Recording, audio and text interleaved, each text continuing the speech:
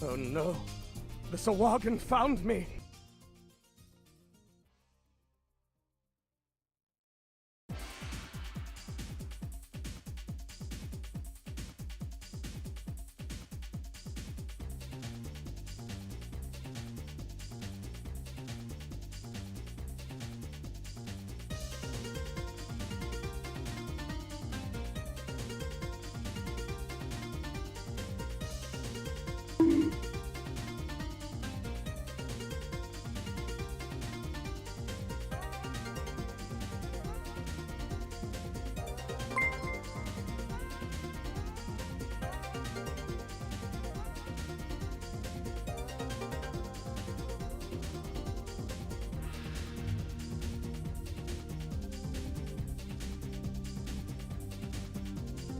Alright, mech levels check. Mech levels good.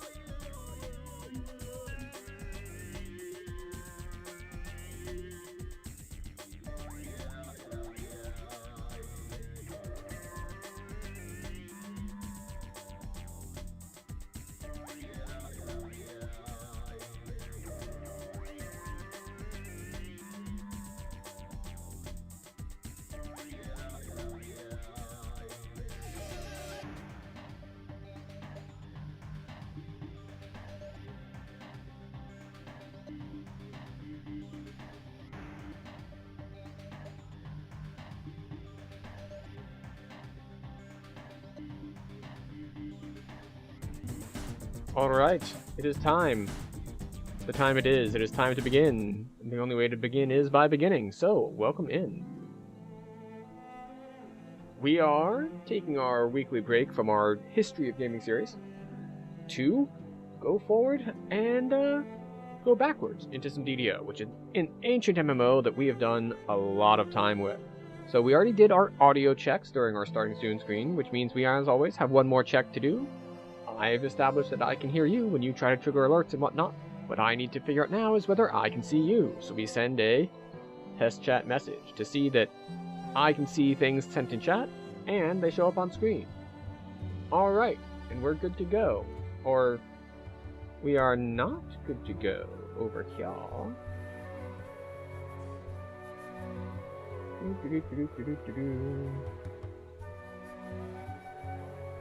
There we go. Put that right there. Excellent. Alright, now where were we? We were in DDO. So we have a packed schedule this week because there are at least 3 games that we want to hit in our History of Gaming series, plus DDO, which means 4 stream days. So yesterday we hit up Rogue Legacy. Rogue Legacy is a hell of a time. It is one of my favorite games. I have gotten all of the achievements in it. And so we did challenge run yesterday, seeing how few lives we could use to beat it. We got it all the way down to 7. So that went well. I'll probably chop that down and toss a YouTube video about it. Not a short. It is too long for a short, but at least make a bit of an edited VOD, because it took a little under 3 hours, and I'm not going to upload a 3-hour thing that's separate from the VOD. The VOD itself handles the 3-hour requirement. See if I can't chop it down to maybe 20 minutes or so. 20 to 30 minutes should be a good spot. Hello, Need More Chai. Welcome in. So we're going to sell some stuff, clear some inventory space, and then see where we want to go from there. Because we are on a fighter. We did hit level 24, which is nice. We do have roles to do as well, which is cool. I will say, though, that my initial plan for tonight was going to be Assassin's Creed, or specifically Black Flag. However, I was trying to finish up some work stuff, and then time got away from me, and I didn't get it completely set up in time. Like, I could log in and all, but I didn't do things like make the right overlays and stuff of that nature. So we have fallen back to the one that is easiest for me to stream, because I already have it all pre-configured, because I've done it so many times. So we're in DDO tonight, which is actually one of the practical reasons why we slot in 1 slot for DDO each week. It's if I have a stream night, and it's just like, oh wait, the thing I was going to stream isn't behaving properly, we're having technical difficulties. It's like, well, we have a solution for that. We can come right here, and we can do this. So this is what our build is looking like currently. So we're in here in Legendary Dreadnought, we took the Double Strike, we're going to take our armor check stuff here in a second, because unlike this one in Shadow Dancer, which only works in light armor, the Legendary Dreadnought one works in all armor types. So that's 3 points for 6 dodge, which is very, very nice. So we'll take the extra dodge there. We already got immunity to level drain here with our extra Double Strike there. And for just 1 point in here, we doubled the bleed damage on Quick Cutter. So that's very handy. Going forward, we're definitely going to want to get the heal on using our Shout, which is just a huge heal. I don't know where exactly we're going to land on spending our Double Strike, because right now we're sitting at 63 standing Double Strike, which is only 7 away from Soft Cap. And you might say, like, wait, what's Soft Cap?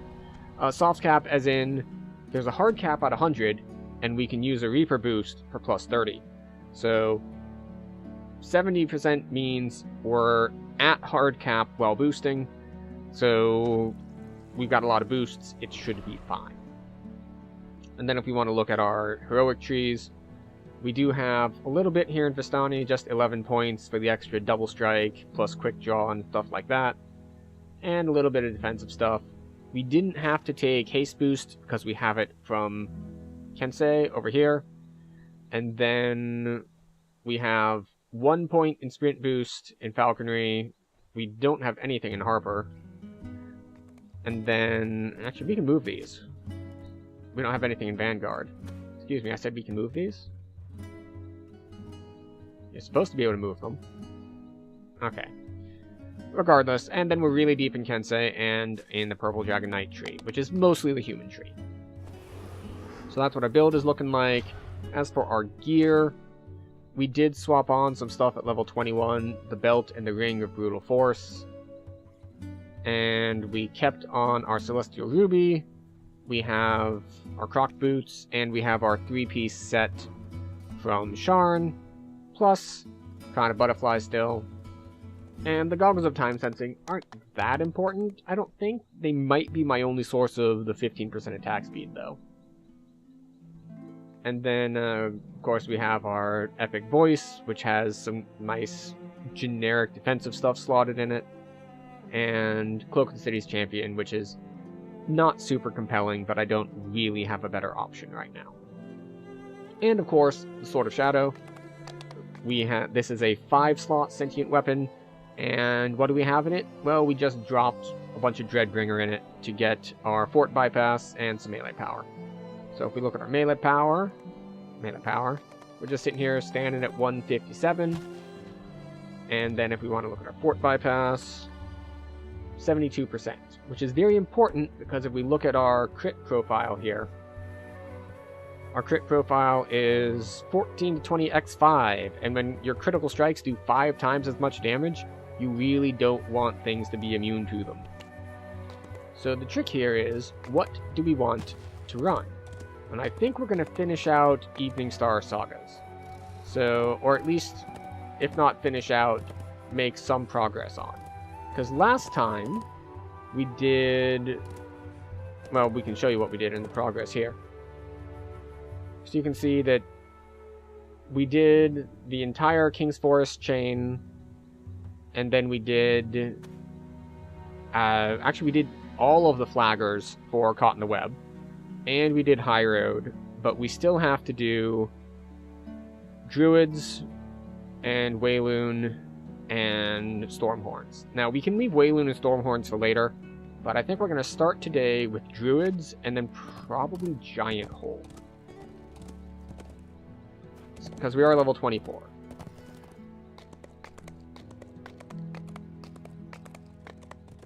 Let's see, what's up? We have Borderlands, we have Vaughn 3 token runs, we have more Vaughn runs. 1, 2, 3, 4, 6, 7, 8. Or we could snag the last slot in a Vault of Night raid. We'll just hit that first. It's not what I planned on doing, but it was right there.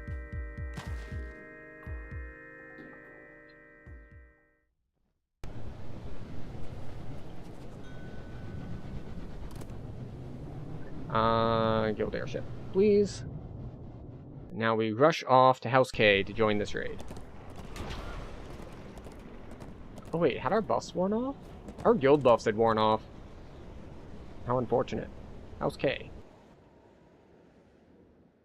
Word from far-off Gianthold reaches Stormreach. Strange tales of giants and dragons, and outright war among the ruins. Oh wait, had I not turned in Vaughn 4? I know I ran it, but yeah, I hadn't turned it in yet. You have to actually turn in all of these to flag for the raid. There we go. So, hopefully we're flagged now.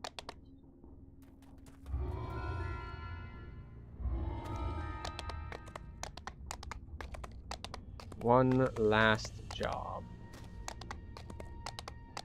Off we go.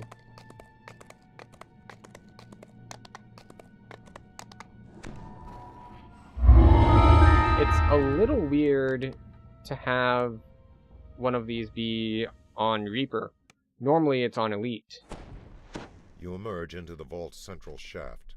Already. Mistress Orphne looks exhausted, but she manages a shy smile of welcome. The Alright, glyph on tell this us our board heroism. reads, a unique system of force lifts has been rigged in Okay. the shaft. They The are equipment almost vibrates with done. harnessed power. Fortunately, we have move speed. I would use leaps, but I'm afraid I might just fall off, and that makes us overall slower.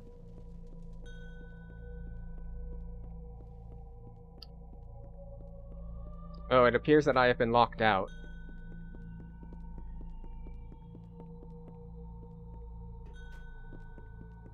Well, looks like we just get XP for Vaughn 5. I suppose this is karma, because I have actually made that mistake in the past.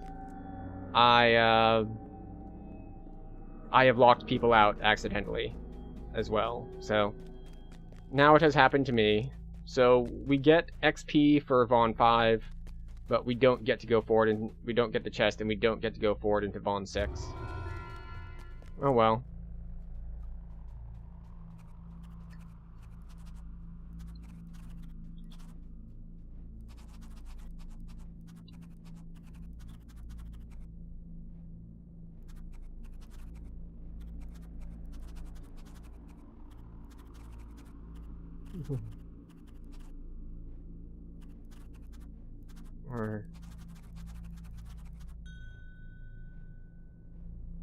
So, do I miss the friction that used to be there in older DDO or MMOs in general?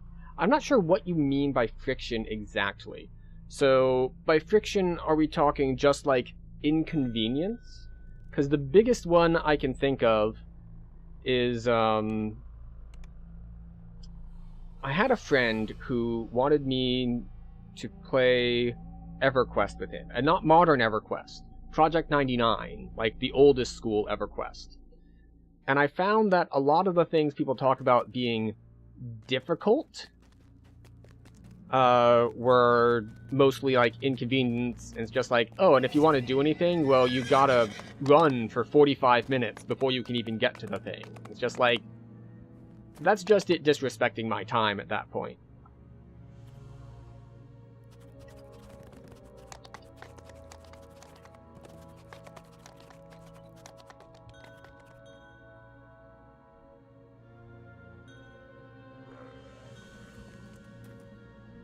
No, like, players couldn't overpower content? Was there a time when you couldn't overpower content? Because you could always set the difficulty low enough that you overpower it. And especially with stuff like Vault of Night, we're running it way over level. So, like, that's always been a thing, like... I guess it depends on what the expectation is, which is always the trick. Which is like, okay, so what is the expected difficulty versus the realized difficulty? Because we'll take, for example, since you mentioned older MMOs, the one that I played the most back in the day was World of Warcraft. And when you played World of Warcraft back in the day, back in Vanilla Land, it did have a lot of the things that I was just mentioning with inconvenience. Like, it took a while to get places, which is fine. That's not really that big a problem. It wasn't as bad as EverQuest. You had flight paths, you had mounts, you had all sorts of things to get you by. But as far as can you overpower content, you couldn't overpower the most up-to-date, most recent content because that was the hardest content in the game. But if you were on, say, I was going to say the Kel'Thuzad patch, but the Naxxramas patch, like really late into vanilla, you could 5 or 10 man Molten Core. Like, you can overpower it real easy because, you know, it's older content. So older content is going to be power crept. That's just how things are. Likewise, while leveling, and some of this is like in-game power creep, and some of it is player skill. So, especially since you mentioned older MMOs, a lot of the quote-unquote difficulty of older MMOs was the lack of community resources, that no one knew what they were doing, and that even if the game was easy, if you just played it right, no one knew how to play it right. So it seemed more difficult. And we're talking about, like, specifically I'm thinking back in the day, if you wanted to raid in World of Warcraft, you needed a competent raid leader, because they didn't have the in-game resources like nowadays in WoW. There's an in-game journal that will tell you, it won't tell you like how to beat the fight, or at least it didn't last time I played, but it would tell you what all of the boss's abilities do. So like, it would tell you, it's like, oh yeah, for this ability, you need to group up. Where on the map you need to group up, what the timing is, how you need to do it, who on your team needs to do it. We're not going to explain any of that, but we're going to say this ability that's going to come out, it's going to split its damage between all the different people, and it's up to you to figure out how to deal with that. So, but back in the day, you didn't even get that. You got a things are happening, and try to read the debuffs, and or read like the things that the boss shouts at you, like what they're actually saying in like shout chat. So that does make things more difficult, but I'm not sure if it's the kind of difficulty that I miss. So this is actually something that comes up in puzzle games as well. There's friction between expectations and reality for things like people who want a puzzle that's like, give me the rules to the puzzle so that I can then solve the puzzle. And then there are the people who want a more, we'll say, exploratory approach where you don't get the rules of the puzzle either. You just kind of have to not only figure out what to do, but what are the possible options to do. Which is a different sort of approach.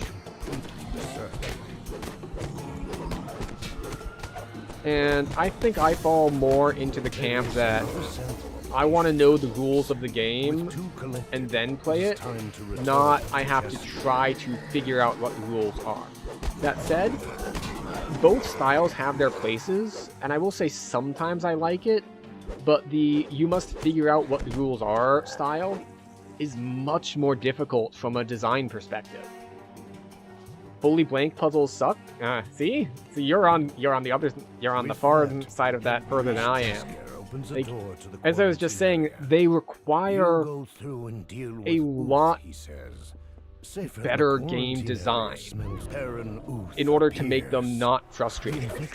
Like, the ability to make it discoverable, like, make it able for people to figure out without just, like, blind guess and check everything, is a design, not skill, but a design consideration, a design goal, we'll say.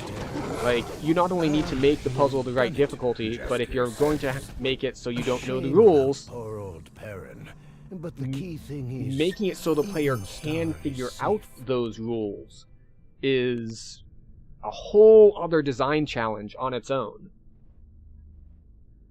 Like, and this can be done a variety of ways. I'll go back to point-and-click adventures.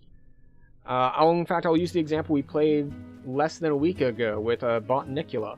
There were a couple places I got stuck, and one of the places I got stuck was that, and I looked up a hint, was after I had done something and solved the puzzle in one room, there was a beach ball that you could, like, grab and take with you. You could, like, pull it off the wall. And in hindsight, when I looked at it, they had done some things to make that more apparent, and I just missed them. The biggest one is a difference in color palette.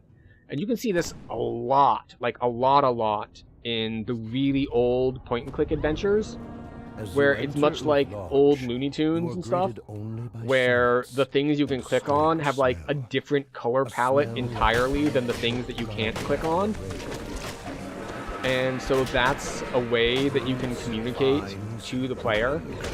Like, by the way, this is what you can interact with. And how do you know you can interact with it? Well, because it looks different than everything else. Like, that's some good communication in game. It's like, this is how you do it. But let's see, the other one that I missed was, let's see, there was the thing on the wall. Oh, and then the other one was, there was the guy who I needed to pull his eye out. And I had been there, and I was able to interact with the dude and his, like, dangly eye thing.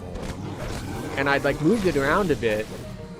Sorry, I didn't need to pull it out. I needed to stretch it all the way down across several screens to attach it to something several screens away.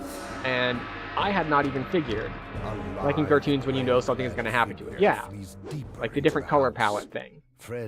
That is very much a tool that you can use.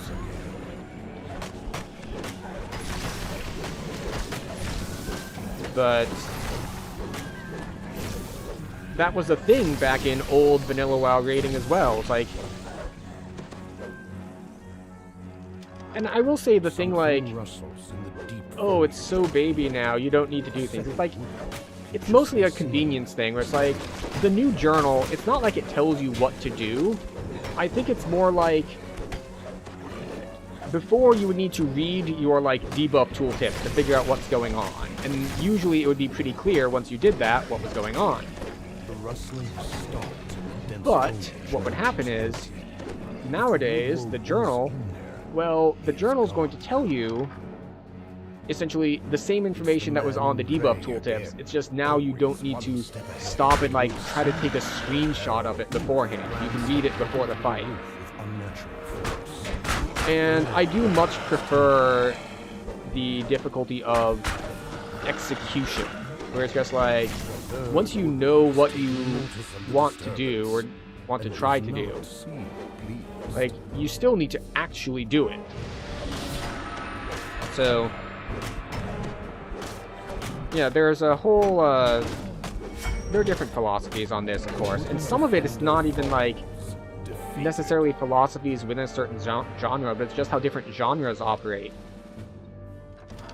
Like, as I mentioned, like point-and-click adventures. Point-and-click adventures are very much in the, we're going to give you a variety of things, and it's up to you to combine the various pieces in the way that will actually work properly. And that's not a problem, because, well, that's just how these things work. You opted into that when you played a game of that genre.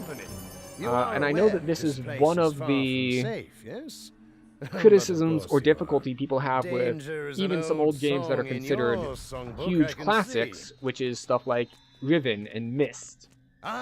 Myst is, by all accounts, very far into the, it's like, there are no hints for what the puzzle is, like, you don't even know what the end goal is. It's just like, yeah, there's this weird mechanism.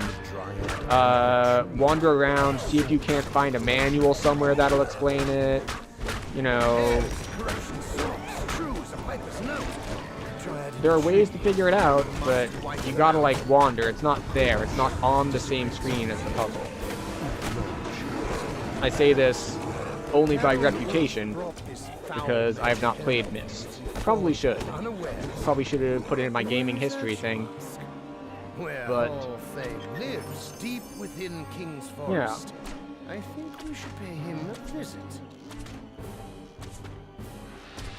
But this is a very long answer to say, I don't particularly miss some things, but I do miss other things, because a lot of it depends on, well, a case-by-case basis for my own tastes, and somewhat on the execution of it. Because one of the really positive things, but actually I'm not going to level yet, because I think we get the patch tomorrow, and I might want to get the temporary health buff things. Feats. But there's a certain sense of, like, accomplishment and victory that comes from figuring out the harder puzzle where it didn't even give you the rules. And some people really like to chase that. But in my case, I'll use an example of things like fast travel. There's certain things that I will count as, and I don't know if this is a common term. It's a term I've heard used before, but I don't know if it's been used in this case. But the concept of fake difficulty. It's like, is it hard? It's like, no, it's just inconvenient. It's like, it's just time consuming. There's no difficulty, it's just mind numbing.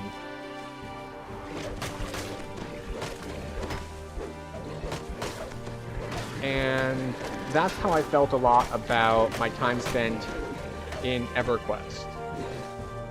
It's very much, a lot of the quote-unquote difficulty that I experienced was just inconvenience of like trying to get places. Now, there's another kind of difficulty, which is actually more of a gameplay styling thing, which is like your more fast-paced, arcadey part style versus your more slow tactical style. And that's actually a big difference between old and new MMOs. How long do you need to heal between fights? How long do fights last? How many things can you fight at one time? Those things are a big difference. But the question is then, is it harder to fight one thing at a time and then sit and have to eat and drink for 30 seconds after each guy? It's like, I mean, maybe. It's definitely more time consuming. But on the flip side, like the easy counter argument, the argument I'm making right now is like, well, if it's just a matter of like time difference doesn't make it difficult, then we'll just one-shot everything and it won't be any easier for Head. Which is a decent counter argument to what I'm saying, except that it's a little bit more nuanced than that. In the whole, it's like, well, it's a matter of degrees. Yeah, it was more talking about mechanical difficulty, not like having a button to heal the full, not being able to solo raid at highest difficulty. Yeah. Well, nowadays, even when you... Sorry, that's not what I wanted to do. We have D-Door out of our Destiny, right? Yes, okay. But this goes back to what I was talking about earlier. If we're talking... I don't even think in MMOs people are soloing easily freshly released raids. Like, I don't think that's a thing. Like, the fact that it's possible is actually a different question than whether it's easy. Because I, personally, am a big fan of that sort of challenge run. So, the thing is, I think I lost these videos, because I uploaded them to... Oh, what site was it? Plays.tv, which doesn't exist anymore and hasn't for some time. But when the level cap was... This was a couple expansions after... Oh, which expansion was it in WoW? Suffice to say, an expansion had moved forward, but I think this was during the Panda expansion, maybe.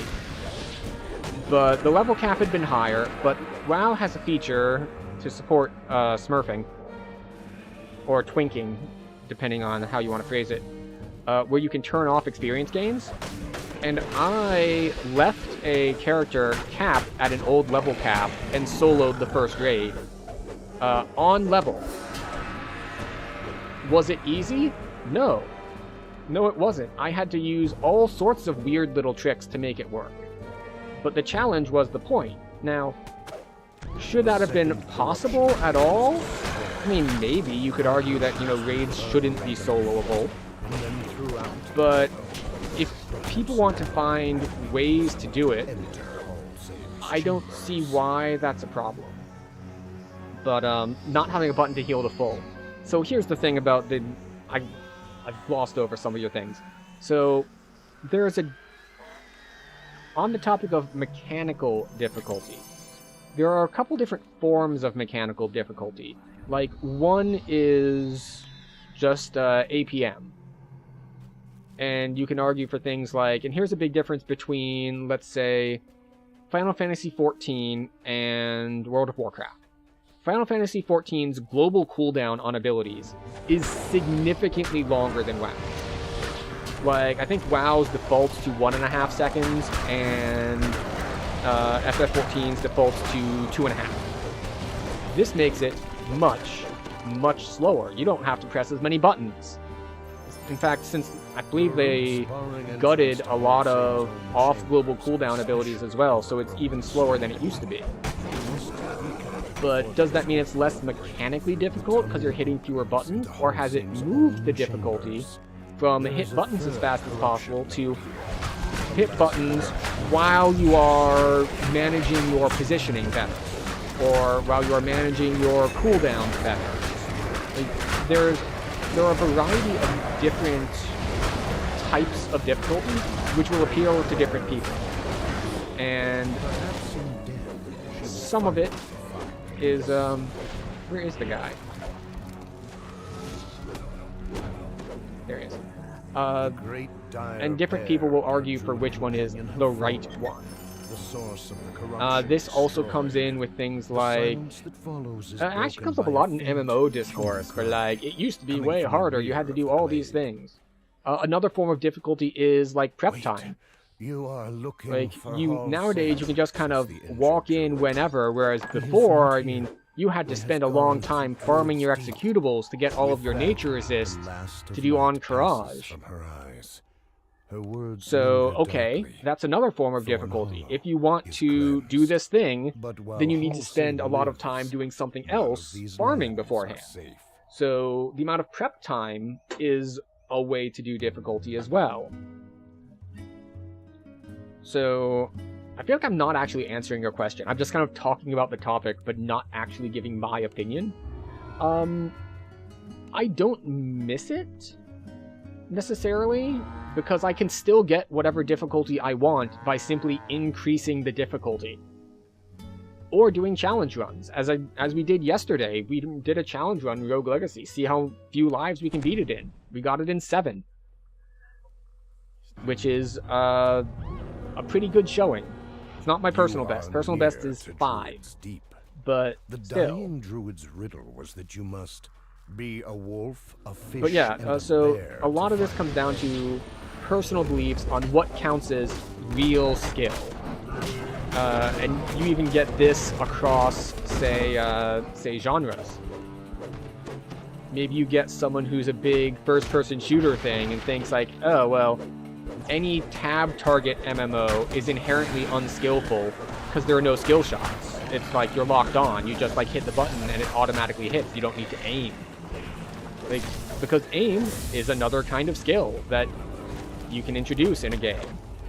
I remember, since we're on the topic of MMOs, not first-person shooters, but I did play Neverwinter for a little while. Not too long. But I played a healer, and the heals were skill shots. You needed to be able to hit the person that you were aiming at in order to land the heal on them. So that's a different style of difficulty, and it's a mechanical thing. Other mechanical things would be things like reaction time. In fact, for MMOs, that's like, okay, when there's some boss mechanic coming out, how long do you have between when you see the attack indicator and when you have to move? Like, if it's going to take you 1 second to move the required distance, and you get 1.5 seconds warning, well, you're going to have a hard time. You just need to react within that half a second. Actually, half a second is pretty damn long for reaction time. For a game that is reaction time based. But you know what I mean. In the depths it's of the pool, it's a thing. Another one would be clarity. Perhaps this is what the riddle And meant this is by something that actually is a big fish. difference between An newer air and pocket older is visible MMOs. in the tunnel Things ceiling tend to be nearby. telegraphed much better. Like, for the big example here would be the boss is going to do a big wind-up slam attack that's going to hit everywhere in this section of the boss arena. Whether that's a circle, whether that's a rectangle, you know, whatever. Light shines brightly And from some above. older You have MMOs, passed or through the MMOs of tunnels a to particular somewhere style, else. won't show you where it's going to hit. They're going to show you the boss raising his hammer and facing a certain direction, and you'd best figure it out. And others are going to put, like, markers on the ground for where it's going to land. Now, is one of those more difficult than the other? Yes, it is harder to read animations than to look at the ground. This is a big thing with MMO rating. It's not that each individual, and this is why it gets kind of a bad reputation among, you know, higher skilled gamers, is that it's easy to say it's like, oh, you just need to do this. That's so easy. You just need to do that. It's so easy. The trick with MMO raids is that usually, or at least in more modern MMOs, it's not that they're asking you to do something that's hard. It's that they're asking you to do 4 different things at the same time that are each individually easy. It's like, oh, healing is so easy now, you don't have to worry about mana problems. It's like, yeah, but there are like 3 times as many ground effects and all coming out at the same time that I need to dodge while I do that. So, this is a big factor in the difficulty of certain things, is just the cognitive overload that you're tossing onto your players for how many things can you deal with at the same time. And it's a big thing in encounter design. It's like, sure, that might be an easy mechanic, but maybe you've already thrown 3 different mechanics at them, and their brains are fried. Second stalwart has fallen. You are now free to pass. So, like, yeah, there's all sorts of different types of difficulty, and I seek out the ones that appeal to me. In this case, like, since we're on DDO, I'm not usually, and this is not, of course, an always thing, I'm not usually playing DDO to crank the difficulty as high as I can and see what I can do. Now, we do that sometimes. We've done that on stream repeatedly, where, like, we'll start the first quest on R1, and as stream goes on, we keep increasing it, and see how high we can go before it gets too much for us. And it's a good time. I'm not always in the mood for that sort of difficulty, but it is a good time. I've decided to keep it. Sometimes the enjoyment isn't from the difficulty, it's from the experimentation. Again, with DDO, we have a lot of good experimentation things with, like, different builds, which is a good time. Also, fun fact about this guy. You can't actually outburst him. Like, even if you come in, like, way over-leveled, and you're like, for the longest time, I thought that this was like, oh, he summons guys that heal him. That is, in fact, not the case. He just, as long as there are ads up, he will heal himself.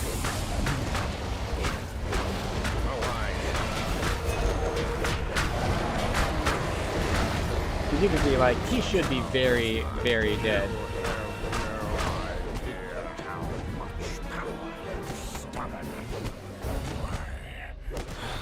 But then he immediately falls over as soon as his ads die.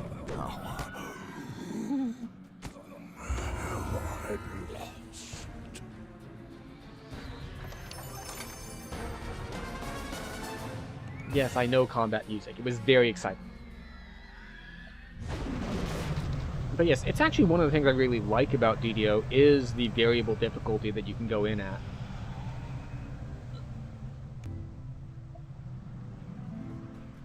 Alright, so we finished Druids. I believe we're going to head off to... let's see. Probably Giant Hold next. Giant Hold seems like a good place to be. We'll take level first, though. Or,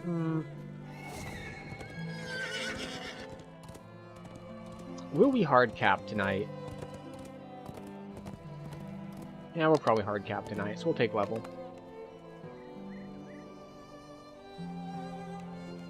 Oh, it's Destiny feats. Okay, this shouldn't matter. Crush Weakness would be the theoretical good one, but I don't have a way of causing helplessness. If we were Dragon Lord, Crush Weakness is by far the best.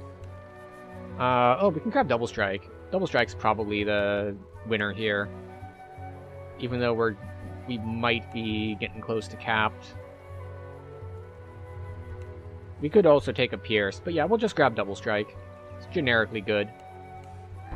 Gets us even closer to soft cap. We're now only off by 2. Alright, but we do want to save... How many points do we need? Yeah.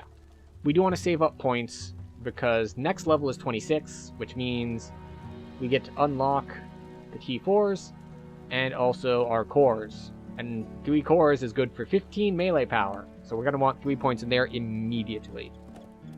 And we'll probably juggle some stuff around as well. But for now, it is time to go to Giant Hold.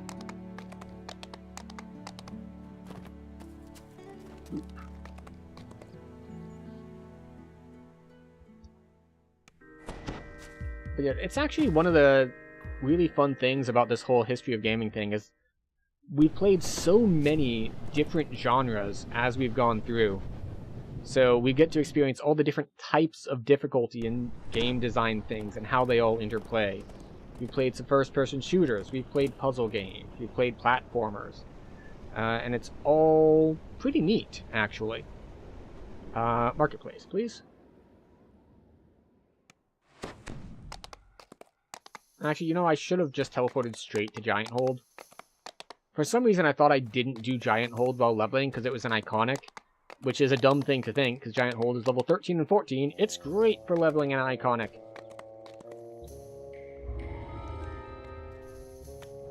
Isn't that right?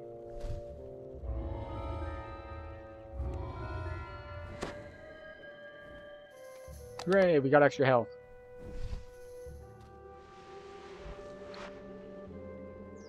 But yeah, so let's see. The next thing we have on the list for this week is, of course, Assassin's Creed Black Flag. And then we have Papers, Please and the Stanley Parable. So we've got a variety of different things to do, which is always a good time. Okay, it's not picking it up. There are storms in the area. So there's thunder going on, but the audio filters are saving you from the thunder. If only I could apply audio filters to the dog's ears, because she is not having a good time with the amount of thunder we've been having recently. But we need to talk to this guy as well. Yes. Actually, wait, which bracers are these? Oh, those are the low-level ones. Let's get the improved ones. And a hireling.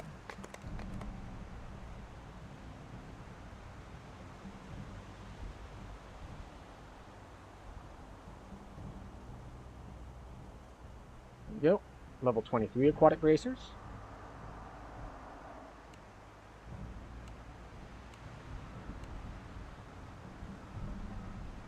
There we go. Now we're good to go there. Just need to grab a hire. We're at level 25, so we can grab the level 25 hire. And hopefully that means they won't die. Oh, never mind. We can only go up to 24 here.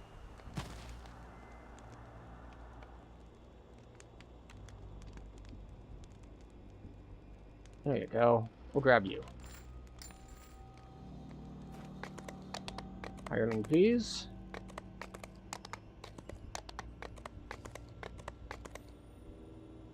There we go.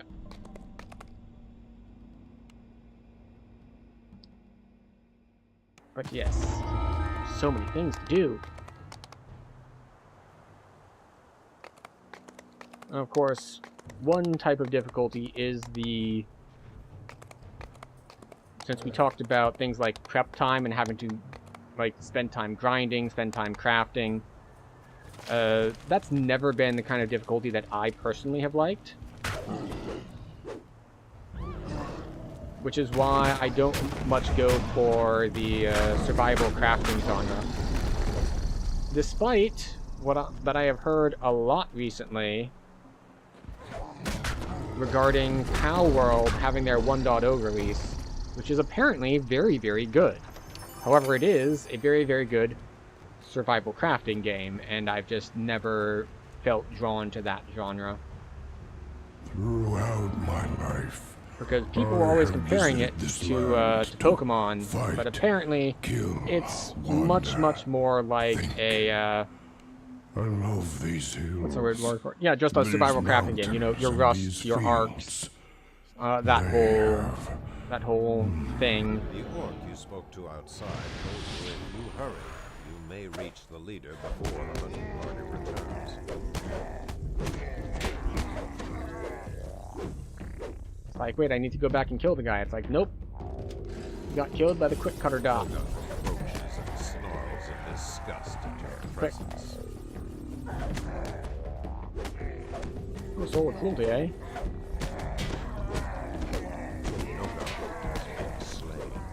We're taking some damage. Nothing we can't handle, though.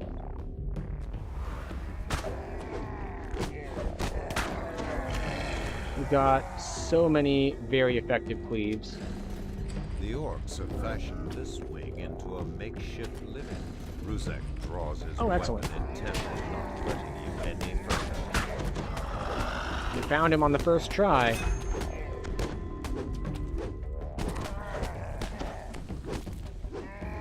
As Ruzek slumps to the ground, a metallic clink catches Oh, your ear. I did not expect that to kill them. That was just leap attack.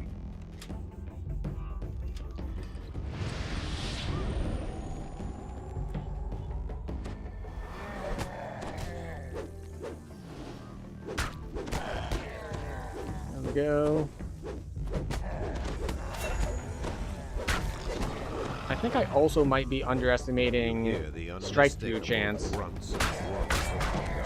Because I'm so used to my tossing out the 360-degree They're cleaves doing in the orc that I encampment. end up thinking, oh, well, like, that's what my AoE is. It's on my big cleaves. It's like, well, yes, that is true.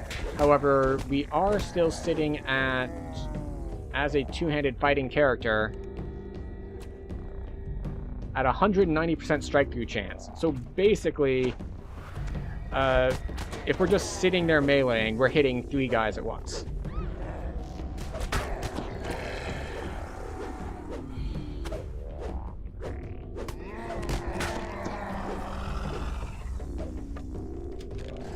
You enter into another wing that has been 9 converted strength, into man. makeshift living. Penalty.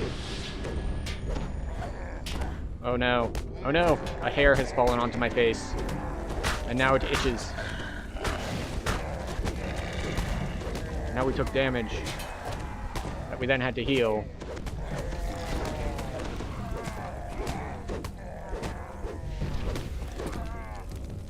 Go.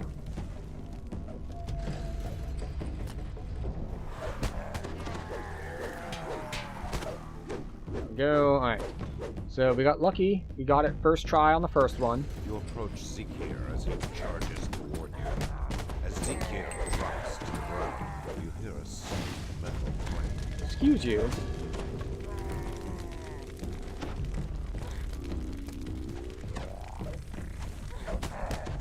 Thank you.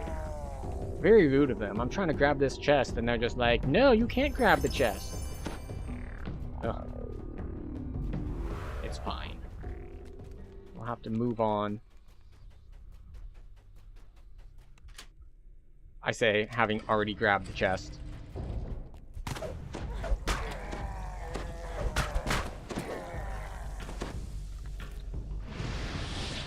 Continue buffing ourselves. The orc command post looms before you.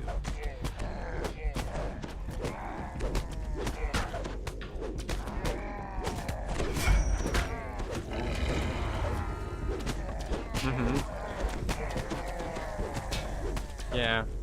We hit pretty hard. We should probably up the difficulty a little bit.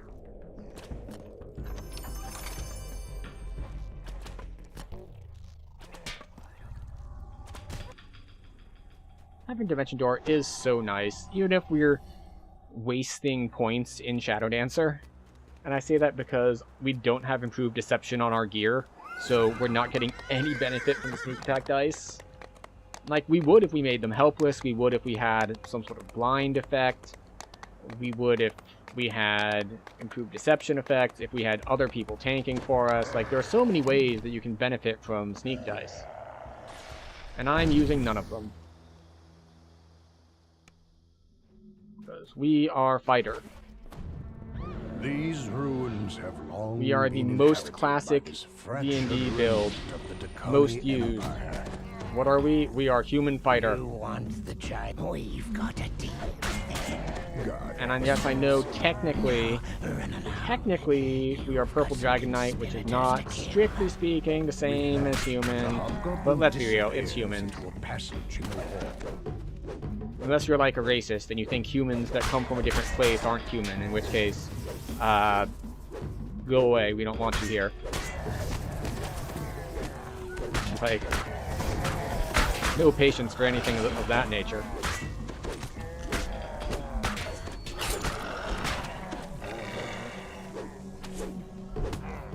The Purple Dragon Knights are just like, oh, hey, 5k. They're just humans from a different place. And, you know, of a certain order.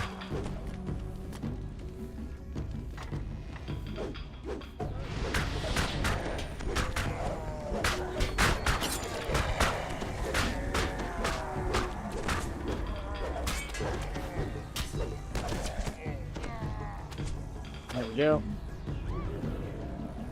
We do have some stat penalties on us right now, and we could heal those. Like,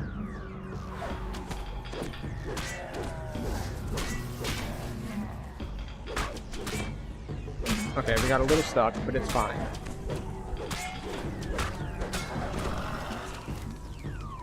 Alright, fine, we'll heal them. Even in Combat and Reaper, we're healing for 2k. Which isn't my full health bar, but it's enough.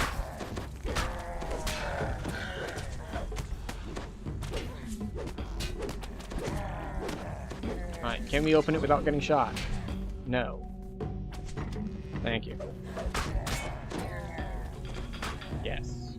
We do have deflect arrows. Not like super buff deflect arrows, because with certain enhancements you can get deflect arrows to be up like every 2 seconds instead of the default every 6. And we don't have those. But we do have the just default every 6 seconds.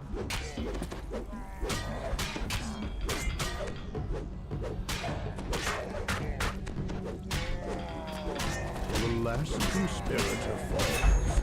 It is time There to we go. find the giant's relic that brought you here. Oh. Just cleave that. I do love the 360-degree cleaves. They call it a 360-degree cleave because you turn 360 degrees and walk away.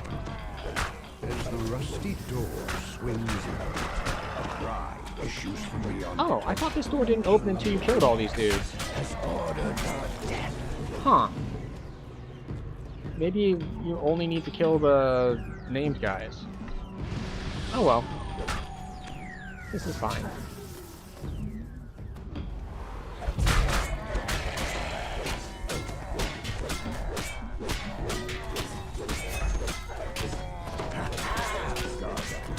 Emerging from a secret passageway. You can give me what I want. Hooray, we're out of the glitter dust.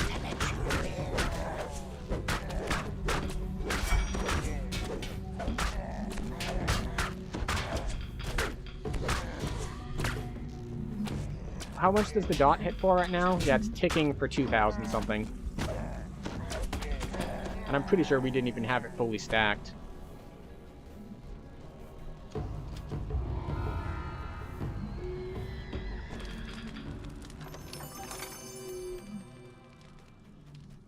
Alright, but that does bring us to the end of our first hour, or close enough too. We're going to take our health bonus break slightly early, because Crucible takes a little bit longer than most of these others to run, so the ads would hit right in the middle of the quest. And we don't run ads in the middle of content. I take a break at the same time that you do, so no one ends up missing anything. So we shall be on our way. We'll walk ourselves over to Crucible, and then we will take our break. And I'll probably open the party up to a public one at that point as well. Partially because Crucible is way simpler to deal with if you have a party. And partially because, well, the only reason I didn't do it before is that I knew that I was going to have an ad break before we got to the end of Giant Hold. So, I don't want to make a bunch of people wait for me while we run ads. That's just not something I'm willing to do. Study turns to frowning because they fail to understand what they see. We need a better guide. Alright, we're going to run ourselves over here. Better than me to serve their Then we'll take a role. quick break. Grab a drink, grab a snack. Kiss your friends, kiss your husbands, kiss your wife, kiss your husband's wife. Whatever it is you need to do. We'll be back in about 3 minutes for the Crucible. And after these messages, we'll be right back.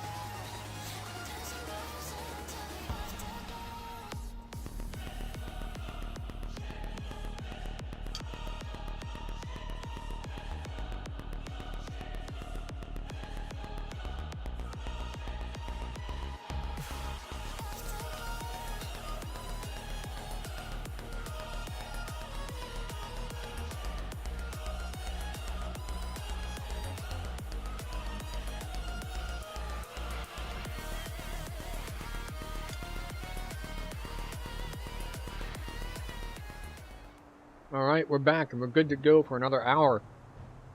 Alright. We open up the party to public and get on our way. I hope everyone had a good break. I know I did. I grabbed some snacks. I talked to the dog a little bit about, you know, all those important dog things Greeted like by growls, it's thundering insults, outside and I'm and unhappy. laughter from the veterans of the Storm's Fist horde. Diplomacy failure? Oh, failed on a 19. Oh boy. How about you? Diplomacy success. Aha. Another success. I think that's the important one. Bluff failure on a 1, succeed on a 13. Let's see, I already put greater heroism on myself. 5 fails, 3 fails, 18 fails. Man, you're stubborn. Fine, be that way. Jorgundal, the commander of the Storm's Fist, sneers at you. The only one I really care about is the one that takes out the bridge. Like, the bridge is the annoying part. The other stuff doesn't really matter.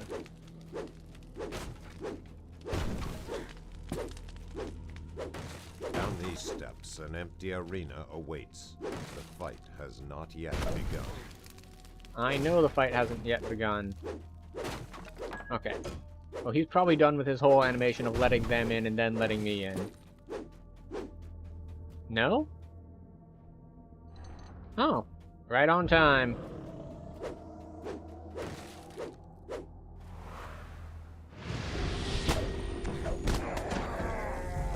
Go.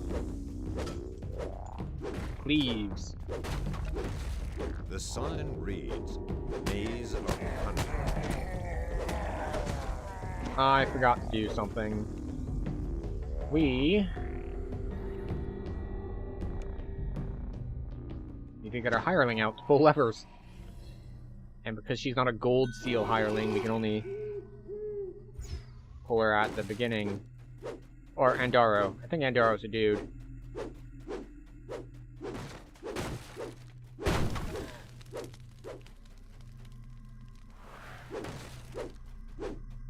Alright, off we go.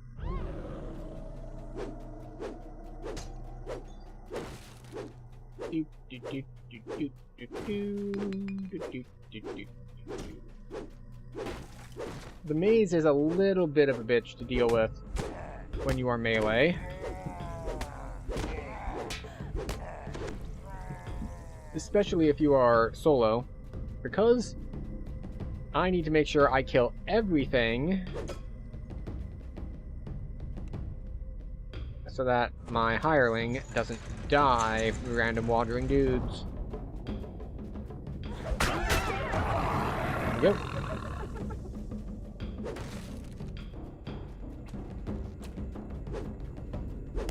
Hi, random wandering dudes.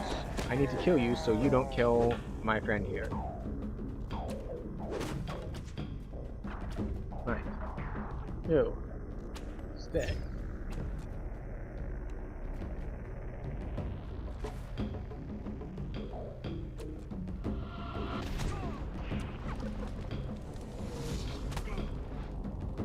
Yeah, like, I can't do anything about that guy. Do I even have a throwing weapon on me?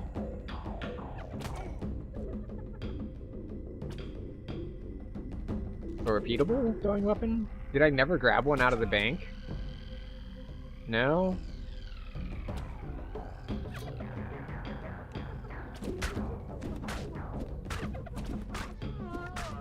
Alright, random darts it is. Leave my hireling alone, please. Thank you. Ha! More bots getting banned. Right, there's the valve. Interact with the valve, please. The good news is that if everything messes up... Oh, I lost targeting on the valve. If everything messes up, at least if I get stuck now, I have D-Door, so... Beyond the barred gate, a crystalline horn rests on a pedestal. I'm not permanently stuck. I just have to teleport out and then back in. So, there's that, which is nice.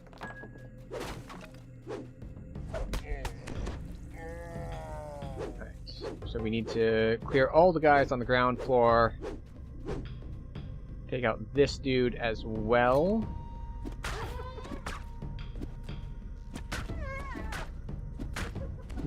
That crit multi-shot early on is just like, wow, that did a ton. And yes, I know that there's a guy right next to me attacking me, but, you know, he's handled easily enough. Follow. Stay. Valve. Auto-targeting disabled.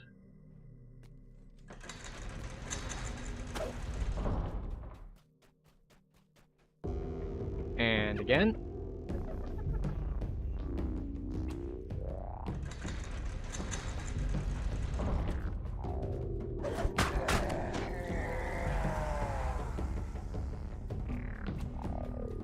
And again. I see the dot moving on the map because I forgot to take him off of defensive. Okay. We have all of our things now. Which means we don't really need our hireling anymore. But, you know, we're not going to dismiss him, just in case. We might use him for healing later. If you run your face into the hinge, you can get through the in one foul turn. Yeah, I know. I attempted it, but I failed at it. I'm not sure if you noticed. I was attempting to do it, because I've also done it using a dash on it. Dashes can work sometimes too. But you have to get the angle right, or you just kind of get caught on a, like, on the little, like, wood thing sticking out of the side. So, I've done it, but I can't do it every time. Thank you for the tip, though. That is not a tip everyone knows. It is one that I know, but I don't manage the execution part every time. The Also, welcome in. dragon head next to the door has a hole where its horn used to belong.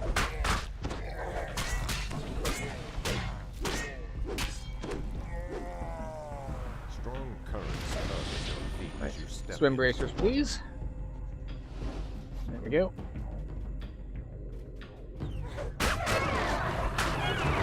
There we go. The sign reads, Chamber of Agility.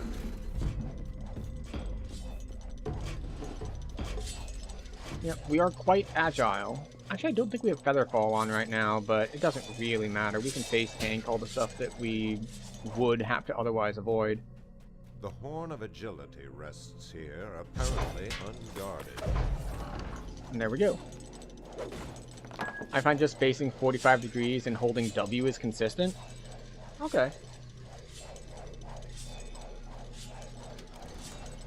I can try it more in the future. Because I know I've tried a variety of ways. About this cringing kobold. Okay. We switch to... There we go. Put our diplomacy item on. But yeah, I found that I often get caught Floor on of like this the little hallway ledge has things. collapsed. The broken bodies of several orcs lie below.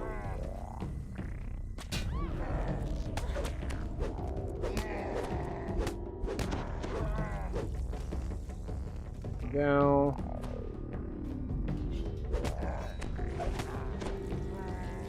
Fatigued, you say? Well, that's annoying. Not, you know, terribly annoying. Not going to stop us from doing anything, but still. You approach a prominent book on a lectern, surrounded by 6 numbered doorways. I tried to The test roll out of it instinct by tumbling. has reset. Oh, hey! Second try, not bad. Alright, so we do want to swap to our Featherfall cloak. Just for this section. Drop the lever.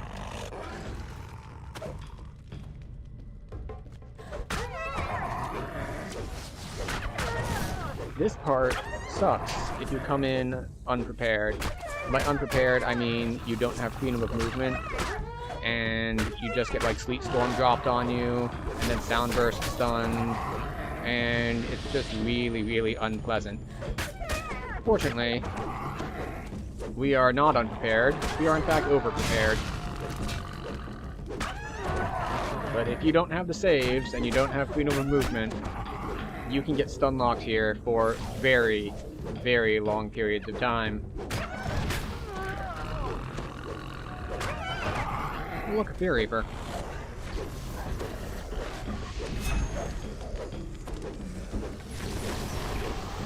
Hi. Right. Do we need to kill all of them to advance? No, you do not. But it makes things easier. Right. What do we You have? approach a bank of 7 signal crystals above a lever. Blue 1, red 4, green 5.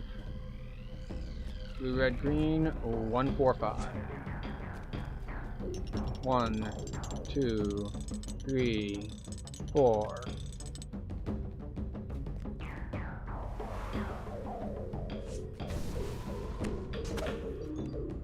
Blue 1 and green 5. Let's see if we actually make it. 2, 3, 4, 5. As the puzzle wheel Okay. clicks into place, a loud Having cheer so many rises in the clicks southeast and corner being of the slowed room. down a little bit The made me path wonder if I forward would is make it open. in time. Fortunately, the timer is rather generous, so it didn't bother us too much.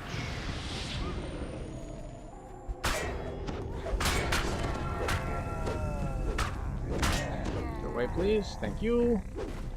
And of course, we gotta open the shortcut for ourselves. Because I don't want to have to run all the way back around again. Alright. Swim The stuff. rush of swift water emanates from below. Time to disrespect things. Oh no! We're wearing heavy armor! We don't have evasion! Oh no! Oh no! It's hitting me lever for like juts 100 a from the shot! base of the wall on your Oh right. no, I only have 3,000 health Swift left! current churns as it makes its way around several stone obstructions. Yeah. It's really easy to disrespect in, A here in glittering the pile of higher treasure difficulties. is around Or in epics, rather. Not higher difficulties.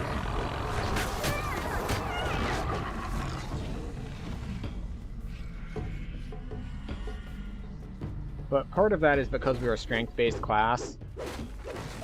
And as such, we have 83 swim. Well, 82 swim.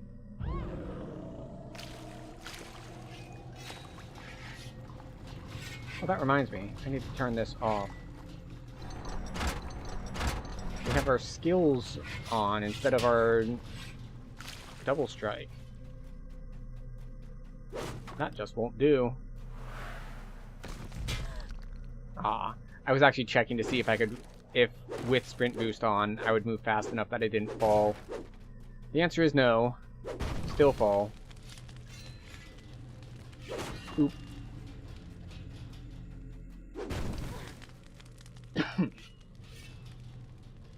Oh, right. So we can put on our fighting gear again. A hobgoblin furiously bangs an alarm as you approach the arena.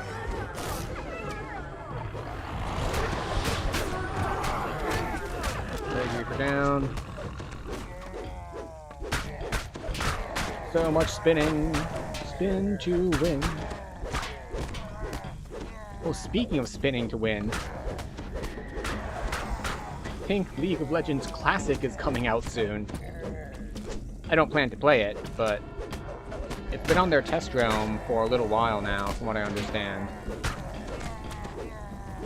But I did not play League back in the day, so I don't have the You hear nostalgia Grogan for the that version bugbear's of it. growling voice. We were just running this quest earlier today and did the swim. You must have grabbed the collectible bag and not the horn, and you had to do it again. Oh. There is a collectible bag. There's also the gold key that is there, that is not the horn. Which is, when you do the swim again, that's how you unlock the thing. and can get to the chest that drops the swim bracers. So if you don't know how to get these, the swim bracers actually drop from an optional chest in the swim, but it's locked, and the key to it is the gold key at the end of the swim. So you have to either try to swim backwards, or go through once to grab the key, and then again to hit the chest. Which is really not that big a deal if you can manage it. Because, like, if you've got an evasion and decent reflex saves, the swim is kind of trivially easy. And if you don't, well, it's not that big a problem anyway. Alright, guys.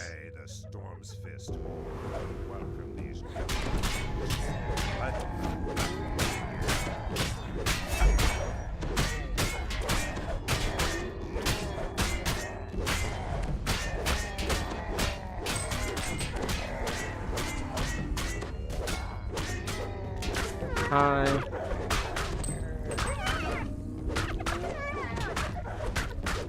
Zero yard at 30%? Yeah. Nice extra 6k on the execute for a good death.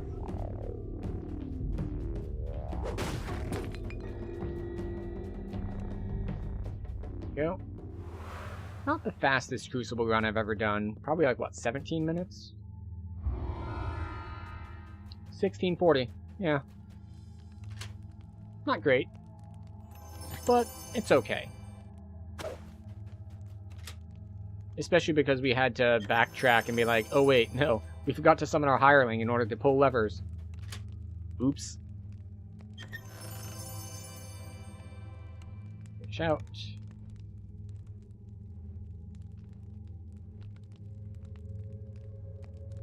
The question is, do we do things out of order? I'm gonna say no, we don't do things out of order, just in case we have people joining. Because the idea I was thinking of is, well, I already have a hireling out, so maybe I should head to Pop first. It's like, nah, we'll hit Madstone, it's fine. It's a little weird if I, like, start with the Storm's Eye section, and then people join, and it's like, so we're hitting Tor now? It's like, oh no, we're heading back to the other section. Worst comes to worst, I have to buy another hireling. Oh no, my plat.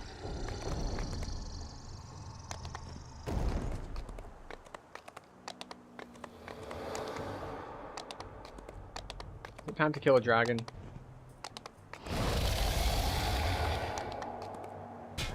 Hi.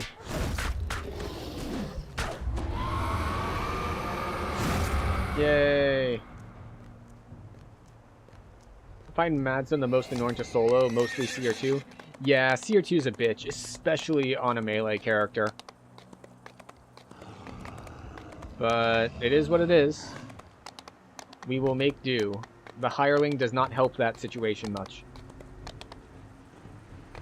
Like, CR2 is trivially easy if you're on, like, a ranged character.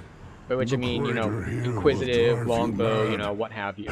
Just like, oh yeah, and you die, just being able to just tag each of the guys who are coming one at a time is super, super easy.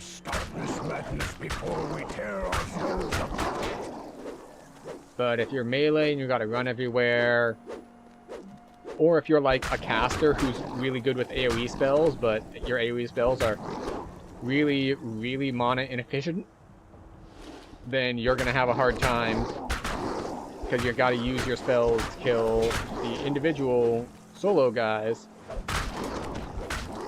which can be a bit of a problem.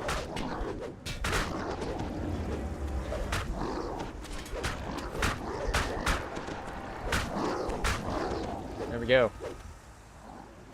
And we're off to the races, folks.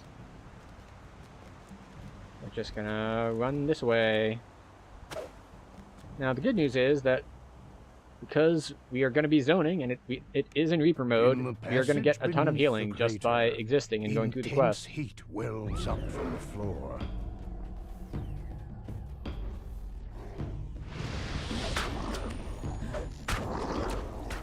go. There Now are we get no to gather up all the signs skeletons. of a spellcaster or the giant seers ahead. Only piles of gargantuan bones.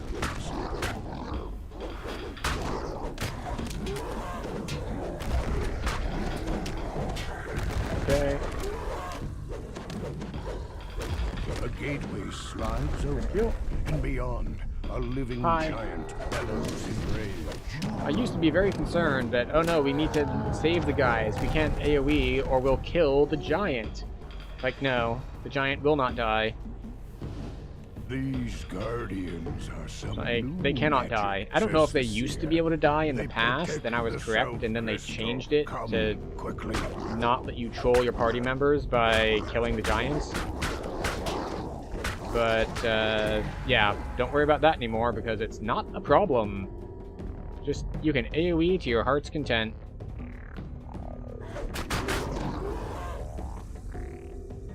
Alright, now to defend the first one.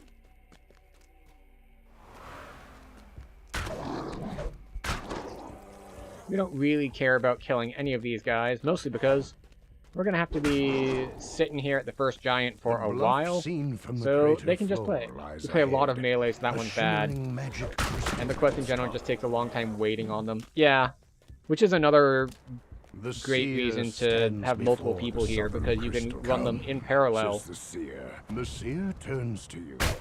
I will start the ritual now. Protect me.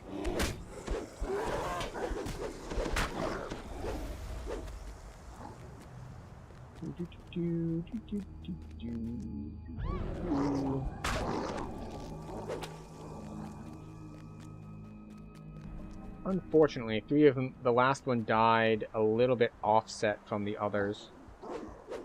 So we're not going to be able to just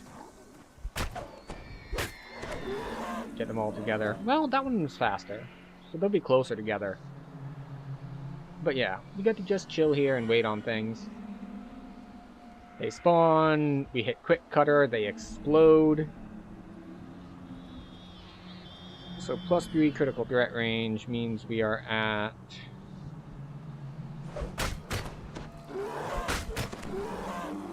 The seer calls out. Keep them at bay. Excuse you, I was trying to look at something.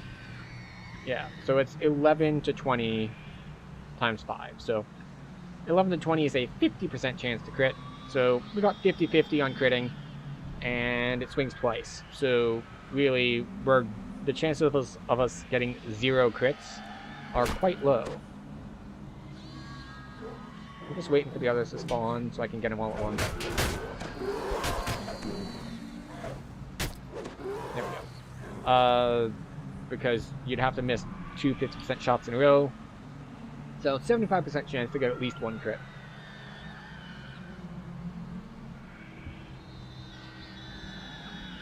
Then, of course, there's the plus 30%. And if one of them crits, well, our Sword of Shadows, we've got so much critical threat range or damage. Almost. And that's even done, before you the factor in the seer screams. damage over time effect. Not much longer. Gain quick, if you successfully strike it, all enemies hit, gain cutter. You know, I should check that once I see something who has, you know, enough health to not immediately die. I want to see if they get 2 strikes of the, or 2 stacks of the dot.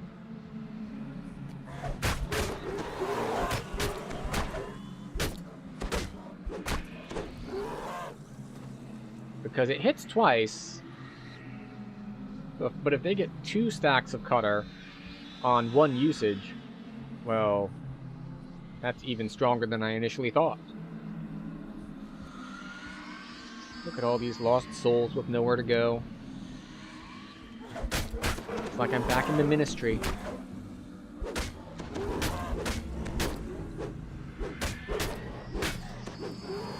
Alright, well we took in a hit for 100, but pants heavily.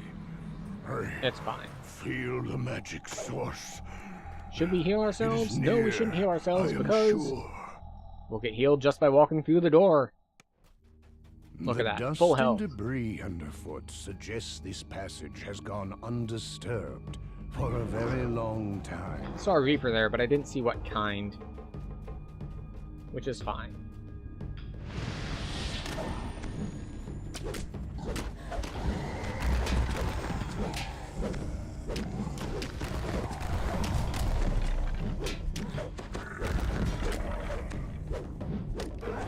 Stupid giant things with their auto knockback on hit. Seer comes charging out.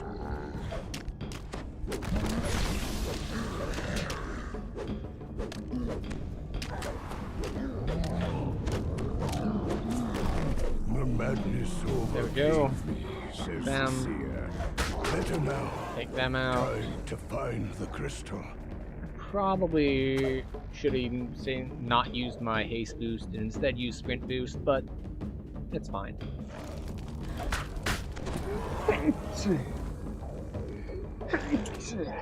Excuse me.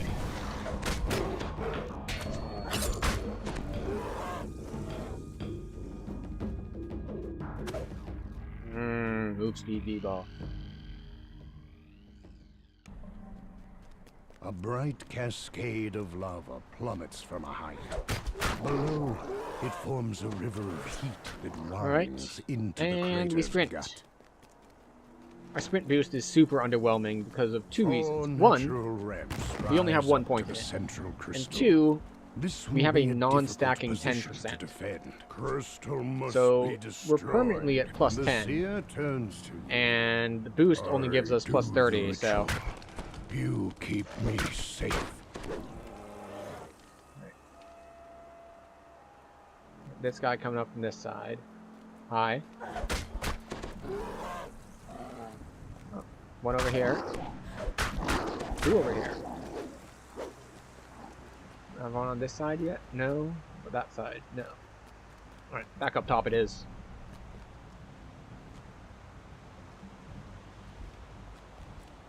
There's a Minotaur down there. Take out this one. Take out that one. Go back to our lookout post. Oh, there's a Minotaur coming from down there, but I don't want to jump all the way down there yet.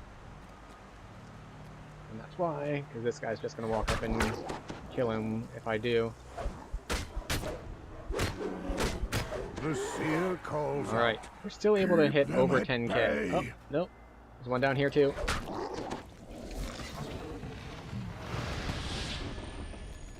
How dare you?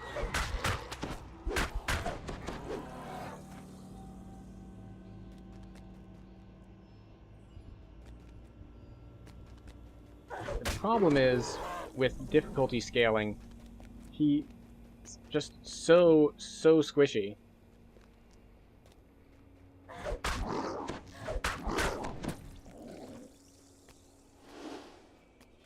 Like, if one of these guys gets to him, he's just, like, dead immediately. Not the mage. Mage is annoying, but if he gets trampled by one of the Minotaurs or one of the trolls gets, like, their jump triple hit attack on him, it's just... he's just gone. He resets if he gets to, like, half health. I think it's half health. Screams. Not So, much longer. just like an instant reset. Oh, there's one over here.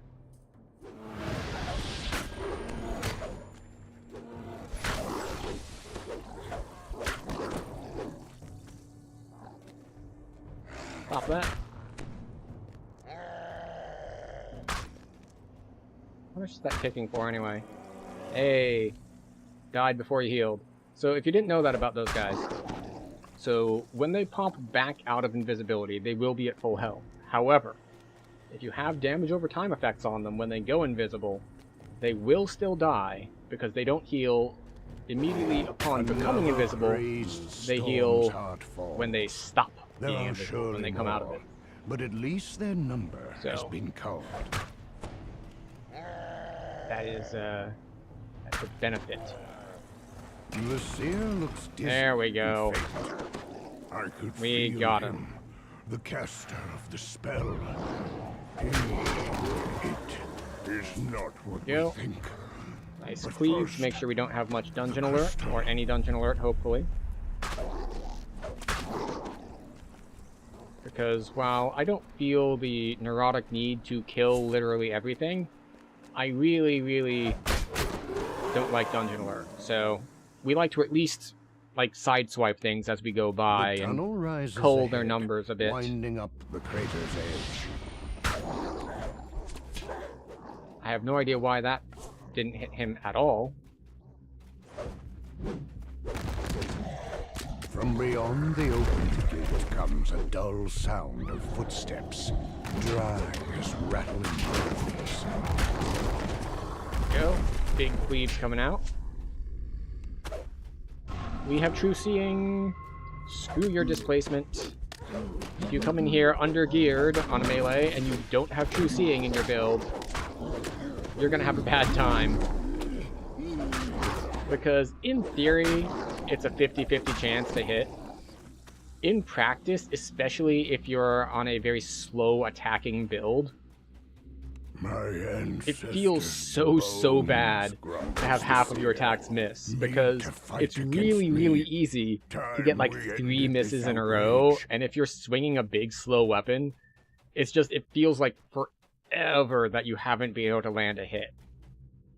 Even if I know it's just 50%, it's like, well, it feels worse than that. Down from the entrance to the crater's northern slope.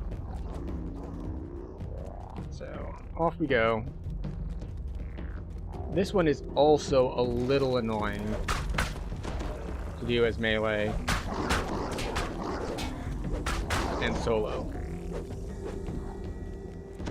It also depends on how confident you are in your ability to intimidate things. Like, if you want to take the route of, I'll just intimidate all the guys up top, and it'll work out. That is an approach. It's an approach we're going to try because we have a lot of healing charges. So, we'll go for it. I'm not super confident in our intimidate landing because we don't have very good charisma. The seer awaits your order. Nervous, the seer But turns if they to don't get you. intimidated, we can The just kill ritual them. begins.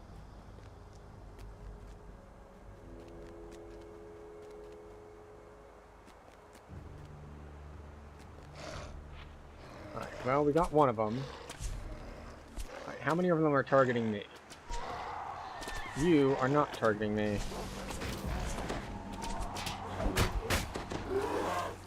See, and we almost got him. He almost got killed by Minotaurs there immediately. One of those was a champion. He would have lit his ass up immediately. Alright, are all these guys on me? Yes, they're all on me. Alright, we're gonna run out here, out of line of sight. But also, out of the corner of our eye here, by rotating the camera, we can see the path that the Minotaurs take up. So, when the Minotaurs show on that path, we can dash forward and go take care of them. The seer calls out. I'm keeping them at bay. They're on me. They're not on you. Is there a different kind of bay you need me to keep them at? Do I need to keep them at Old Bay? We having a crab sort of thing going on? Okay. The seer grunts in pain. What do you mean too much pain? Too much. I must When did you sneak by?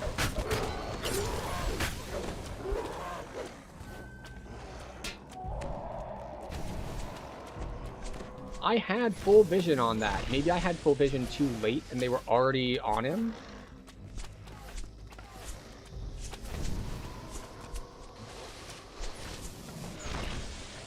Alright. Okay, we can't base tank everything if we're in line of sight of things.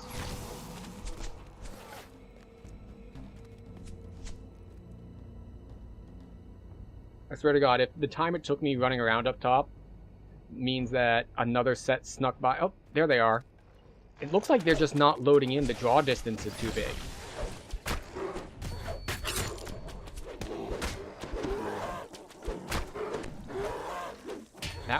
That might have been the problem. It was a draw distance issue.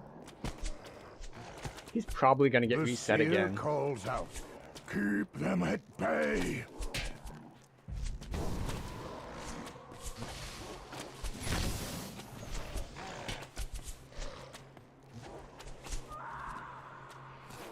There's a Carnage Reaper down there.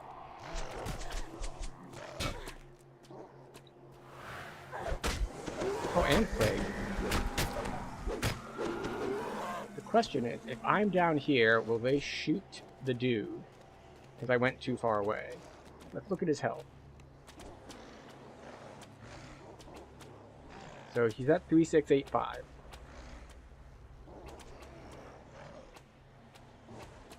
As long as he stays at 3685, I'm just going to stand here and wait for the Minotaurs.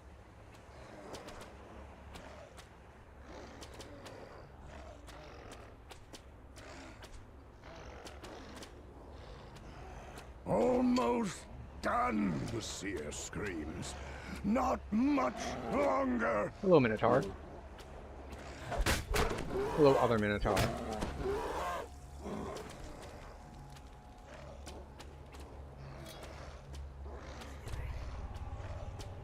Oh, we can heal him. It doesn't do much, but we can. Yes. Not that I have much use for these heal scrolls otherwise.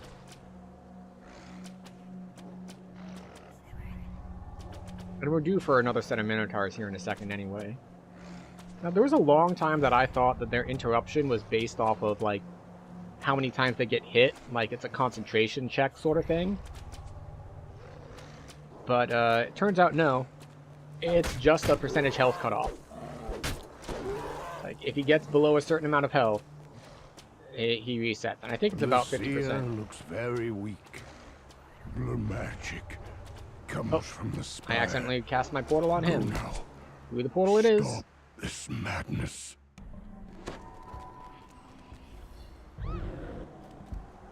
Scream. Just in time, says Whirl. Look, the gate to the spire's gone down, and a horde of maddened monsters is coming through it.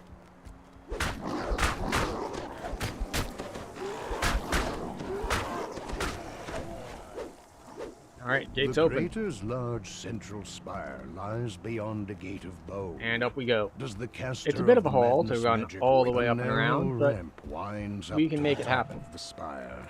At its peak, the true caster of the Madstone spell awaits. A skeletal warlock.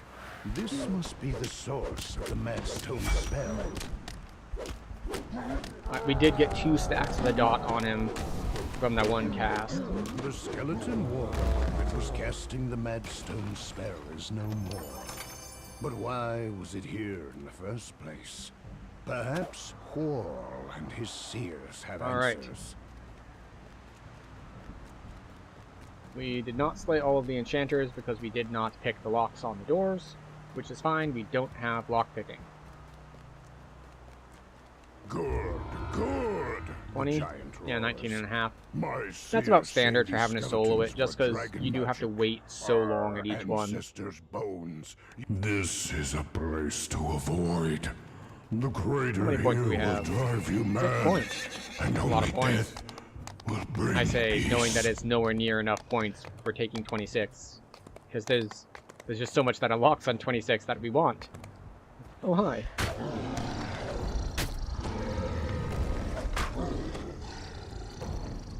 A little bit of free bonus XP there. Pick up an extra 5k.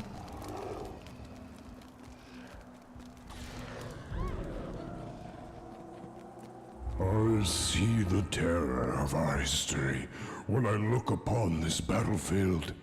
You know, I'm going to Giants summon you have out, done great just so I know evil. that I'm going to have you for I me. feel it in my gut. I fear we will do evil again if we are not stopped. It's so odd to me that those 2 guys specifically are required to complete the quest.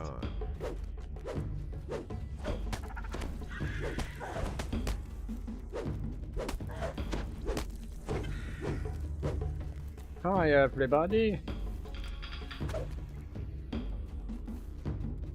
We're just gonna get a train of all these guys following us.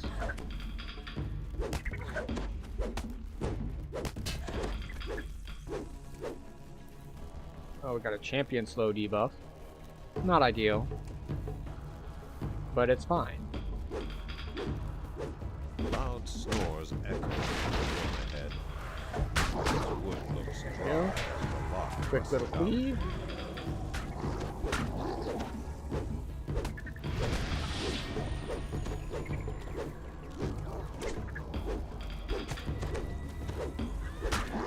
We're just kind of hoping we don't land some crits as we go.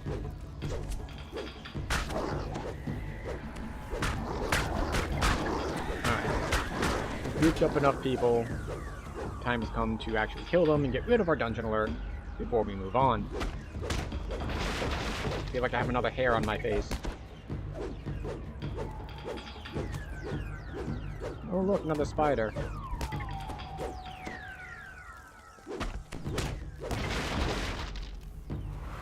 Troll is a large object in the castle. Oh hey, we have a human joining us. Depth. Well, maybe not human. Another player joining us.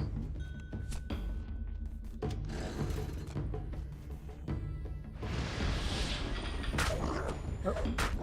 Wrong way.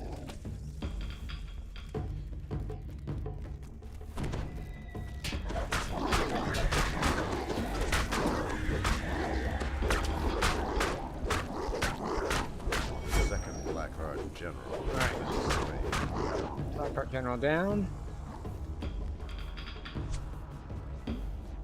Got a bunch of dudes here, but that's not a problem. As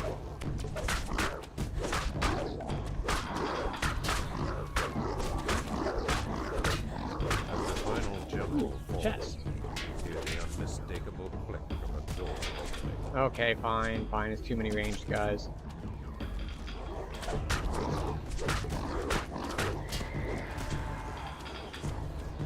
This watchpost provides a clear view of the lair and Oh wait, is he already in? chase below.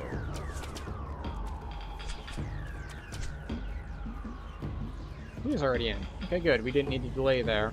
Or open the shortcut for that matter. Because there is a shortcut here to let late joiners in.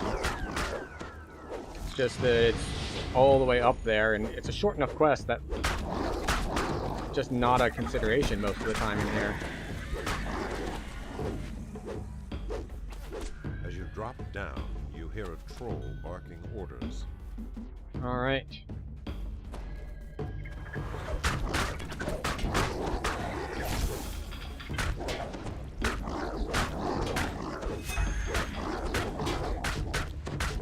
The slain There we go. leader of Nice, the quick and Blackheart easy, 4 minutes. Now we get to go to the maze. And I think that we have more than enough jump, because we're strength-based.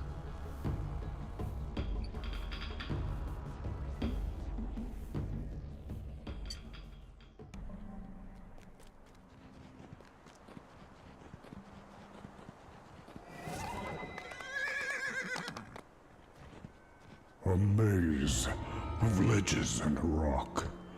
Okay. This land is steeped in mystery.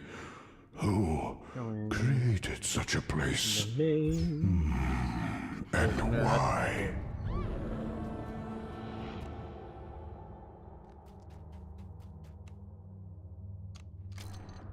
Follow. Stay. Passive.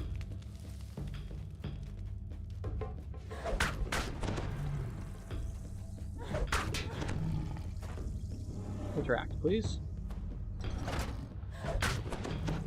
You didn't know that trick.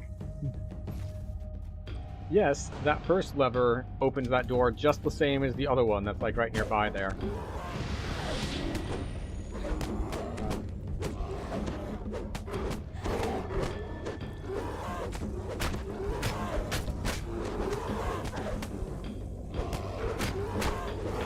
Okay, off we go.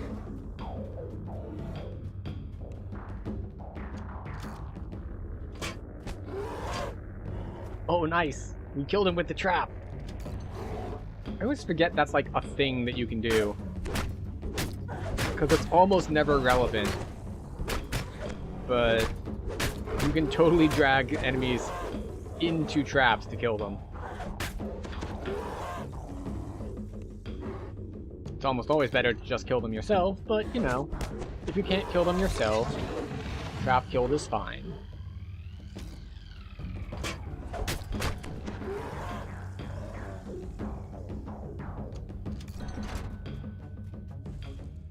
Oh, cool. I was about to think, like, wait, is my other guy in party going to be okay? And the answer is yes. He brought his own hireling to pull levers. There we go. So that's my trick there, is that little, like, you might have noticed I backed up slightly before I did the jump, because I wanted to not bonk against the wall. A great feeling of dread overwhelms you as your boat mounts mad.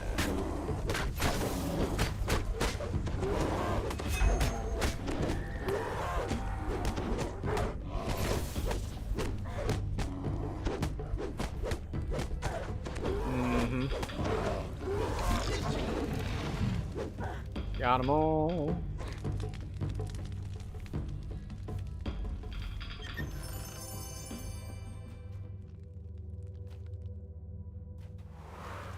Alright, here we go.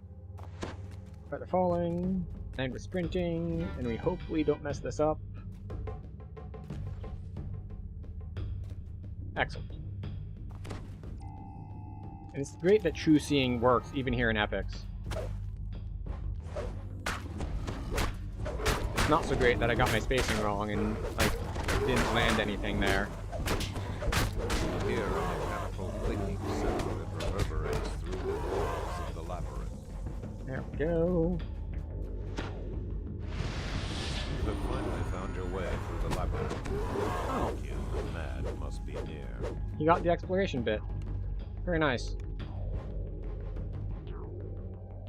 Nice and quick and easy.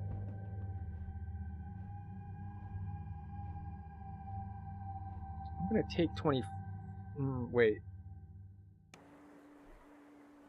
Yeah, we're gonna overcap if we just go forward. So we're gonna... taking 26.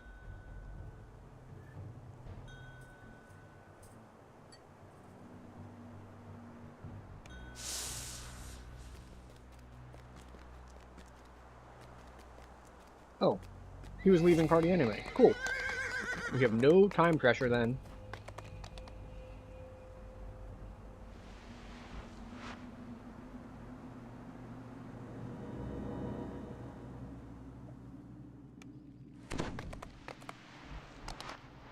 Yes, fate spinner is this way.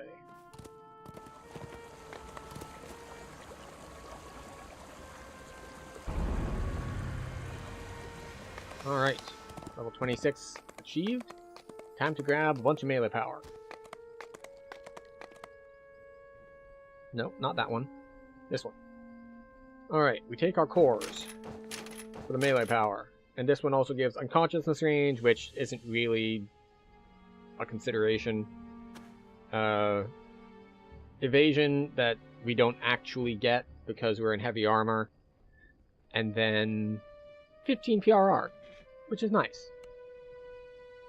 Alright, so to get to the top tier, we need 20 points in a tree. We have 3 points to spend, which means we can't get to any of these tiers because we just don't have the baseline. Where do we have the baseline? Here. Untouchable is pretty nice. Is there anything else up here that we care about more? No.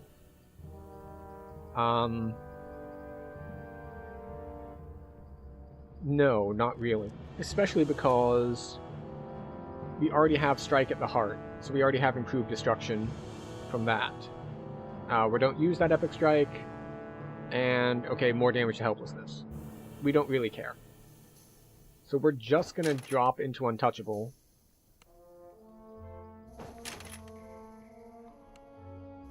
And then our next points are probably gonna come up here for the Fury T4s. Although we've got a lot of points left before then. So it'll be a couple levels still. What are we even gonna grab? Like, we can grab a little bit more to hit. We can grab...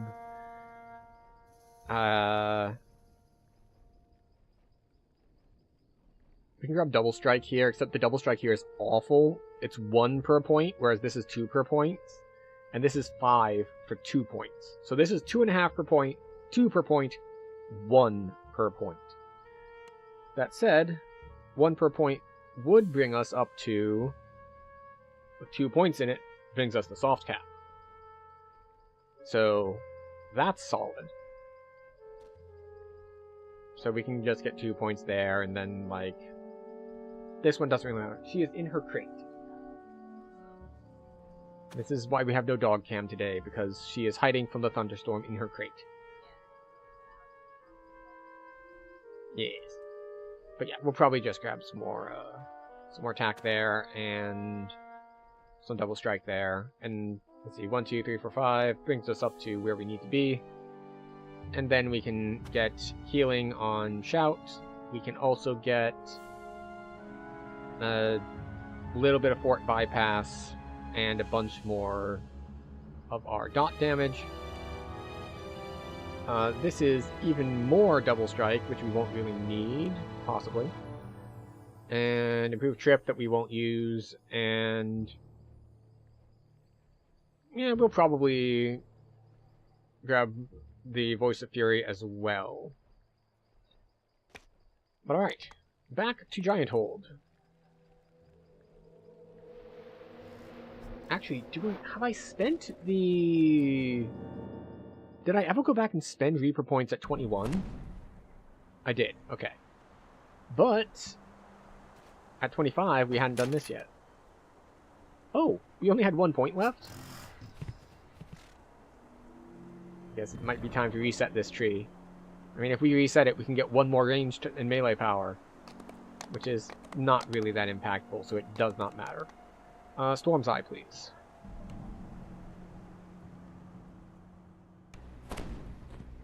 How long do we have on Andaro? 14 minutes. Plenty of time to walk to the entrance of Pop and pop him out there. Oh no, Sky Knights. Anyway, we can just proceed. We are not too concerned with any of this. Oh. 77% fort bypass. We really want that up at 100%. I guess it doesn't matter too much for the content we're doing right now as far as difficulty is concerned. And if we're talking like any actually difficult things, then we already have improved destruction, which, if I recall correctly, isn't just vulnerable, it's also a fort debuff? In which case, we should get our full bypass there too. You get to stay here, stay out of trouble. The door opens. Beyond it lies a magical barrier blocks entry into the etched into the wall ahead. So we really want to take out Below it is a the wizards, and a receptor because the wizards shaped to take cast some Burning kind Blood, of and Burning Blood is control. super annoying. The chamber has been ruined beyond repair. The once glowing This is symbol up, of up, Irion down, sits down. lifeless at its center.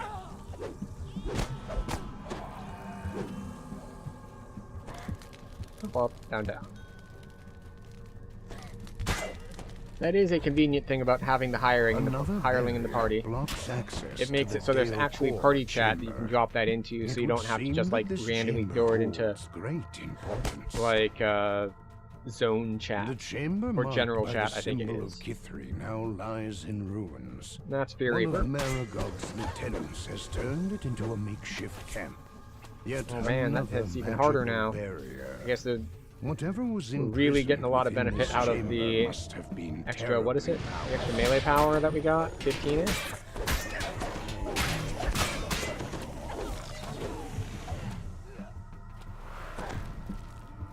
Alright.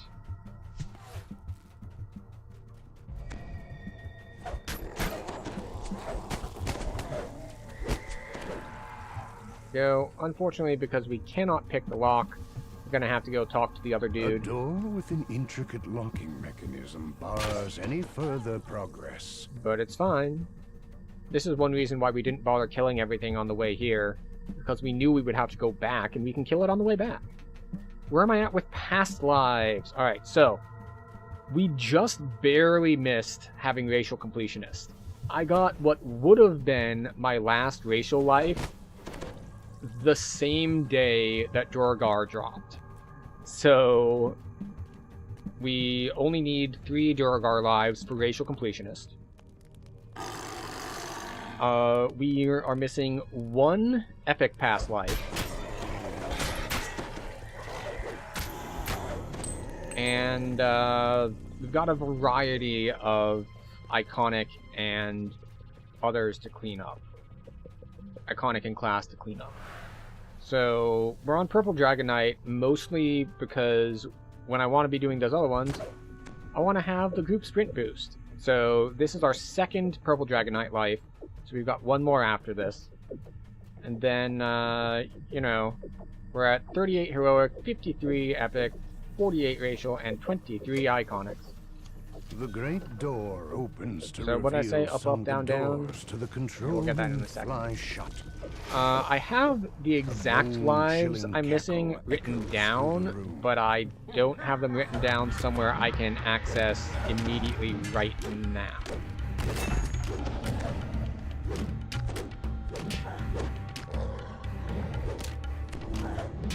There we go, nice The extra warrior 7k from a falls good back death. into Up, up, lifeless down, down. bones, the force of his magic fading Down. from the room. Down. As the valve locks into All right. place, the barrier to the Off we central go. chamber vanishes. 8 Boom. receptors cover the walls of the large central So we are chamber. not lawful good. It is likely almost we're gonna be filled skipping the for the first. chamber to open its planar cell. Oh, we got multiple people joining the party. That makes things much more convenient. This is another one of those quests that is really, really nice with multiple people. Okay, so you're coming here. Stay. This chamber is marked by the symbol of Dolar. The portal to the plane of Dolar opens. All at once, dust rises from the floor. The hail is of as the last of the dead are laid to rest.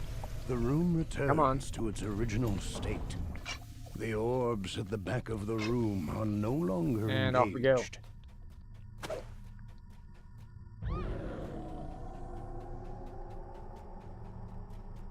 Follow.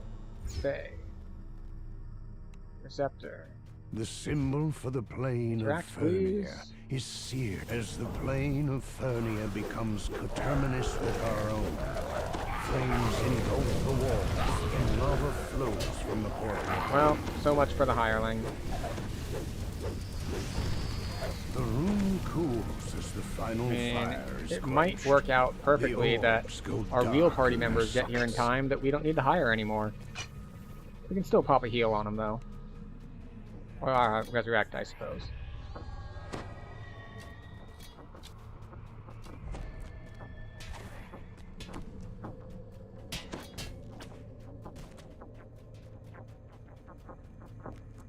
Oh, hi.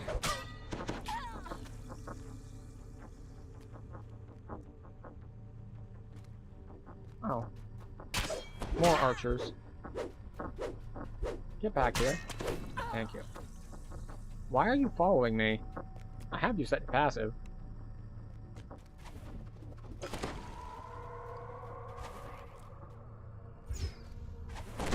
The chamber marked by the symbol of Lamania is covered in long Okay. dead vines. As the portal connecting the maternal plane to Lamania opens, moss and shrubbery quickly engulf the room around it. We didn't burst him down hard enough to skip his immunity phase.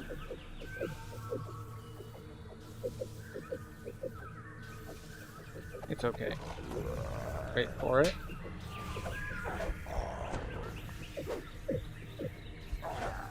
The trees wither and disappear There we go. as the twilight forest recedes. Come on. The orbs me grab it. and the Thank you. receptors cease their sparkling.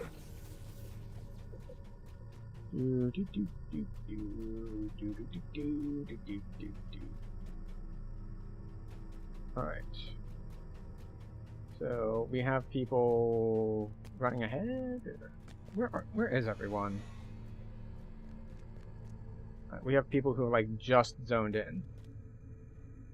The Alright. symbol of Maybar marks this chamber. The dim light, Oh, the plane that of was the wrong Maybar button. It's okay though. and darkness surrounds you.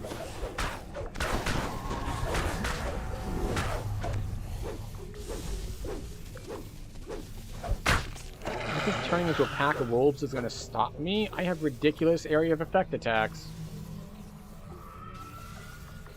I'm charging this one up right now for you.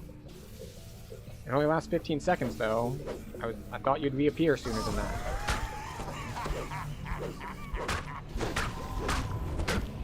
Light quickly returns, and the shadows recede as the endless Alright, light is how are we banished. doing? The orbs in the room are free for the taking.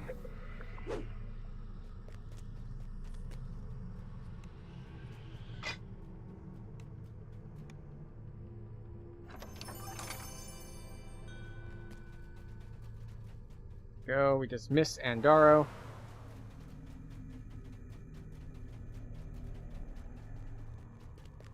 The symbol for the plane of Rizia fills this chamber with an icy hue. The room holds a sharp. As the portal to Rizia opens, a rime of frost. So this one can actually hurt pretty hard. and wall. Or hurt pretty badly, I should say. Because they know Polar Ray, Returns to your fingers and as the I've had it final hit for some creature falls. ridiculous numbers in here. The orbs no longer power the planar cell. Also, we will run ads as soon as this is over while we are running to the next quest. Normally we would pause the ads so no one misses anything. However, we have people in party in game, and I'm not going to wait for them, or sorry, I'm not going to tell them to wait for stream things because they have someone who is streaming in the party. That's just not a thing that we're going to be doing. The switch locks into place. A magical voice comes from above. The So, chamber will seal. We're going to try to minimize what people miss by hitting that add button while people are zoning or while we are going between quests.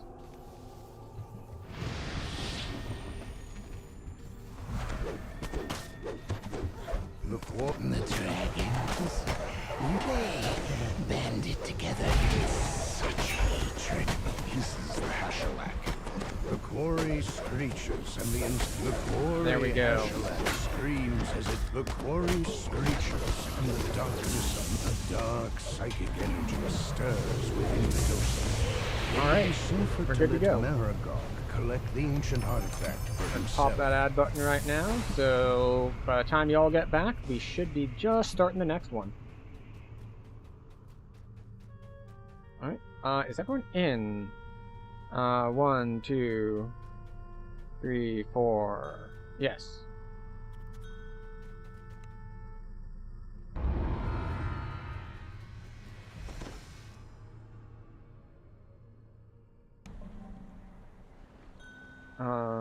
Just finished top, headed to foundation.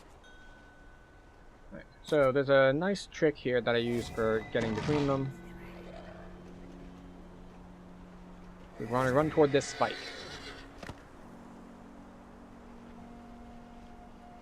And with Featherfall on, and a mount, you land right here. So, very convenient to do pop first. I didn't used to do pop first, I used to do this one first. But then I saw that trick from someone else and it's like, oh, well that's pretty nice.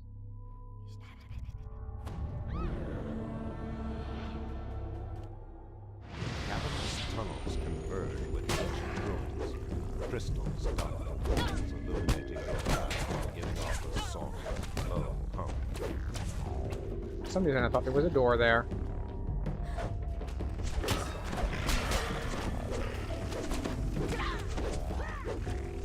The gentle current of water echoes this well. The trap tried to throw us backwards, but instead, there was a wall of guys there blocking the way.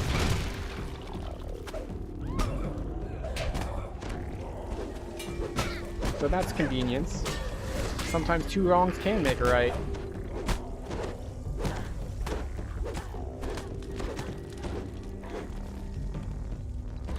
Unfortunately, we are on fire, and being on fire stops you from opening doors.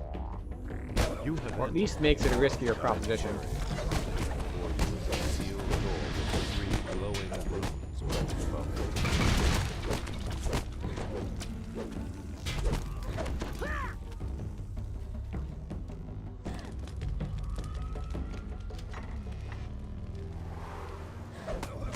Okay. As before, we are trying to cull them. Hypnotism, really? It is nice that we're able to avoid more hits nowadays, because we did just grab actually having displacement. So our defensive capabilities have increased significantly. Fades as Duncan the Wayfarer falls before you. Because even when using Sprint Boost is still an action boost, which means we still get displacement off of it, even though it's not like a combat action boost.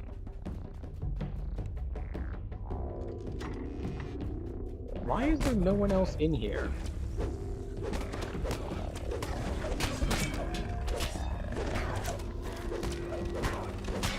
I did say we were headed to Foundation in chat. Oh, well, there's one inside now. Just like, hold on a second, did they go to the wrong place? Because I didn't say we were heading to Cry, I said we're headed to Foundation. Oh, for the Foundation it is.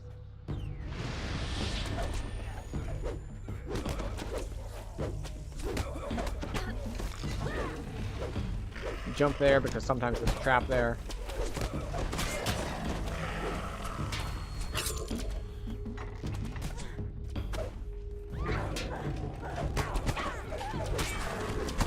And we ran to this position around the side Magic from the rune fades as because that way the archers outside can't shoot us from the doorway. It is very nice to have what used to be just, oh, there's the trap I mentioned. What used to be just like a utility, like move fast thing, now also give us defensive stats as well for running past things. It's really, really nice.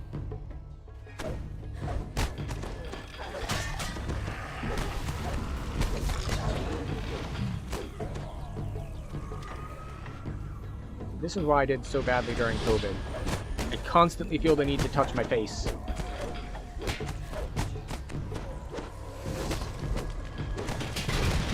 They're like, don't touch your face, and I'm like, but that's like my favorite thing to do.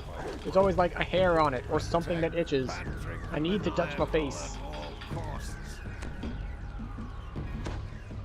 Right, we have everyone here. There's me on the map, and 3 other dots on the map. It's all good. Go.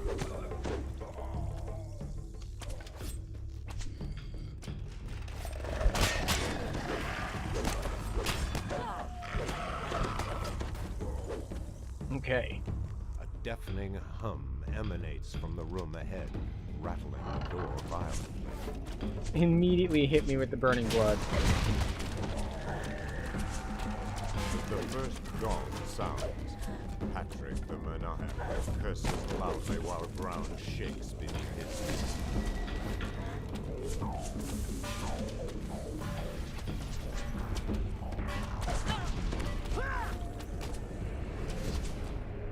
Alright.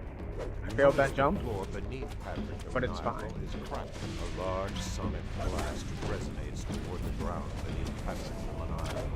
He loses his footing as the floor begins to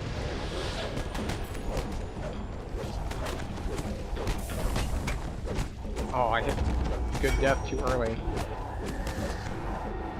The aura move is death, surely hamper the echoes of the storm's Yep. eye. Everyone was in.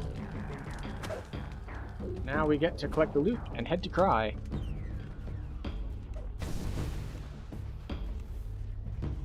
How we doing?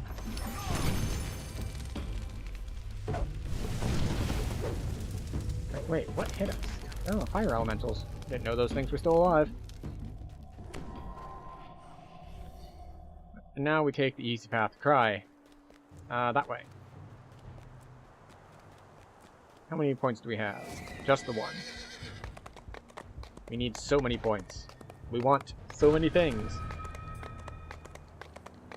It's a shame that so much of the Legendary Dreadnought tree is stuff I don't care about. Well, I mean, I guess we can grab the... Yeah. I mean, I guess we can grab the extra helplessness damage, but again, it's not as useful for us, especially solo, because we don't have any way to make things helpless. We are not Dragon Lord, we are just normal fighter. So we don't get everything is helpless all of the time because we yell at it. Her words lost.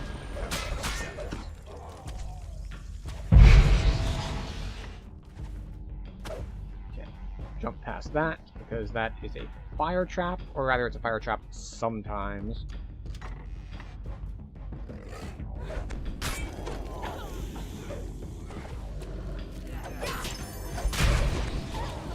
Yeah. I don't know why that didn't hit, but it's okay. It's alright. We're leaving some things alive, but not many. So we're probably not going to get hit with a big dungeon alert. You just hit the big cleaves on things. Cries for help closer. We should have jumped and then we wouldn't have gotten the weird stutter thing. Now clearly. Alright.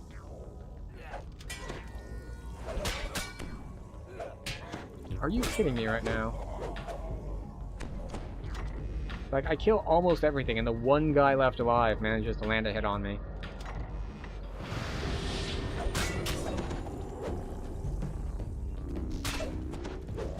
Throw rock shots a little.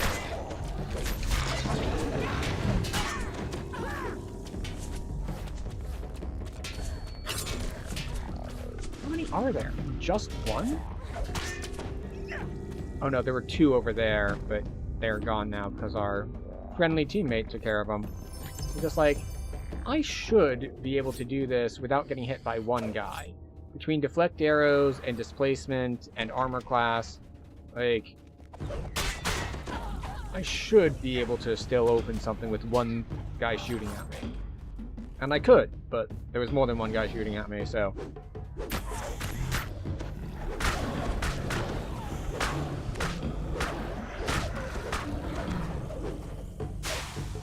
Dash across so that we don't get hit by the trap. The voice was louder, more intense. Somebody, anybody, please. So, there used to be a bug here where if you went too fast, you were penalized. Specifically, if you pulled the levers on both sides at the same time, it would bug and you wouldn't be able to progress the quest. They fixed that, like, earlier this year. Like, it's fairly recent that they fixed it.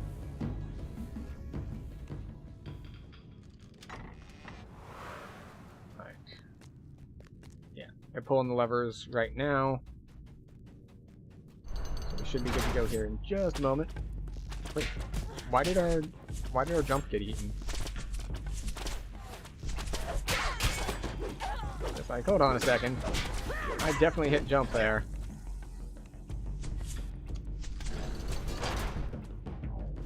The room is mounted above this level. A second has been set into the floor beyond the gate. Huh. I wonder what killed him.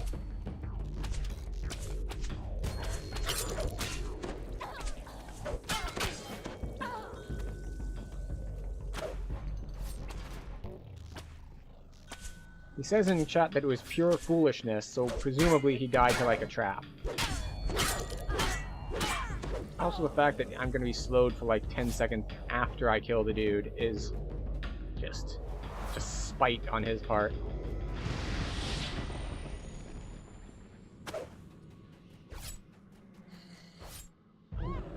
But it's fine. I'm used to dealing with spiteful enemies.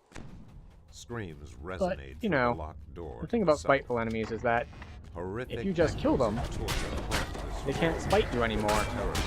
several of the I say, knowing that what I was initially saying that they were doing spitefully was applying a debuff that lasted after their death.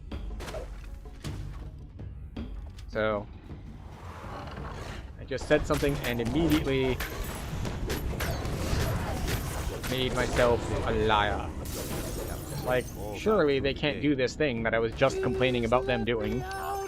Obviously.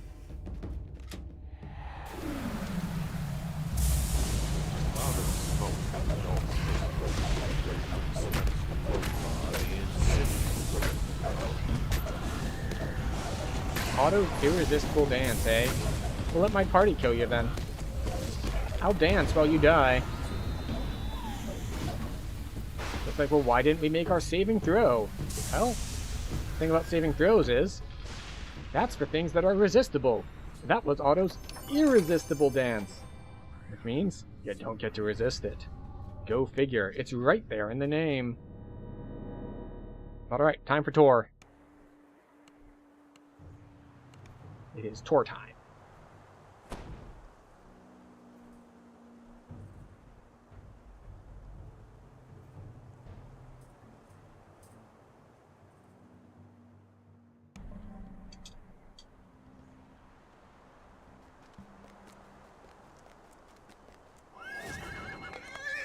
We just need to turn these in so that we're flagged.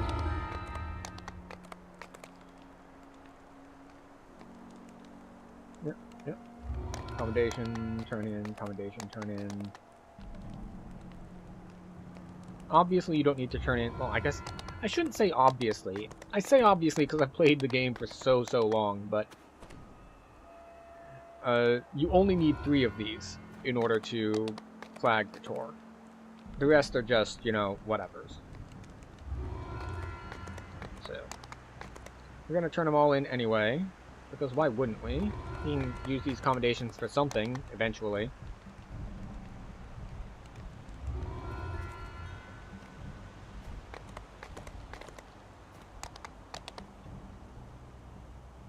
Put that in.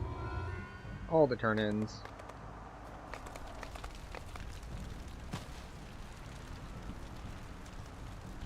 Well. And how many points do we have? Alright.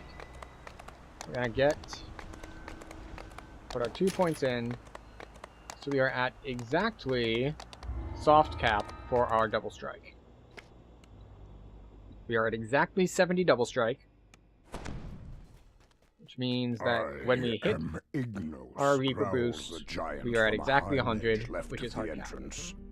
Did you think because we let you Totally, in you could pass freely definitely calculated. here? Stand in the center. Why is our melee attack speed bonus only 5%? Around the circle crackles with magic. Oh, I know why. The I was like, giant's wait, we eyes have are plus dull 15. and Like, clouded with malice. we took patience, which reduces it by 10%.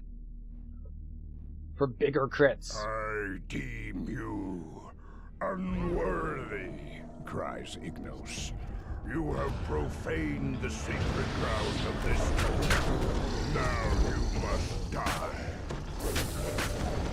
Okay, we're gonna run around hitting things.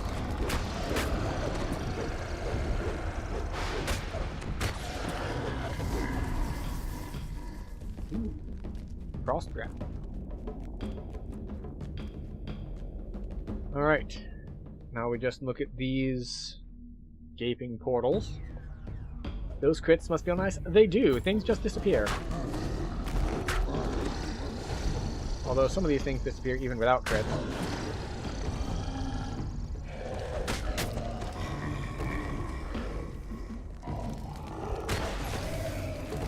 Partially because I have party members also hitting them. So it's just like, man, they died when I barely touched them. It's like, yeah, we have a caster druid who is also nuking them.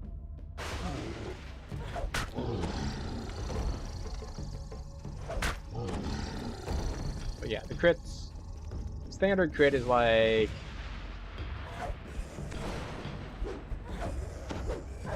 yeah, like 5k-ish. That's not with any of the big multipliers though. Like, we've seen 10k plus so far this evening. So it's a good time.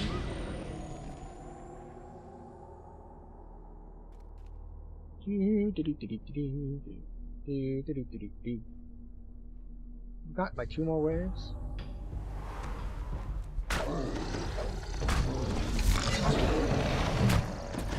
Yeah, see? 11k right there. And these guys have how much health? Let me see if I can target one. Or are they all done? Are we out of waves?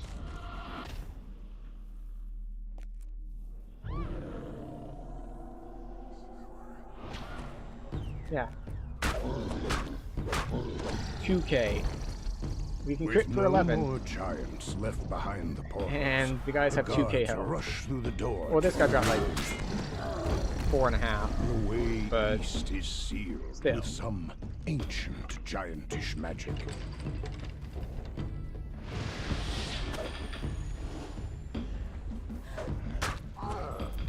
Tag that guy real briefly. That guy real briefly. It's fine.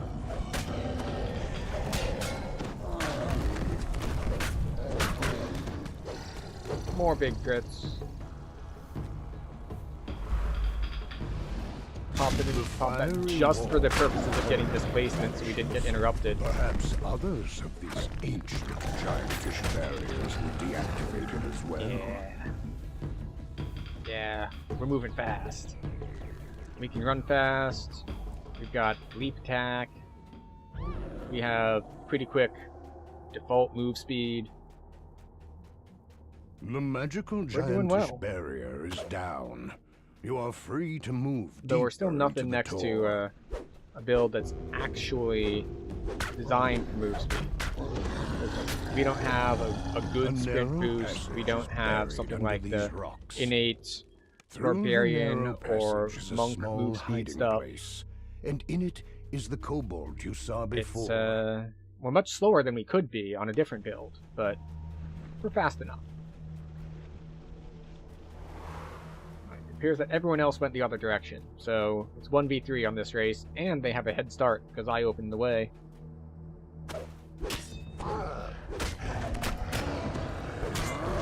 You find a crevice concealed by Let's see if we rubble can't here. keep up. It is just large enough to crawl through.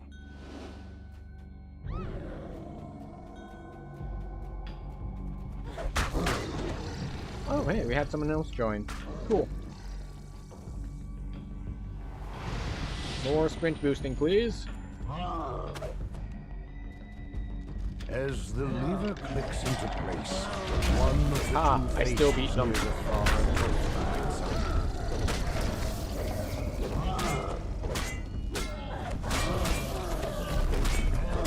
ancient gears grind There we go. deep underfoot. The path forward has opened. 0 crits. Unfortunate on the 50-50.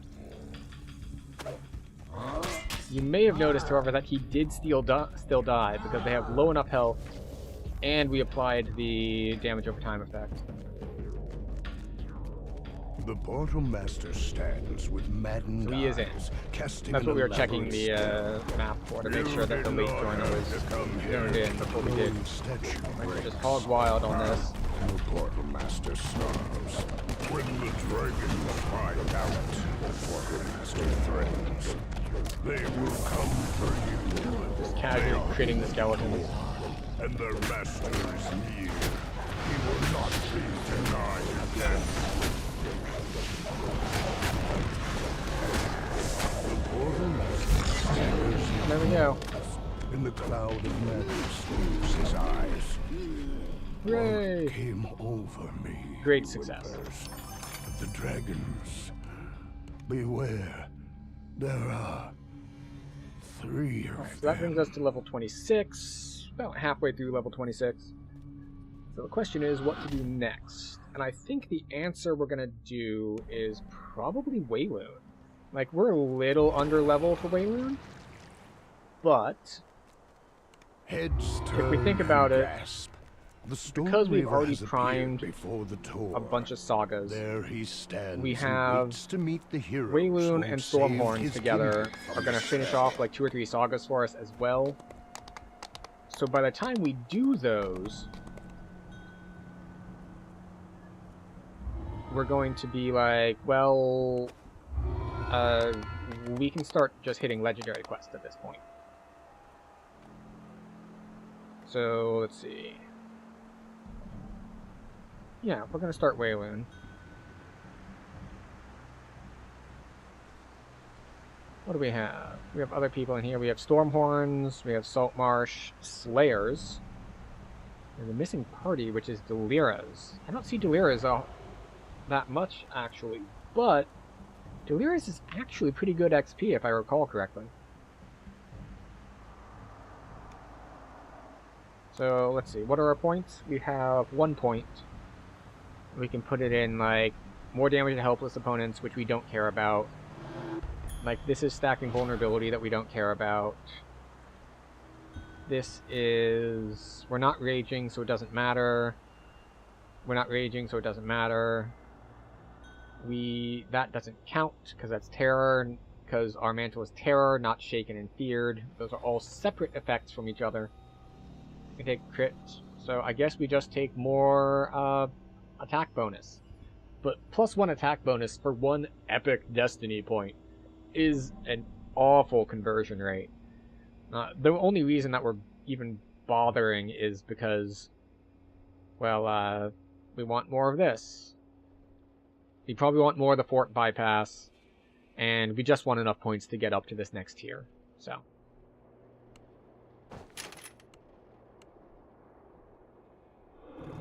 Alright. Yeah. I think it's Wayloon time. Wayloon time, Wayloon time.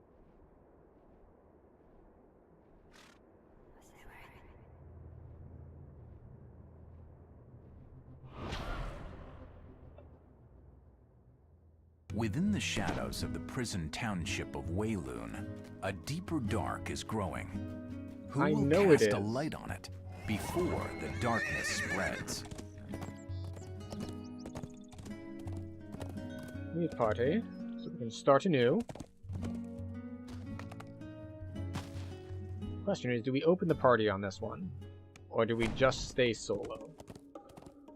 I think we might stay solo for this one, even though I know it's not advantageous.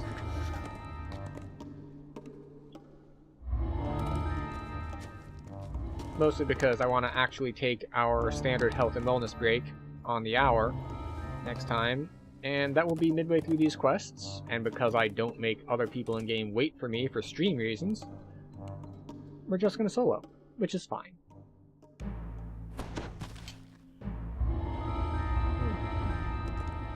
Very dignified, very photogenic and appealing to any watchers. As I imitate a baby owl Key. What door trying to could it swallow open? everything. I mean, it made me more popular in college, to be sure, but maybe not so much on camera. Oh, well, I take that back. Being on camera was also what made me popular in college.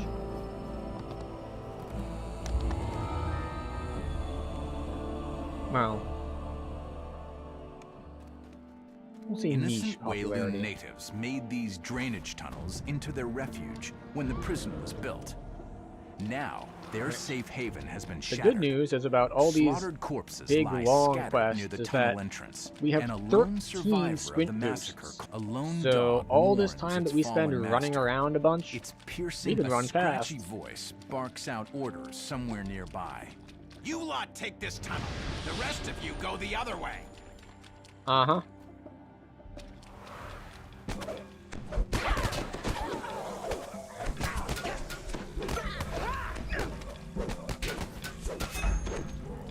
Hooray, they're all dead.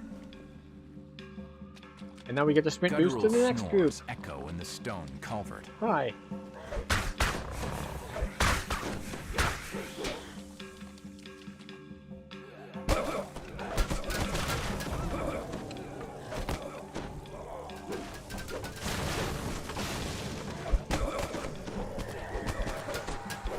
That's Fear Reaper. I want you to go away. Thank you. But these next sections are going to be quite annoying, because the guys that drop down, if I don't kill them immediately, they're all like archers, The and they're just snake going to like crest on the scatter ground everywhere may like be of roaches. use in reaching Harvest Hall.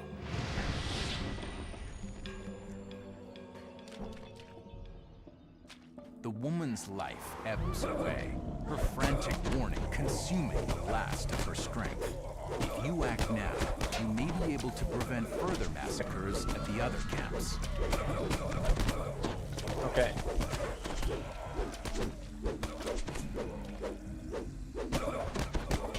Alright, so we're doing okay on the whole, like, keeping them contained. I say as the next group just does exactly what I was worried about and scatters everywhere.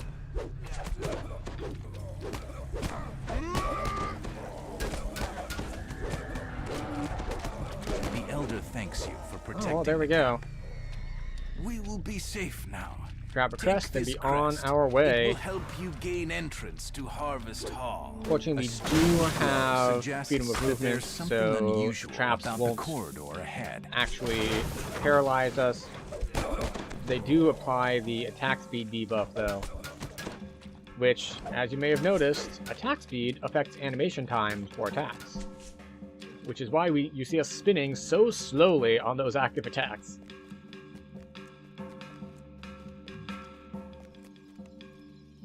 The bat crest on the ground may be of use in reaching Harvest Hall. Shouts come from both ends of the camp. It's a two-pronged assault. Alright, I'm pretty sure I'm going to fail More the optional criminals here. drop down right in the middle of the camp.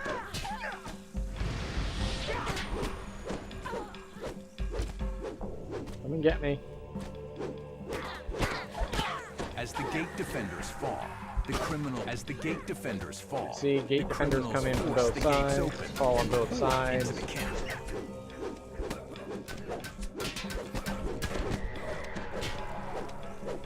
And now they go for the Elder? They don't go for the Elder? That's odd.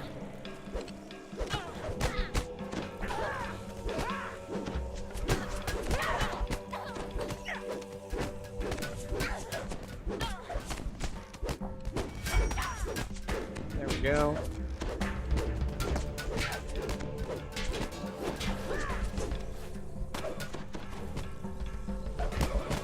Leave her alone.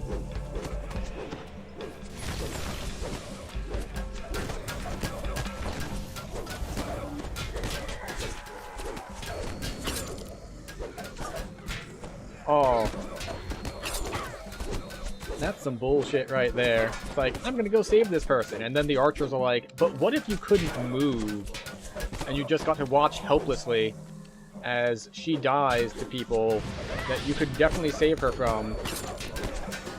But unfortunately... Native defenders defeated. The criminals tear down the barricade. You mustn't let them through. Yep. Like, nope, the archers have slowed you down too much. You can't actually maneuver and go save her. Unfortunate, but, you know, she was pretty old, so she lived a good long life, probably. I mean, most of it was trapped in this prison city along with all the criminals, but actually I don't know about most of it. I haven't paid enough attention to the lore on this to know the actual timeline for how long the city's been sealed up for. Yet, with the breeze also comes a pungent reptilian smell.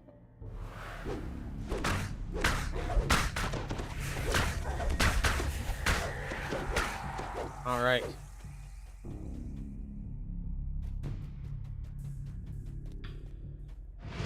Interesting. So you might have seen that it looked like this went on cooldown when it didn't go off. But that's a... It didn't go off because I hit another button at the same time. So they prevented each other from going off at the same time. Hall. The leader of these But, on the calls flip out to side, you. it didn't actually go on cooldown. So we were able to still hit it. Where's my brother and sister? Did you crash them? Footsteps echo from down the hall as more So criminals this fight join didn't the used to have this whole invulnerability phase. It used to just be like, you burn her down and it's all good. I'll take yours. And then they decided, you know what, maybe this fight needs some sort of mechanic to it. with renewed vigor. So now she goes Joined by invulnerable when there are ads reinforcements. alive.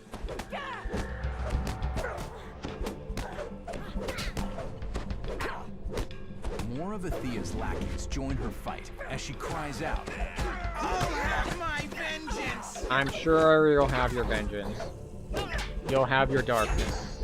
You are Darkwing Duck. We get it. You are the The head knight. of the criminals crumples to the ground. My family wiped out by you bumpkins. She Yep. gasps.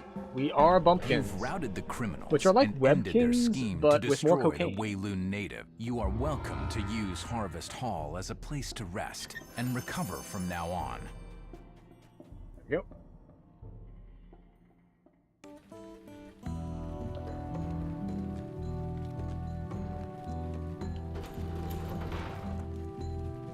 Is there not a... Okay, that must be on Heroic. It's like, I thought there was a lore thing here, just a tiny bit of extra XP, but no. No, there is not.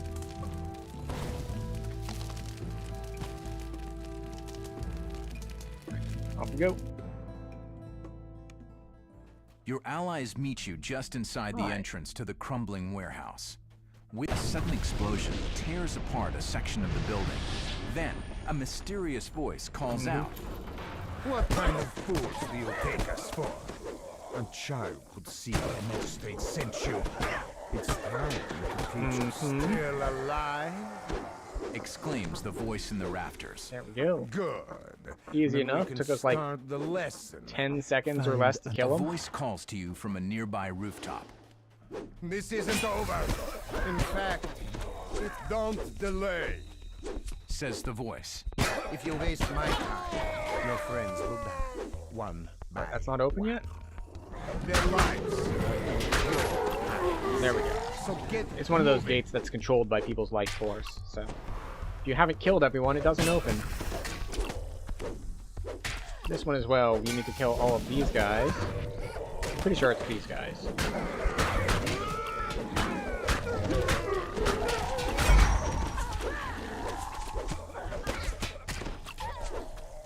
One more. See, there we go. A sudden blast blocks your path. Not that way. Normally we would gather Shouts more the up, voice. but We double have Reaper spawn something means else in we'll mind. take a quick break to actually fight. Then this gate lever unlocks when Give we my kill those. regards to the lizard folk. Shouts a distant voice. The only way forward appears to be through these foul-smelling drainage tunnels.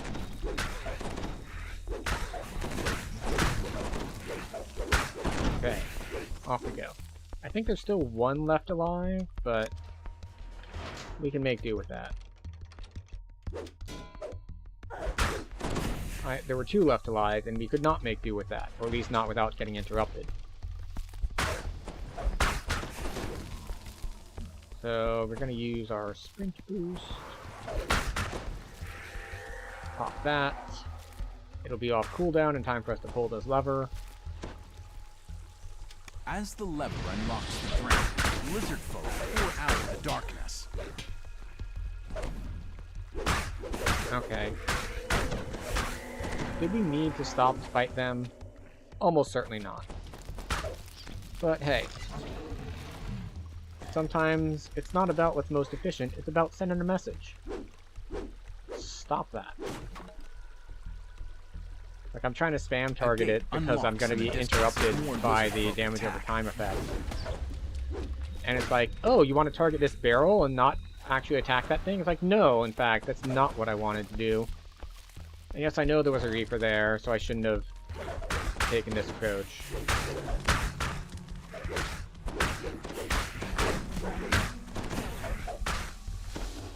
Most notably, there's a Fear Reaper, so he's not even going to group up with the others. He's going to make me come to him. Which is just so annoying. We have 3,000 health. How much damage does it take to The interrupt voice us pulling taunts a you lever? from somewhere quite One. close. Do you understand at last? The prisoners, the magistrates, they're all We're gonna do everything up here. puppets. And so The voice continues. This as is you the section climb of onto quest the where you roof. get all of You're the dungeon almost alerts. there. Boom. Red alert. Sharpness brought you to me, so you can play your part in her plan. No difficulties.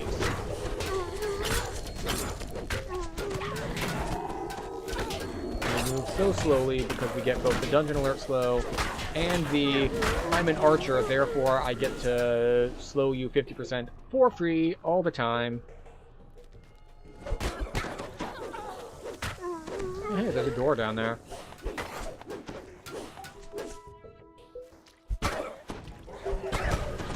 The mysterious voice is There we much go. closer now.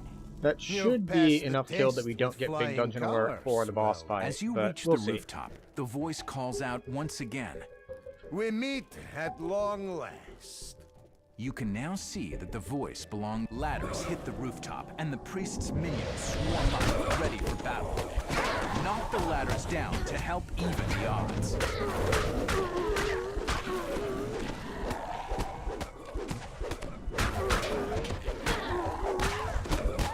There we go. Got some nice crits going.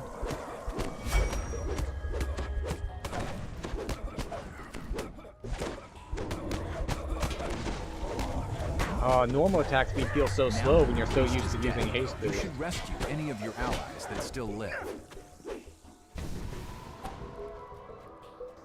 Still, it took us a pretty long time to kill him, all things considered. You are greeted by all of your allies, alive and well.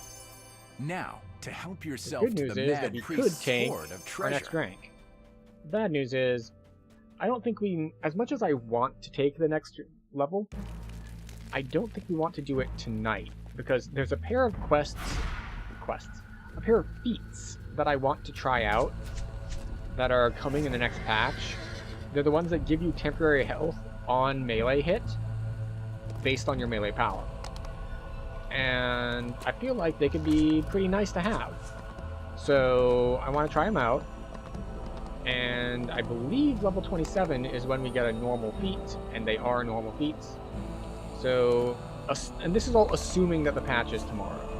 I believe tomorrow was the planned patch day, but I don't think that they have confirmed that yes, Strange definitely the mist patch is envelops coming out you, tomorrow. And vertigo clutches your Wait, did I say stomach. tomorrow? What is Today's happening? Monday. Wednesday. Coming on Wednesday. But I've been looking to try out the The world around you new has temp health changed. feat. It's become a Because shadow it's of supposed to wayward. be, I know dealing with the if I recall correctly, presents certain challenges. Yet they it's control the Shadowfell in this for area, the first and this feat, alone makes them an essential it's part that you of our get plan. twice your melee Besides, power, they stacking are up to 3 touched with shadow times, as we are. with a cooldown of, Been I want to say blessed by 6 Shah, seconds? Must stand together against the light. And then you upgrade it, the cooldown goes down to, I believe, 5 seconds, and the shield goes up to triple your melee power. The Netherese And it stacks standing 3 at the times. door So, waves you in. if nothing A hits few you, and you Netherese hit snap something to 3 attention times, as a dark you will have a form shield on emerges you from the equal shadows. to, after, This you know, must enough be time the has passed, Shade who commands the equal Netherese to 9 recruitment times your campaign. melee power. Which is, even at this level, which we're still down, it's either 3 or 5 melee power per level, and we're like 8 levels down off a cap. So, even right now at 200 melee power, if I got the baseline feat, not the high-end one, so it's double. So we're going to round to 200, so that's a shield of 600 every time I hit something, stacking up to 1800 The temporary Shade health. vanishes back into his tower That's a retreat. lot of temp health. You might learn how to reach the general by questioning the recruiter.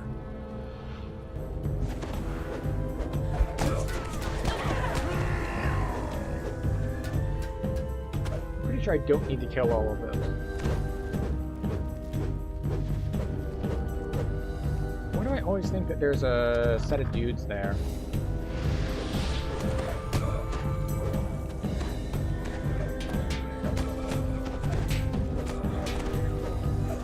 That's Plague Reaper now.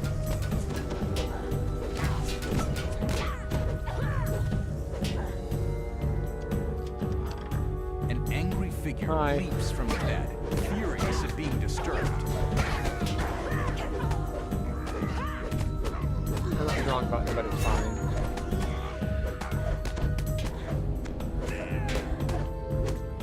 The defiant guardian falls. Yep. You now have the key to the Shade's tower.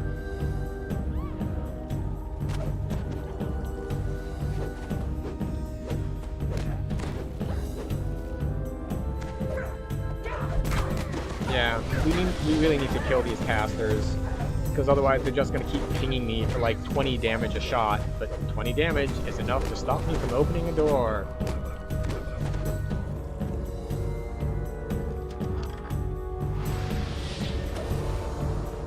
Now we have Spell Ward Slow, which will keep us slowed, you know.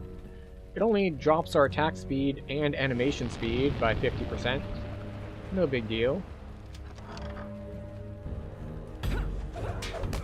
Carnage Reaper, please.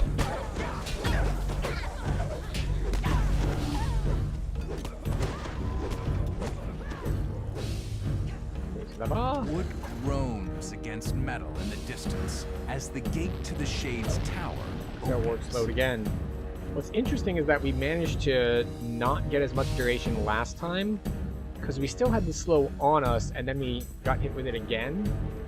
But instead of refreshing the duration back up to a full, like, 12 seconds, instead, it just chose to not overwrite it, which is very handy when we only had 2 seconds left on it.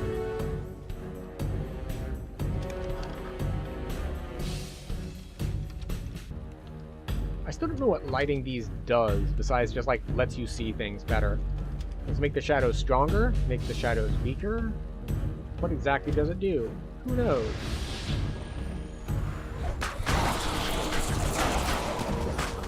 I suppose we could look at, like, the debuffs on the enemies and try to figure it out that way, but no big deal.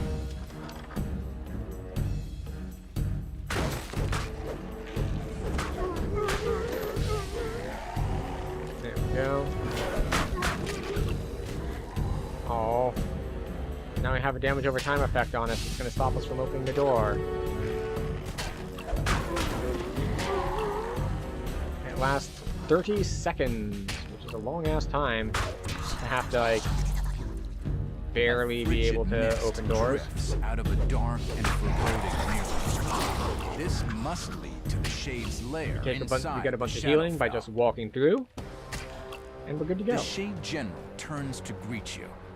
Ah, you are braver than the usual sword father Cormier sends against us. Alas, you're just... I wish he had, like, custom dialogue because we're Purple Dragon Knight, so we are from you Cormier. do not face me and adventure. You face an entire empire. Hundreds of leagues away. Plans are in motion too. But I can see. Right, let's see if we can get the big burst. Grand strategy with a mere How goes? force. It goes well, Sarian. So why don't we skip to the part you do understand? The fighting.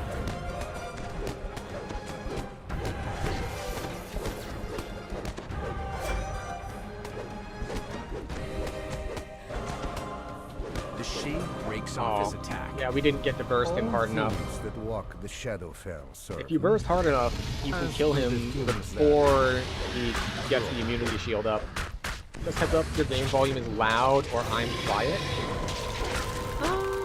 Yeah, it's a mix of both.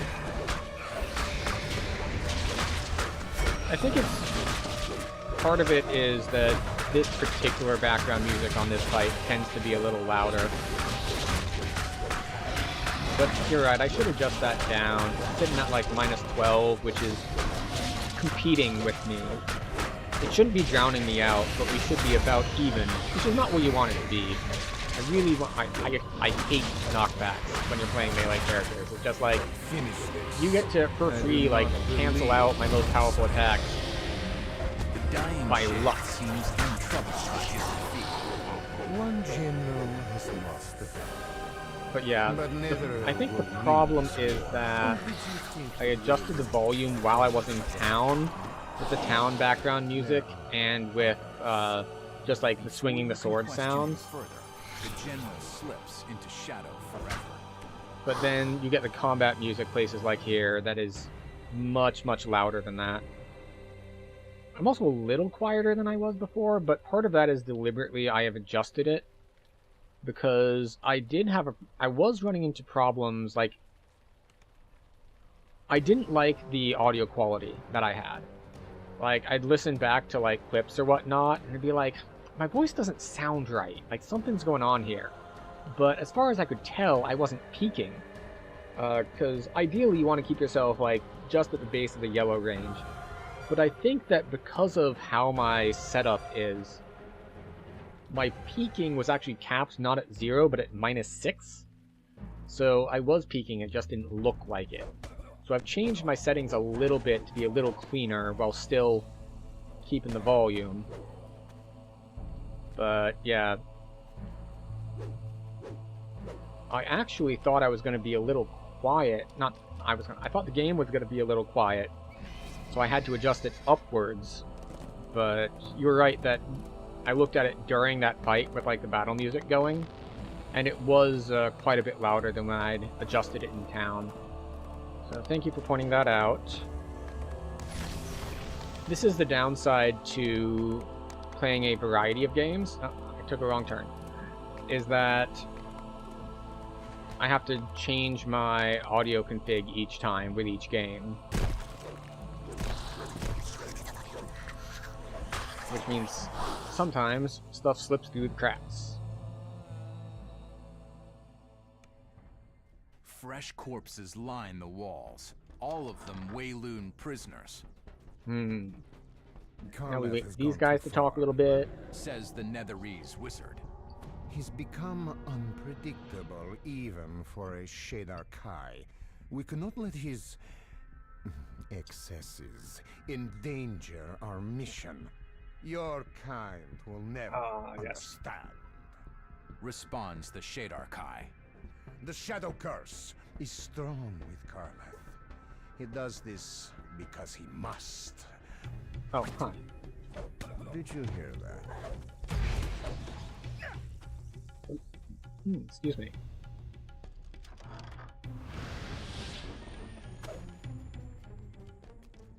Alright, let's see if we can get lucky on finding the key.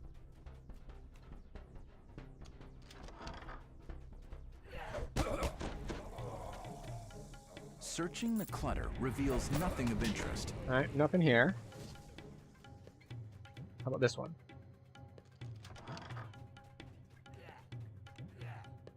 Searching the clutter reveals nothing of interest. Alright. Moving on. Searching the clutter reveals nothing of interest. What? Why'd you play the sound thing again? I haven't searched another table. You discover a key while searching the desk. Searching the clutter reveals nothing of interest. Why are you just looping that sound effect?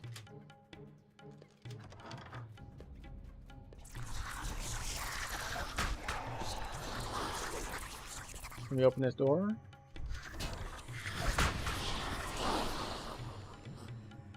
Down below, the Shadar Kai commander addresses a terrified prisoner. Now we can kill this Reaper while we wait for them to talk. You know, it pains me to think of how you'll be torn apart.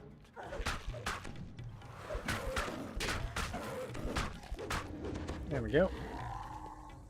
Talk to him to collect saved the poor captive a nice, from being easy mauled by the Howler. couple thousand more XP. Hello. Goodbye. And yes, that was getting interrupted opening a door by Karleth 2 calls to you damage from behind when the we have safety of a 3,500 health. You must be the one who killed my cat. Now, perhaps, you think you can kill more? Good. Good. It will make me feel alive. Yeah. Oh, well, at least this one's hitting a little harder, so it makes a little bit more sense that it interrupts us, but still. It's okay, it only lasts like 30 seconds. Which is enough to interrupt multiple door openings.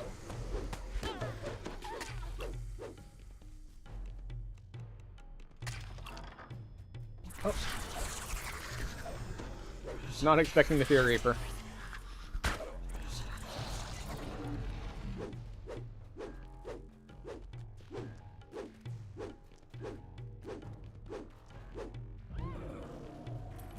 You saw one of the gargoyles move. I definitely saw it, but it doesn't matter. We're good to go.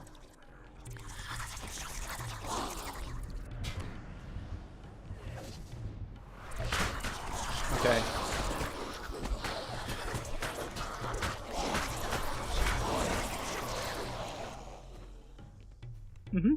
That'll do it.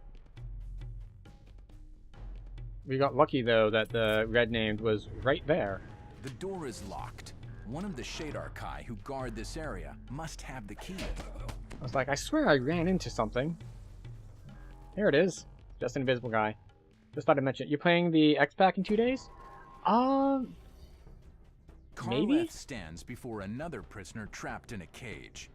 My schedule's kind of full this week because there are like 3 different games that I really wanted to hit for 2013, which is this week. There was Rogue Legacy that we did yesterday.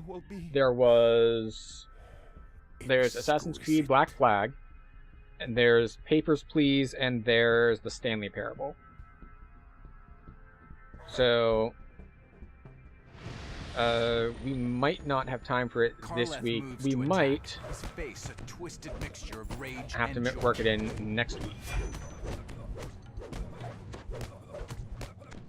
Karleth lashes out with a spiked chain, tripping a lever.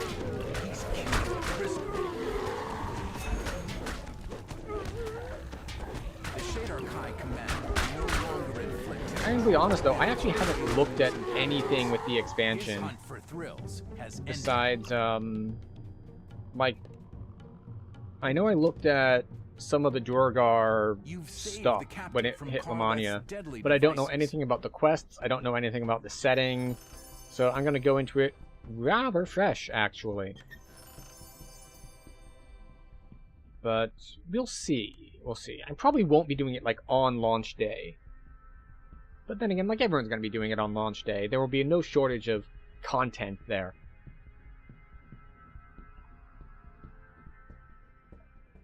The expansion... That's right, this expansion is raising the level cap, isn't it? So it's going to be up to 36 now? So this character is not going to hit cap before that comes out. And yeah. So we will actually be doing some legendary leveling for the first time in a while to get our character up to the new legendary cap. So that should be fun. Also, do we know that it's coming out in 2 days? I know it's like expected to come out in 2 days, but I don't know if they'd like fully confirmed it. Like, I know that was the plan, but you know, sometimes plans change.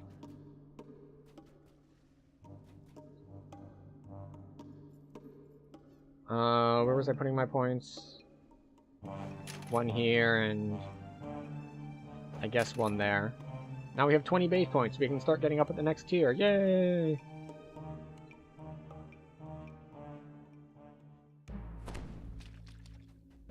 Up we go. There we go. Now we get to do through a mirror. And then we can do probably some saga turn-ins. And how are we doing on time? We're good on time. We might be able to do Stormhorns too. Although Stormhorns does run into the problem of it's got a lot of HP bloat, we'll say. Oh. I need to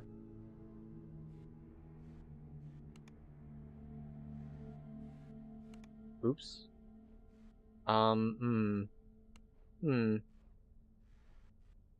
Gather.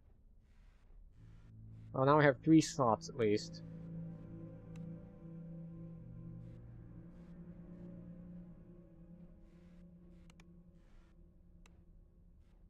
I forgot that I was out of inventory space, so now I don't have a mirror. Or do I have a mirror? Ah, excellent. There it is. Within the glass of the small mirror, you see a strange, shadowy reflection of the room around you. Then, suddenly, there we you're go. pulled into the Shadowfell, and the reflection becomes reality. Off we go.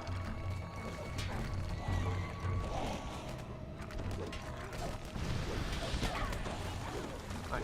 Now we have to go kill everything.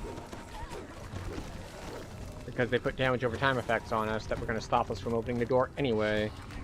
A nearby shadow resonates with magic.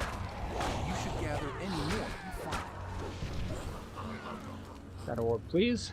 Thank you very much. All the way to the end.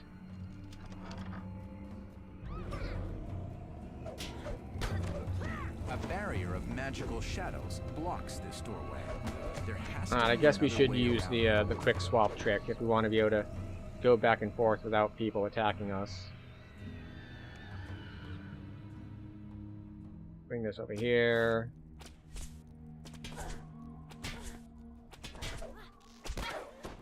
As before, can I open a door with one archer shooting at me? Almost certainly.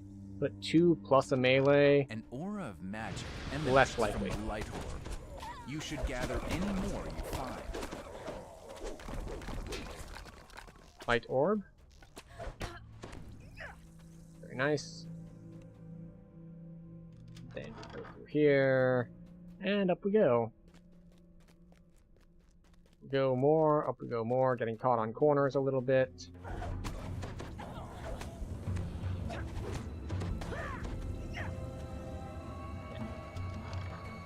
This door has been blocked off. A shade appears from out of the darkness. She Yes. seems to have been expecting you. I know she has. Oh, Plague Reaper.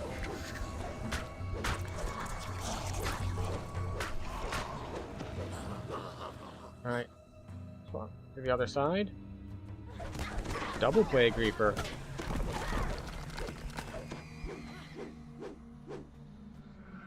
What if I don't care about fighting you?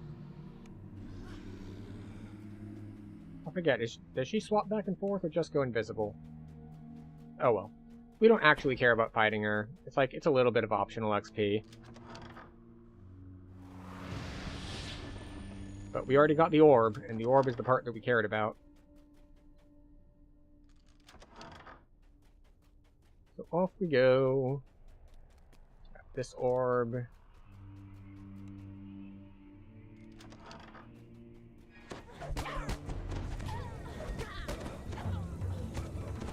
Swap. Another big group on the other side here.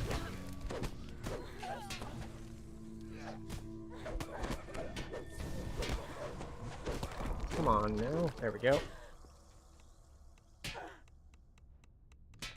Yep. Please, just give us, like, a concentration save for opening doors while there's a damage over time effect on us. Like, make it something proportional to health. Something. Getting interrupted when we have thousands of health and then damage over time effect is doing single-digit damage is just annoying.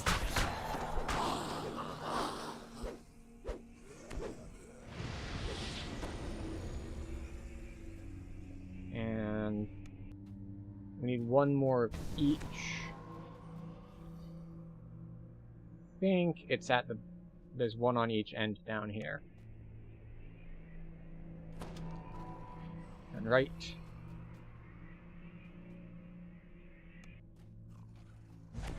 Maybe it's upstairs.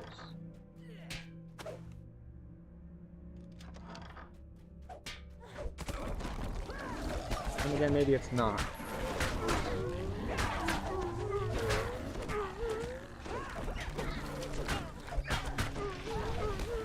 You know, I should have just popped the other side instead of fighting them. No, there it is.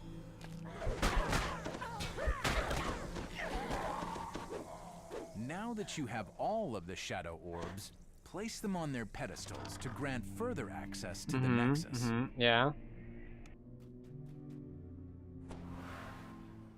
Now we do this. Do our nice quick swap techniques. Here. Again.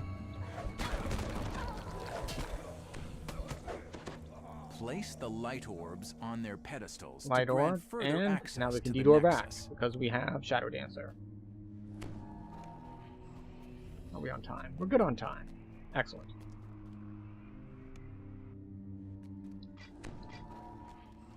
Place all the orbs. You take a quick glimpse into your mirror. A bridge of solid Yep. darkness has formed inside these light pedestals are dormant, but still radiate a subtle. The barrier of light disappears, allowing you to proceed. Alright. Refresh our primal screen, because it was about to wear off. It lasts 5 minutes, which is nice.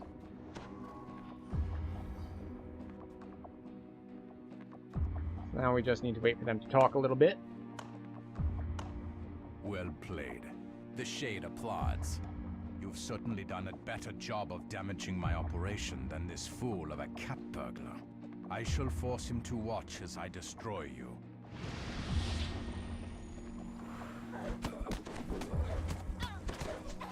Tivorus laughs as he draws a protective spell around himself. Similitudes. My sorcery allows me to exist in both light and shadow at once. I can easily deal. Why can we not attack and anymore? continue to maintain the Shadowfell Nexus at the same time. It just wouldn't let me attack, because it was like, you can't evade in heavy armor, you can't evade in heavy armor. It's like, I'm not trying to evade. You're keeping me from auto-attacking.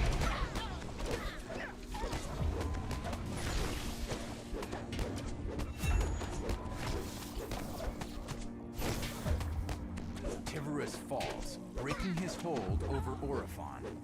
Orifon quickly mutters a mystic Cool. phrase over the scroll, destroying the connection between the old stone hall 21. and the Shadowfell. Let's see.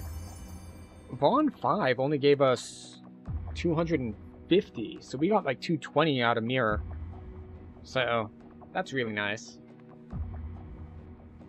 Alright. But we are coming up on the, our next health and wellness break, which is a break we take once an hour. It's the same time that Twitch wants to run ads. But we take this as an opportunity to go old school after these messages. We'll be right back. You know, grab a drink, grab a snack, use the bathroom, all that good stuff. Just stand up and move and don't stare at screens for a little bit. So we're going to take that break now, and then when we come back, we'll probably head to Stormhorns? Stormhorn seems like a good shout. So, yeah, I'll see you in 3 minutes.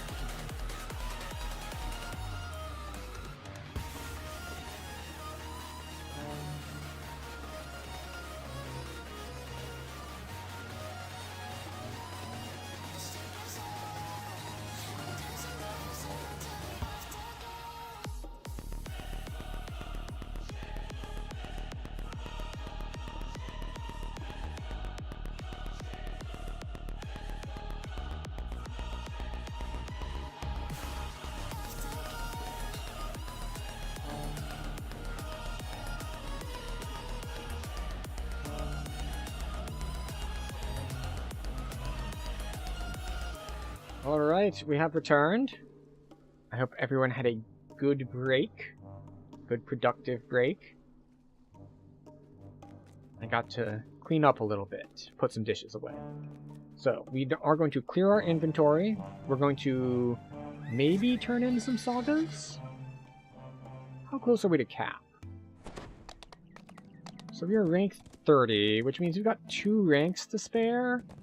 We might need to take... Yeah, we might need to take 37 here. If I think I'm gonna get 2 ranks out of Stormhorns, then that would be the thing to do. Alright, we'll just take a rank.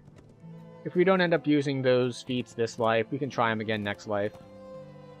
Or we can end up working them in anyway. We'll see how it all goes. Alright, we don't care about Blinding Speed or Bulwark of Defense. Epic Damage Reduction is just whatever. It's like, it's fine. We don't care about any of the Master of Whatevers.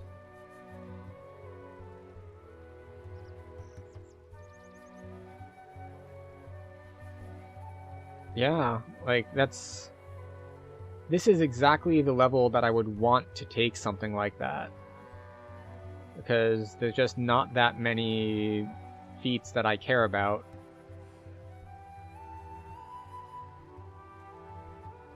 So, like, Blinding Speed is a convenience thing of not needing to slot in a speed item. Is Eerie Aim... Like... It says it works for everything here. I'm going to check the wiki on that. Because we might grab that if it works with melee.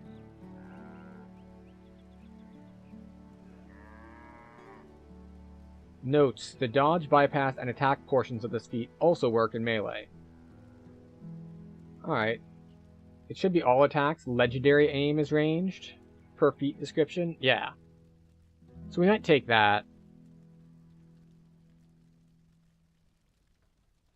I mean, I guess... I mean... I should have a free feat swap with Fred, because I haven't used one this life, so we can always just do that to swap it out later.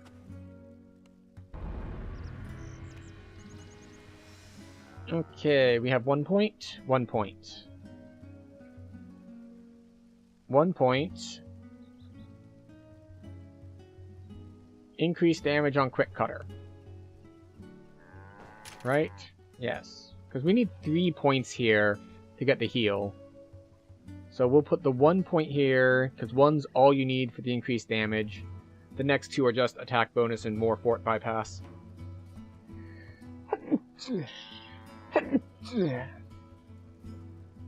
Accept. Alright, and we can do this as well. Because 27 means top row here, I believe. Yes? Yes. So we get another strength, we get another Reaper charge, more melee power. We get physical resist rating, we get more reflex saves, more charges, more constitution, more dodge. And then we save 1 point for here, and 1 point for here. And besides that, we just spend points in here for the extra... what do I want? We'll take Charisma for skills. We just spend points in here for the health.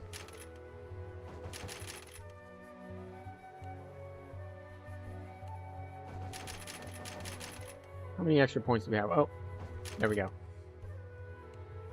We have 2 points left to spend elsewhere. And are we uncapped? Oh yeah, we are at 26, so no cap on our max health that we can gain from this. So that's 57 times 8, which is 400 plus 56, which is 456. 466, including this one. So we have 466, plus another 50 times 4 is 200 flat. That's easy. So This is 466, 5666. Plus another, let's call it 70. So 660 plus 70. So we weren't even at the 800 cap. Unless I've got my math way off. Yeah, because that's 67 plus 114. Yeah. We're not even at 800 total bonus life. We're only at like 700 something. Crazy weak. Just crazy weak. Alright. So we just need storm horns for him. And then this one right here we should be able to turn in. That one. You we already turned in. Yeah. You we need storm horns. Yeah. And I think this other one we've also already turned in.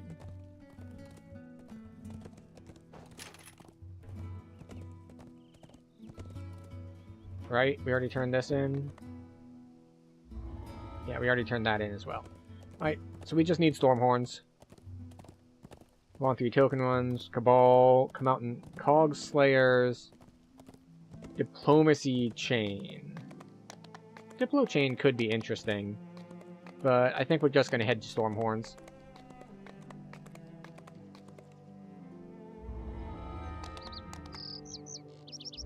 We don't have the teleport since we didn't do storm horns in heroics, but it's fine, we can run it. We can always just do the run.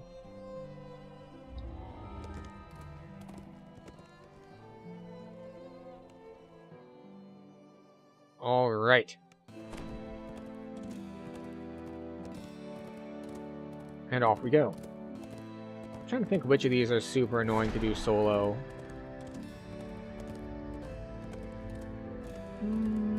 The one we are defending in the middle is kind of annoying solo. Especially without someone to get rid of the spell traps as melee. That one's annoying. For like the gnolls and the orcs. But who knows? Maybe we'll get someone to join us.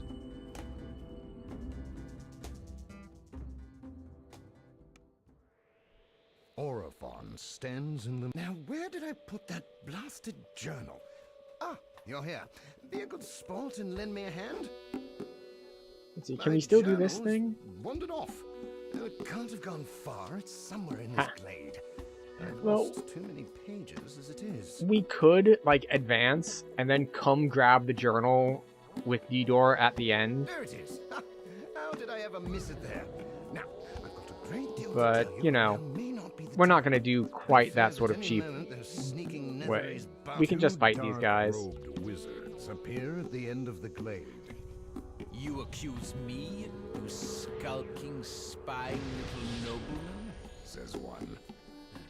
That is rich. Now let this game end.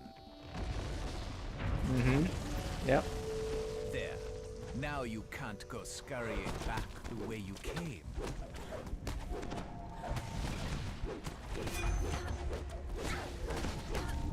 I don't think the fight is required. Yeah, I'm pretty sure it isn't either.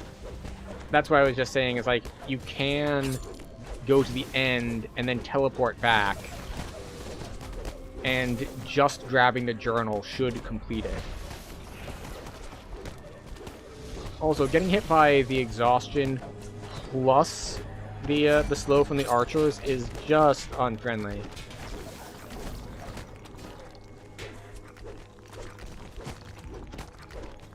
Yeah. Off we go.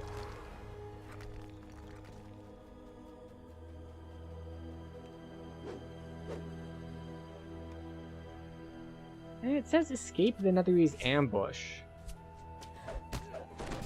Wait, where were you guys? I didn't even see Now you. Hunsilver comes with me, and the rest of you may die as my comrade here sees fit. There we go. So it looks like we did need to kill that fight to trigger that bit of dialogue at least.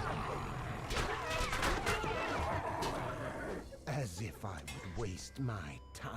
The other wizard. These woods are crawling with the Netherese. Off we go. Before you have any hope of learning what became of Orifal, you must make it out alive. Go. Did it by grabbing the journal and then during the speech, quest completed. Yeah, that's what I was saying initially that I thought it would happen, and then when we got the extra dialogue after that, I would second guess myself. It's like, maybe we do need something else. It's fine. It looks like Escape the Netherese Ambush is the longer term quest that is, you know, beat the dungeon.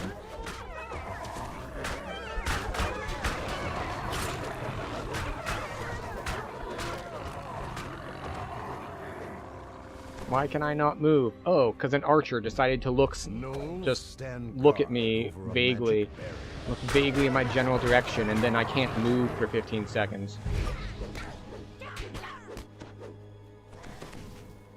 I'm doing a lot of complaining this stream.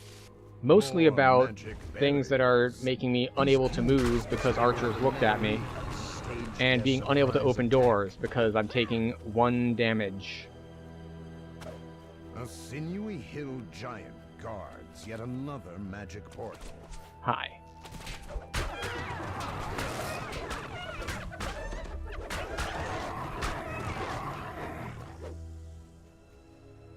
We're going all the way around the edge.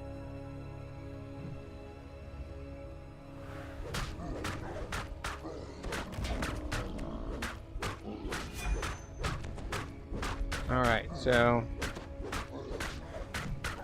the good news is that we can stack up a lot of debuffs on him.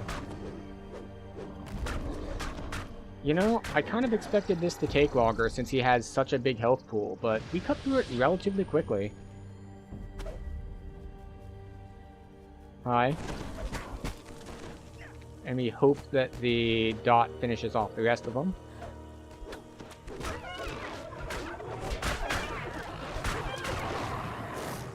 There we go. More sprint boosting. I believe to the right is correct here. Oh, Fear Reaper. We stop the Fear Reaper. Really hate getting interrupted from dots. It's worse from lag. Getting interrupted because you took literally 0 damage. Yeah. It's special. Left here, I think? Yes. Mage down. We really want to kill the Fear Reaper here. That's the one we care about.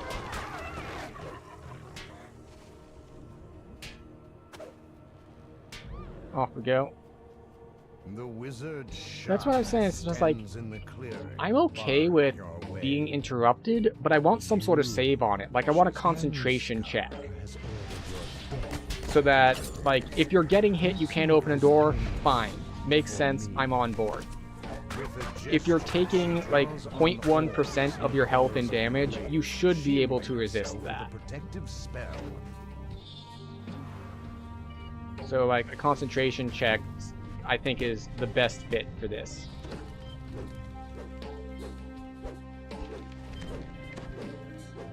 Wait, did I not finish it off? I could have sworn I finished it off. The magic orbs destroyed.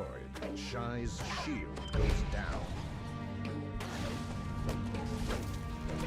Taking a breath, Shy deftly casts a spell, restoring both her shield and the orbs. Oh, we're taking a lot of damage here. Don't care if I'm taking 100% of your health or damage. If I choose to spend my action opening a door, you should be able to open the door? I'm not gonna go full on that way. Like, I'm okay with interruptions. Like, particularly because the game has enough zerging as it is. Like, being just like, you can't open the door when there are like 6 guys beating on you, I think is reasonable. Restoring both her shield and the orbs. Your pen and paper DM would allow it? That is their choice for what's happening at their table. I can also see them requiring you to make some sort of save for that, or having the enemies attacking you with advantage because you are not taking any action to defend yourself.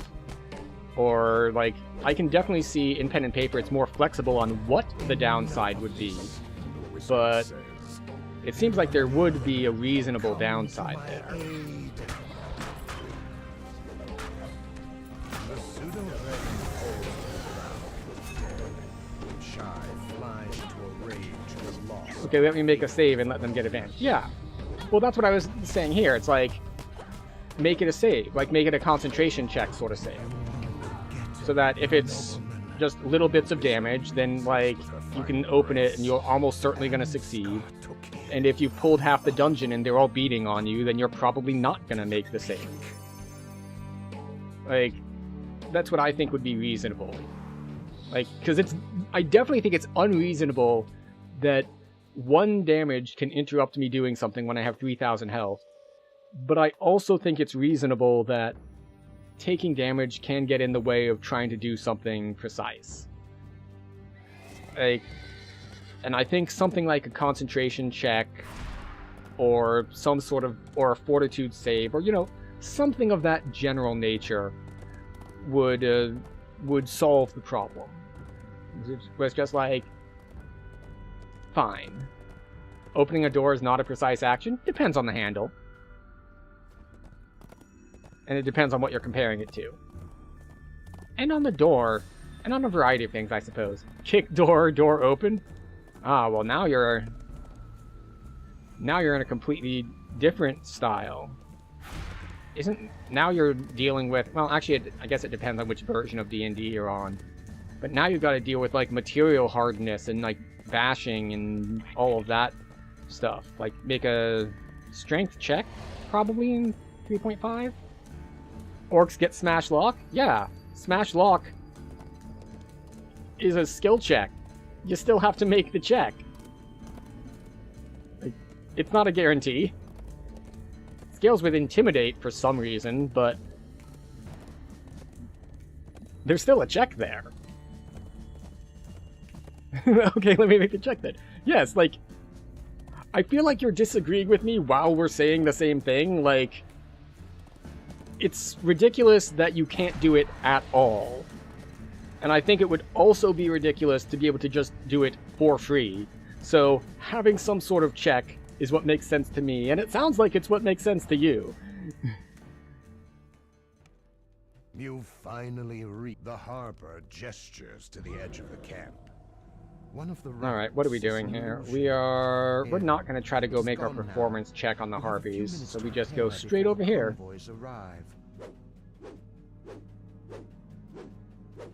No, snipe down from the edge of the cliff. A threat to anyone below. Off we go. Just casually walk up and murder everything. In standard adventuring style. Devs hate us because skill depth, they can't zerg, so they don't want us to zerg. I'm pretty sure they've given some more concrete examples of why they don't like zerging.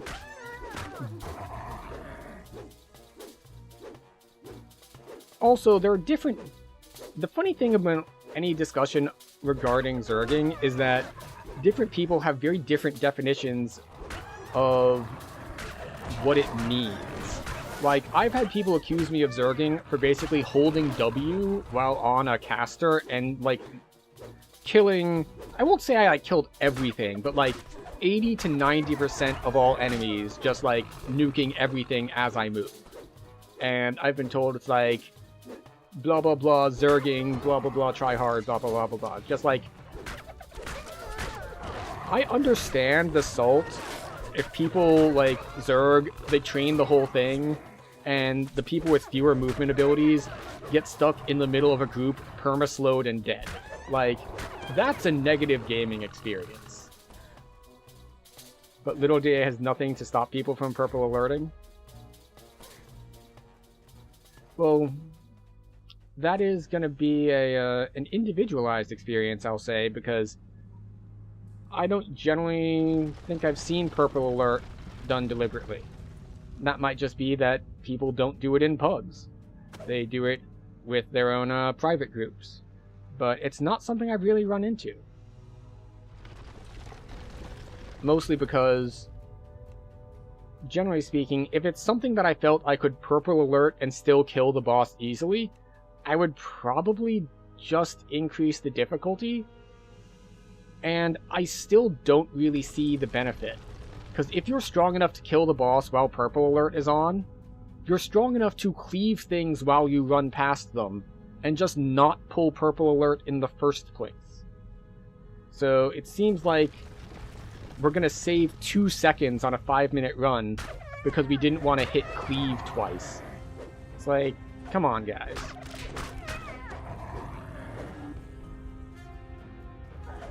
You cleared the Gnoll snipers. Alright, we've cleared all the gnolls.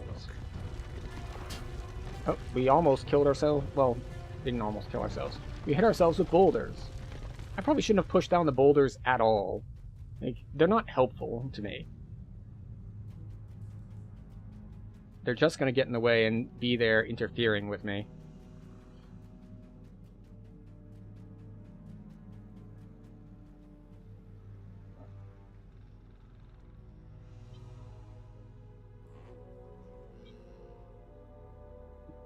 And now we wait, because we're not doing any of the other optionals. We're not talking to the trap guy to get traps. We're not going and talking to the harpies to do our performance checks, or... I think there's an option. There's perform and diplomacy, I want to say? And I think one of them, they just join you, and the other one, like, if you succeed, they fight you. You don't do it deliberately, it happens because it's more efficient to train the dungeon and nuke it in 2 spell casts, or whatever, instead of stopping at every group. A few seconds at every group adds up over the course. And over the course of 200 past life? Yeah.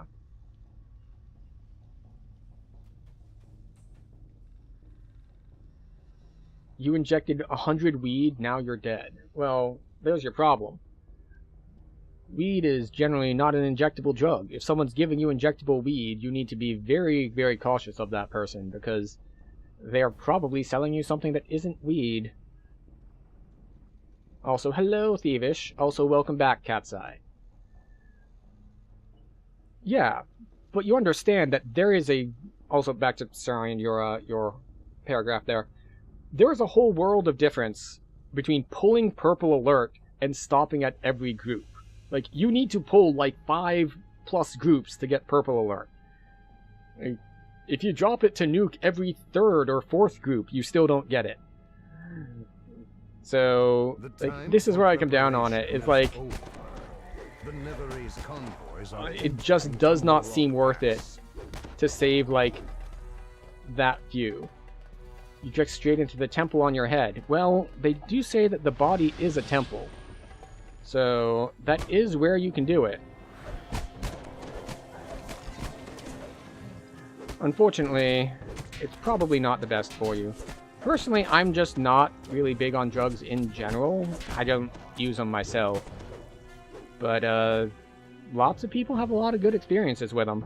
So, I'm not gonna be here telling other people not to just because I don't like them. Much like I'm not gonna tell people not to purple alert just because I don't like to. It's like, if you're doing it and you're having fun, go for it. If you're screwing over other people along the way, maybe don't go for it. Like, that's my main issue with the big trains, is that it can screw over other people. And I understand that there is an argument to be made. It's like, yeah, well, they still get the experience, and they're leeching off of me anyway, so meh. At which point it's just like, maybe reconsider, like, running public groups, if that is your opinion in the first place. You've deprived the Nethery's army of more than half. I should try 1,000 weed injections to start off? No. No, I don't think I will.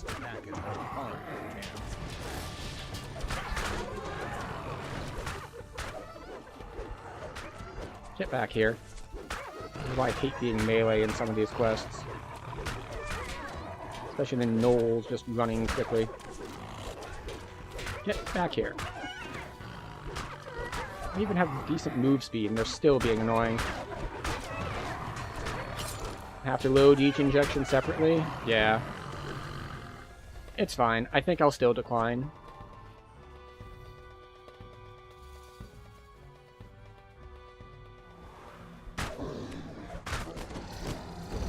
As long as it's the guys that are fighting me that there's a bunch of, I don't mind. It's the guys carrying the packs running off that is annoying.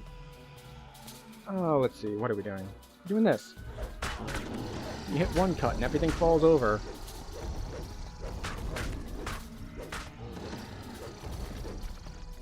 The voice echoes from somewhere above. It's the harbor you spoke to earlier. The camp at the end of the valley. An armed party just... You've eliminated every supply. All right, we got all of them.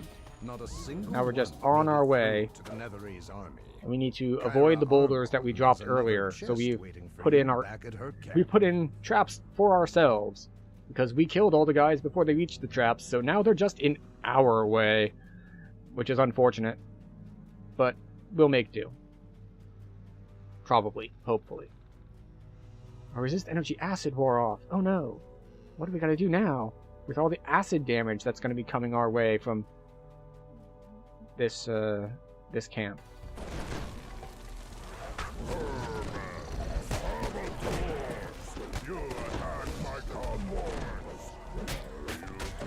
How much health do you have? 200k?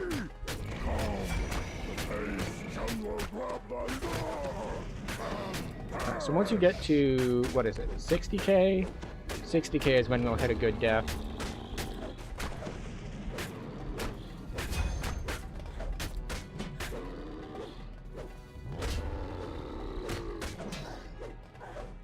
Oh, he knocked us back, so our execute didn't go off. Oh well.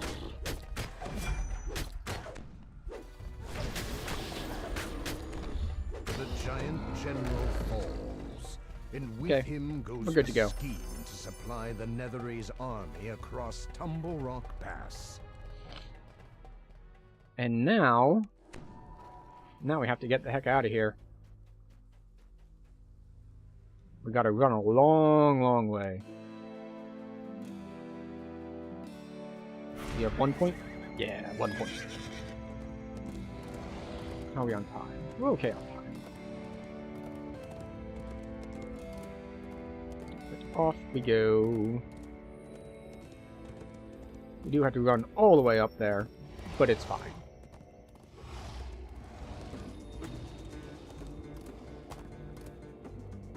We have fed many more harpies on orc meat than we have cages for, and I do not think they will eat. So from our hand, it still blows my please mind that they see made that and no more released this soldiers wilderness fall area prey to with harpies this strong length of run to with get deftness sped from the if first we quest must. to the later quests. Years before they released mounts as a thing. Like, it was just, you run the whole thing on foot. Good evening, hello, welcome in, Friarling. It's like, doing this whole thing on foot is a haul. That said, if we had this discussion a little bit earlier regarding older MMOs, it's still nothing compared to the transit times of things like old EverQuest, or even like Vanilla WoW. Like, old EverQuest, like getting between cities would be like 45 minutes if you didn't have a teleporter, or a, who could cast it, like druids or something? And like, in WoW, like after you got the flight paths, it wasn't much of a thing, but before you got the flight paths, you had to go discover things, or if you wanted to, say, level in the human zone and you started as a night elf, you'd make the... Oh, what is it?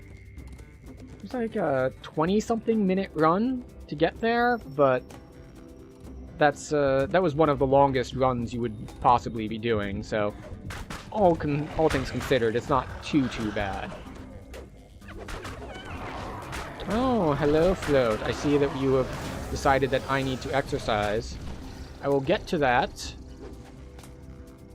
once we make our way to the quest entrance. Hydrate, you bastard! Hydrate! We will do that too. That one I don't need to wait for. That one I do need to wait for, we're empty. Just got back to Epic Cap with a bunch of sagas banked. With level cap raised. Oh, should have level 30 and... Oh. Should have leveled in 30 and 33 for the shield. You know, I've been using my sagas. I forgot that we could bank them for the new legendary levels. I should have been banking them. Old man? Yes, I do like that. And I am an old man-ish, depending on who you talk to. There was a video shared recently in one of the Discord servers I'm on. They were going around asking kids, like, what was old. I don't know exactly how old the kids were, but judging by how they looked, probably either high school or college aged. And, like, the way they phrased the question was like, what year is someone born for them to be old?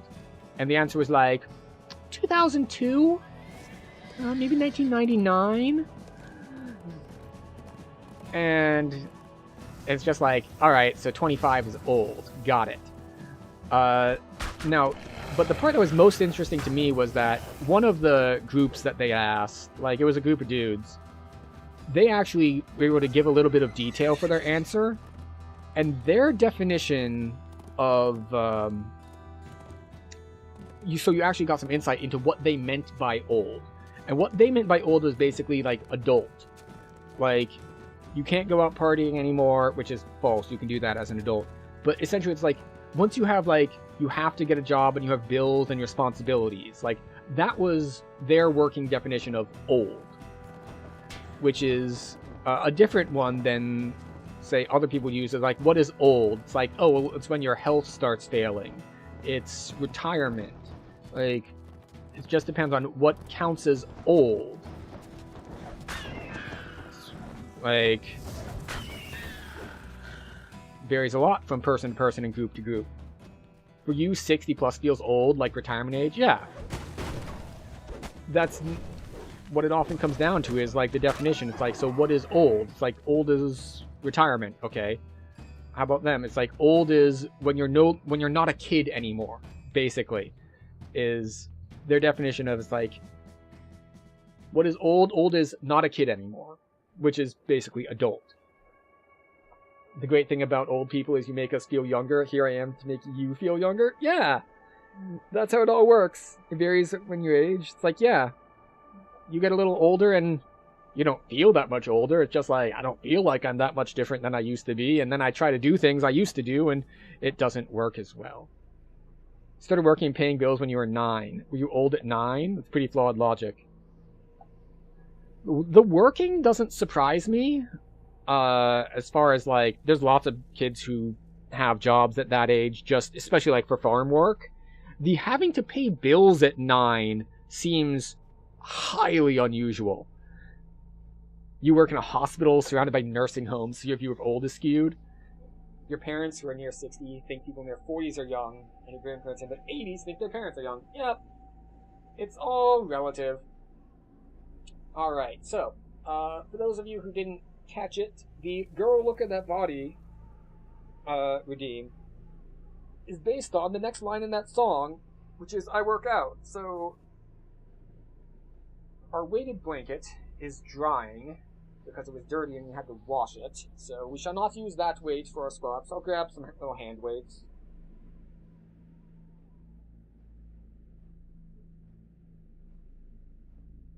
I think these are 5 or 10 each. So we'll just hold these here as we do some squats here. Shoulder width apart, full depth, all the way down, and all the way up. And our knees crack. That's our definition of old. Is that the knees crack and pop every time. All the way down and all the way up. Keep the chest out so we don't hurt our backs. Yes, this is what we want to do. There we go. I lost count. It doesn't matter. This isn't a Redeem 10. This is Redeem Workout, which means we will go close to failure. Because I have a long cooldown on it. So it can't be spammed. So I don't need to,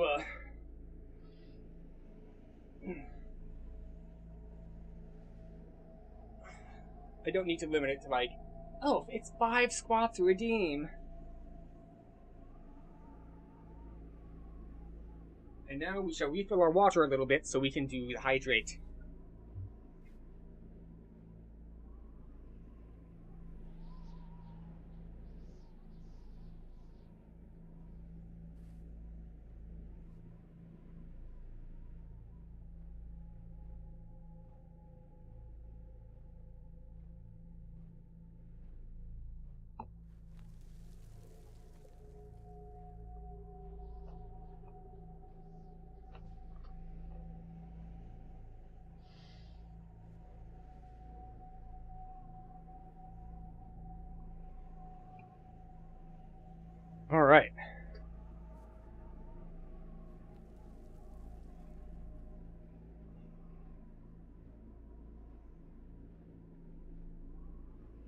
Now, where were we? Oh, yes. So, yeah, at the moment, I guess that I think old is like retirement age. It is strangely quiet, Which is in the kind of funny central because it arcade. tracks with It looks like you what that have group to of kids was announce thinking. It's your just like, presence with sound. oh, well, Calling echoes against the once you start having to be a real adult and working, not right now. We're gonna keep soloing for now. Well, that's when you're old. Whereas my definition is the opposite. It's like, once you get retirement age, so like you don't need to work anymore. Well, that's how it is. Conspicuously clean and undisturbed. Alright. Normally, this is where I would try to go into their camp to make it go faster. Unfortunately, we can't get rid of traps, so walking in there just makes us not able to do anything. Because I hate the trap slow especially on melee characters. Because half attack speed just feels so bad.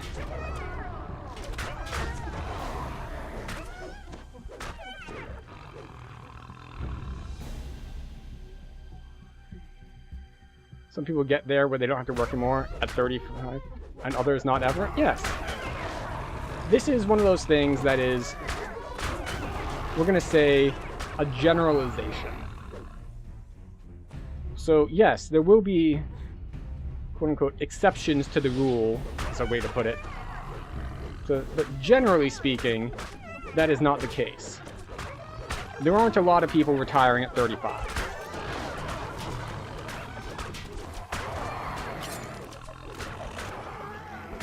Well, at least not around me. Maybe in certain industries there are, if you're surrounded by a bunch of, like, investment bankers or something, and people make a ton of money by working, like, 160-hour weeks for, like, 15 years, and then they're done.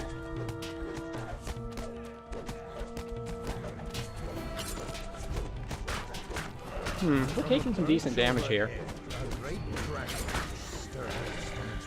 Hi, guys. Can't help but notice you're over here shooting me.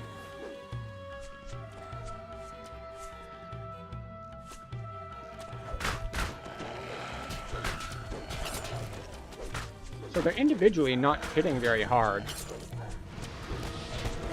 Like, each shot is only hitting for 20, but there's a lot of shots. Great gate bars entry to a mountain fastness. See, we got hit with the slow, and it's just rough. We just want to take out these archers.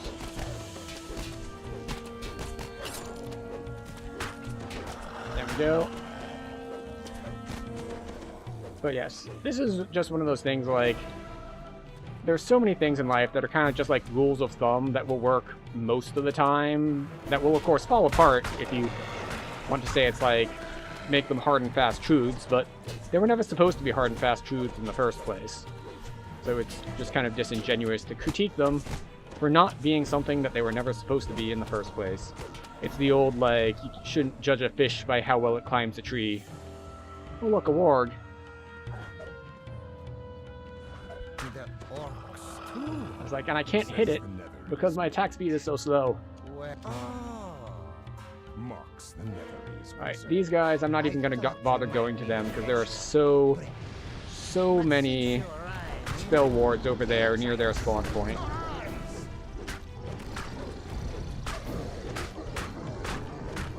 Where's the red name? There you are.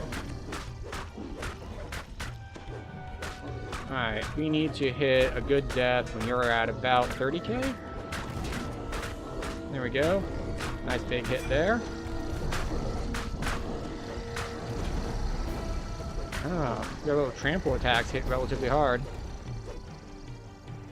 I guess I shouldn't call them little if they're hitting hard. But, you know. We're just gonna wait for these guys to come to us, because fortunately the timer for getting all the bonus XP here is quite forgiving. It has not been updated for power creep. Oh, there's another set coming already.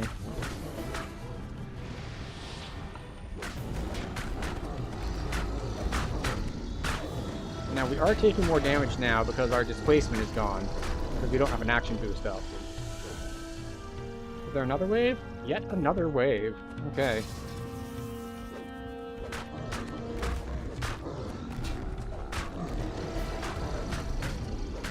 Come on, guys. Group up for me. I see there's a Plague Reaper over there. He can come in and join the AoE party too. Drayton curses. Do you have any that all the horrors of night? Sputters Drayton. Your impudence makes my blood boil. Hi. Promise you, your death will be slow and agonizing. Come back here. It myself.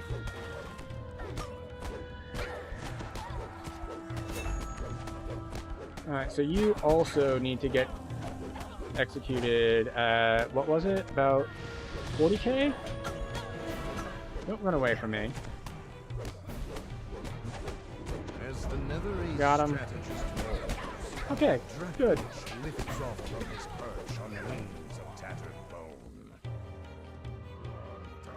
It's not a ton of extra XP. Invasion. Oh, all of our inventory slots are full again. We didn't sell when we were in town. My time Oops. for a worthier cause. Let's see. We'll just eat the tiny XP stones because we don't care about them.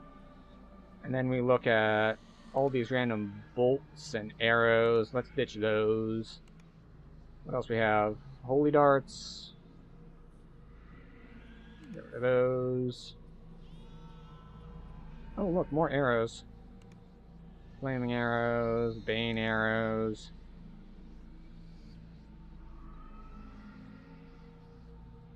Wands of false life. Yeah, we don't care about any of that. Energy drain, implosion, symbol of death. Good enough. And we'll probably overkill again in not too long. But it's good enough for now. Yes, I know there's a spell ward there now. Thank you. Stupid game. Off we go. Well, we could take 28 now. But I don't think we will. I am definitely interested to try out those temporary health feats, because they seem like they're going to be quite good. Like, I mean, in my mind, I'm comparing them to things like Enlightened Spirit Warlock and Caster Druid with how their temporary health works, which is that they scale inversely with the difficulty of the content you're doing. Like, Enlightened Spirit Lock, if stuff can't chew through the temporary health you get from Shining Through, which is their T5 that gives them, like, a big chunk of temporary health. If the stuff you're running is low-powered enough that they can't get through that shield, then you're a god. You're basically unkillable. But as soon as stuff starts being able to get past it, you start to feel really, really fragile. So it needs to be stacked with other things. You are now But the thing about the feat is that, well, okay, so it's a feat that you get a lot of this temporary health, and you can stack it on characters who already have good survivability, so that you can preserve their other survivability tools, and just have this crazy passive temporary health. Because if I recall correctly, because I don't remember the exact numbers, it should be like, oh, what was it? It stacks 3 times on the normal feat and the legendary feat. Normal feat is 2 times your melee power, legendary is 3 times your melee power. And I think the cooldown on it goes from 6 seconds to 5 seconds, or 5 seconds to 4 seconds, something like that.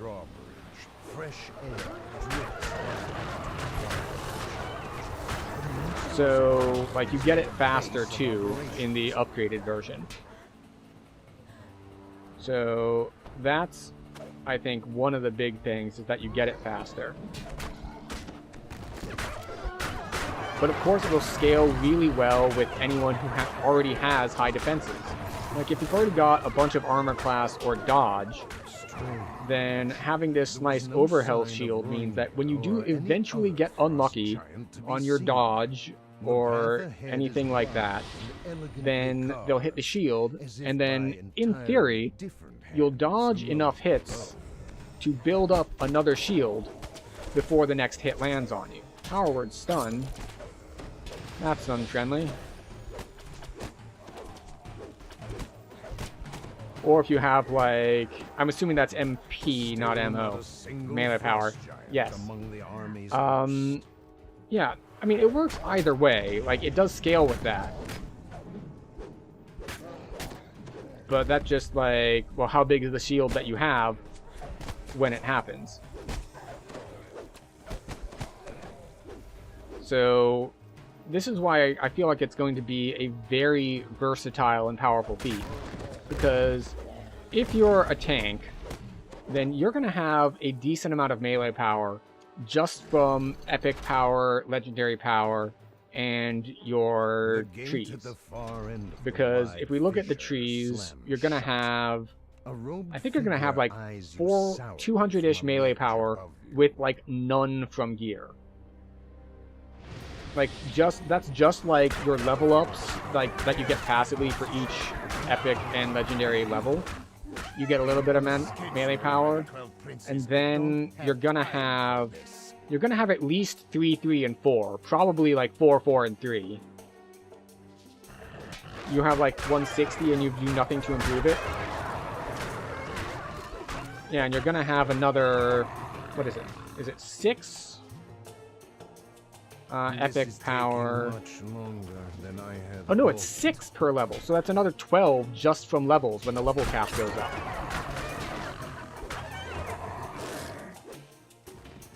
So if you have high defenses like a tank, then alright, your shield is half as big, but you're already stacking things like dodge and armor class and everything, so nothing hits you in the first place. So you have more time to build up shields. And whereas the other way is like, alright, you've got 400 melee power, so you're going to stack big shields, but you're going to get hit more often. 26 dodge? I mean, that's pretty good if you're heavy armor. If you're not focusing on it. Like, it's none of these like monk splits 90 just standing passive dodge, but when you stack it with everything else, whether you got, you have displacement, you have your armor class, you've got all sorts of other things. Plus, of course, the fact that you have, on a tank, a ton of physical and magical resist rating. So the hits that are going to chip away at the shield are smaller too. So that's the other thing with having the higher defenses. It's just like, alright, so you have a... I'm just going to use a random round number. A 10,000 HP shield. We'll say like 5,000. You have a 5,000 HP shield. It's like, yeah, and it's going to last longer on a tank who's got 400 PRR than on someone who's at, 100. Yeah, see? You know it. You've got the resists. Depends what kind of tank you're building. It's not useful for push rating. Very, very few things are useful for push rating because it is such a rare gameplay style. Like, there are vanishingly few push raters. But that also goes exactly along with what I said earlier, is it's much like Enlightened Spirit and that style of Temp Health. It's inversely powerful depending on the type of content you're in. The weaker the content you're in, the more broken it is. Like, if you're in just low-level content, then it will make you unkillable. If you're in high-level content, it doesn't matter, you're dead with or without it.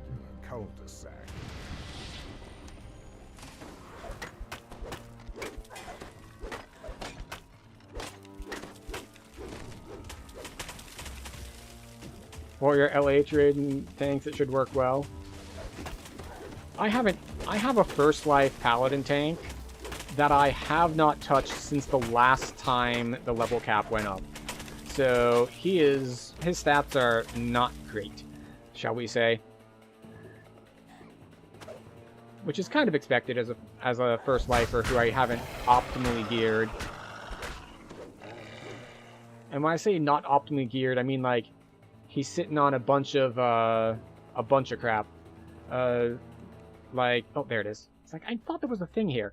Like he's got like 4-piece Feywild gear. Like the one chase item I got was a Heart of Sulamatis for him because, well, I'm tanking a lot of like the low-level pug raids that like to spam healing curses on the tank. Or just spam curses on the tank in general. Like, having the Heart of Sulamatis makes Skeleton? No. The Isle of Dread raid. It's like, hey, yeah, she doesn't do almost any damage anymore if you just curse absorb all the stuff she's doing. A muffled voice from beyond this gate. You have rotten luck at dice, Marlock. Talk to me, bitch. Intimidate. Grab the stuff. Alright, we got what we needed. You have recovered enough of Rungnir's battle trappings to satisfy him. Although he might be pleased if he found more. My tank is not too impressive because it is just a straight up First Life undergeared pally tank. But even my low level, my not great geared tank works just fine for like random LH pickup raids. I mean, I used to run him in the, this goes to show like how long it's been since I've used him much. But I used to run him in the Exalted Angel mantle because the healing on it, because, you know, we're talking about Legendary Hard, so no Reaper self-heal penalty. The infinite healing on it is just like, yeah, nothing is hitting hard enough. I can just tank this with no healers. I have enough base stats, I don't need the extra absorbs and defenses from the Sentinel Epic Destiny, like, mantle. I'll just sit in the Exalted Angel mantle and heal forever, and it does not matter. We're just going to be fine. The wizard Tharno stands in the middle of the great cavern. Though he's seen you, so, he can't run that anymore, obviously, because they took the heal away from the Exalted Angel mantle, because it was, quite frankly, it was kind of ridiculous. Like, so many people ran it because it just trivialized a lot of content. It's just like, yeah, you get like 2 or 3 people in the legendary, in the Exalted Angel mantle, and you don't worry about any healing anymore. Just everyone's kind of passively healing each other constantly all the time. Alright, come on. Go aggressive. Be aggressive. B-E, aggressive. Stop running. I'm just getting started. Seems I'm outnumbered. That wolf, the giant roar. Force. You have solved. Okay, well, he hit us with the Black Dragon Bolt, and then there was a Champion Elemental that put a little bit of a dot on us. But we're still good. Now leave my glacier. How about no? Your corpses to the pile. Still here, rumbles fine. Then this glacier shall be your Okay.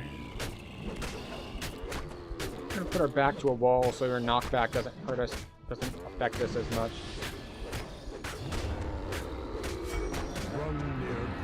There we go. Easy enough.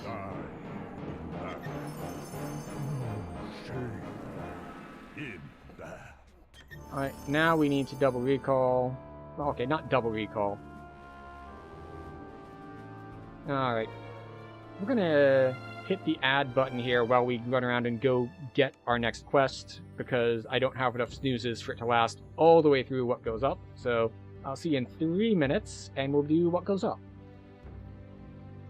Or, you know, if you're not on Twitch, you get to just, hopefully not watch ads?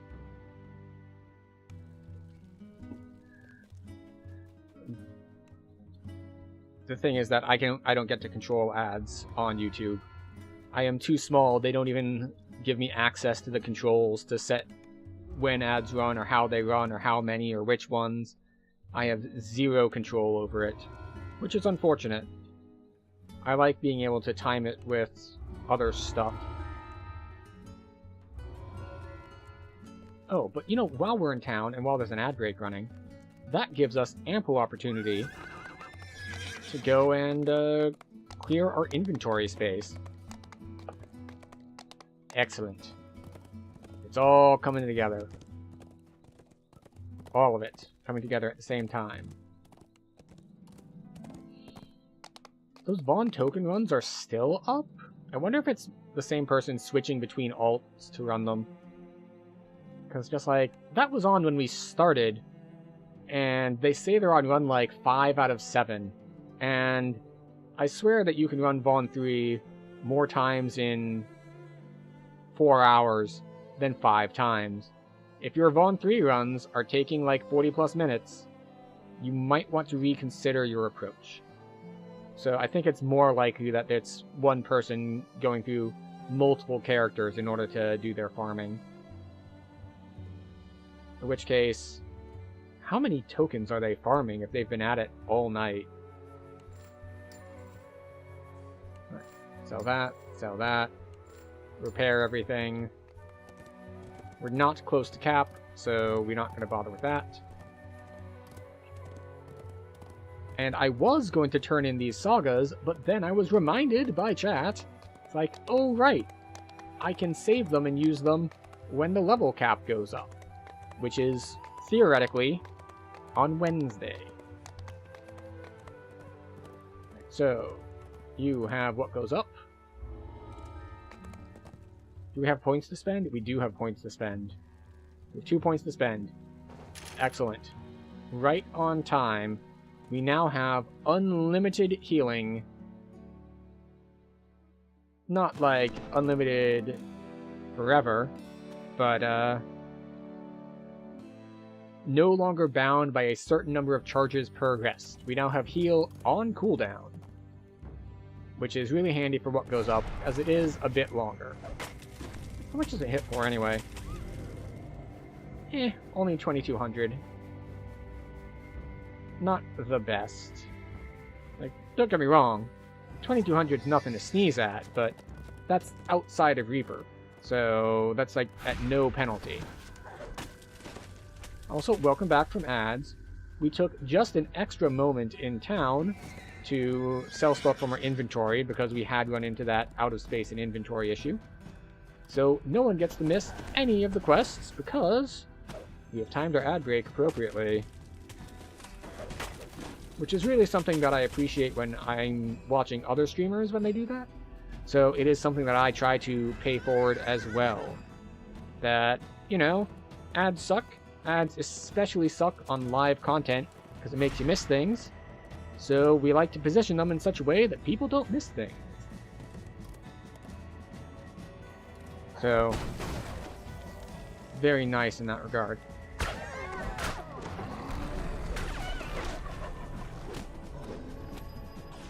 So, we'll see just how much our heal hits us for once we're in Reaper. It shouldn't be too bad. It should still be, let's see, it's... I forget if it's a 40% penalty or a 60% penalty. Let's see, what's 4 times 9 is... Yeah, it's like a 60% penalty, so we should be getting, I don't know, like 800 when we're in combat?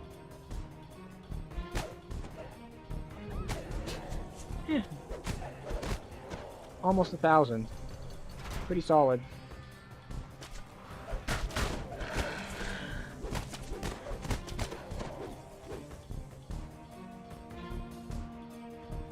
We do have a decent soundtrack on this one, though. It's very dramatic. Like, yeah. It is final battle sort of music going on, and I vibe with it.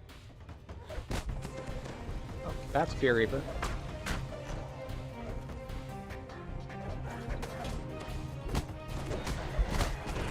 Yes. And I believe, if I recall correctly, there is more than one version of this song. Because I swear, like, later on, when you're up at the final fight, I swear the version that plays is, like, more intense and more hectic. Shape of the mythology. This would be a better raid than most of the more recent raids? Really? I will admit, because I have been on the racial grind so much, I have not been at cap for quite some time. So there are some of the newer raids that I have not run at all. Like, I've done the Serpent raid, like, twice. And, like, that's the most recent one I've done. I swear there's another newer one than that I haven't done at all. Threats is really no fun. FOM is a joke. And so is Relentless. Yeah, the most recent raid that I've done, like, any decent number of times is Isle of Dread. Like, that's the quote-unquote new raid that I've done. You like Den of Vipers? Interesting. Perhaps because this character will actually be at cap because it's an iconic life, I'll actually hit a raid train or something. And You have found actually your experience way newer to raids. the heart of the glacier at last. We'll see how it Bright goes. light plays off the I think walls the on timing is going to work out that even if You must something not goes be wrong far with the from patch and they don't surface. release the expansion this week, I think I'm still gonna... I still won't be on time for it. Just because I'm Another not reason playing for quite so many hours into DDO as I used to. almost as if the two were linked. But, These two golden I'm globes are going clearly to... more Where was I going with this? sophisticated than the one by the door. This character will not cap before the level cap goes up. So... Something has gone horribly wrong. Is the wings bet? Something has gone horribly Yeah, I didn't wrong. think I would make those saves. Is the wings Threat feels like a lot of barriers HP drop, boat and angry anti-melee mechanics calls with spreading the echo fire up dot. and down the halls. Oh, hey, Orphon. There you are. Right. Let's meet before the chamber when you've found your crest. Alright. We found Orphon, now we just need to find the other crest.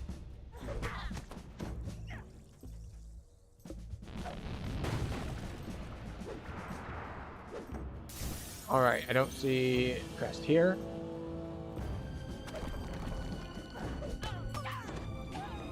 There's the key. Still not a crest. Oh yeah, threats is the one where, like, you go in and then you turn right and you have to, like, kill the 3 dudes, and then you go in the middle, and then you come back and, like, the big room that you came in from has a big dragon in it now. That's threats, right?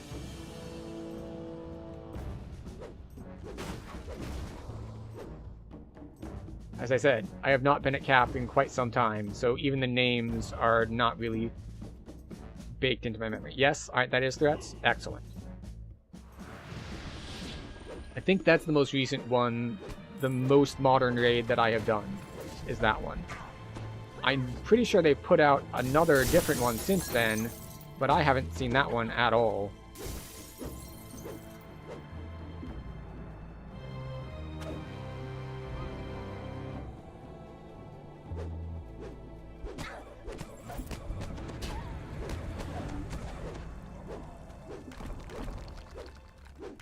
Alright, where's this other crest? It's not going to be in there.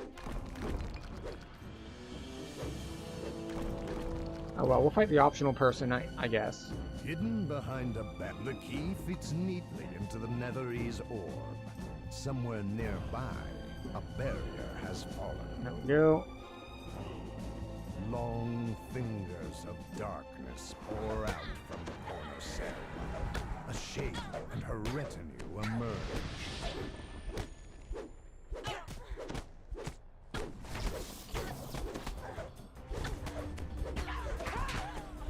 Okay. Any big crits? Big crits, anyone?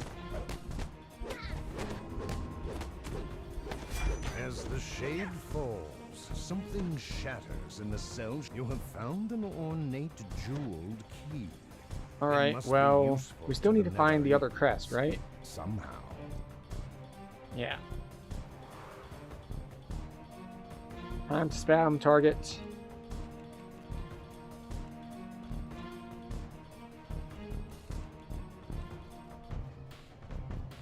There it is.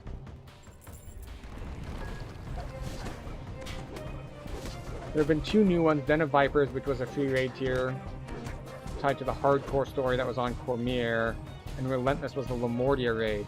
Ah, yeah, I have definitely not touched the Lamortia raid. I might have done Den of Vipers? Oh, right, yeah, Den of Vipers is the one that ends up as, like, the, The crest. Well, it's the waiting. ad spawning final fight, right? Where there's a bunch of ads that just continuously spawn, and you need to wait for each of the 5 people to spawn so that you can, Go on. like, I'll find guard your each of back. them so you can finally actually hurt the actual The head boss. wizard Something along those Selenus lines. speaks without breaking her part in the spell. I think I've done that one twice. By High Prince Tandol, deal with this nuisance. You cut off the Hydra heads. Yeah, yes. But before then, you have to, like, take out all the ads, right?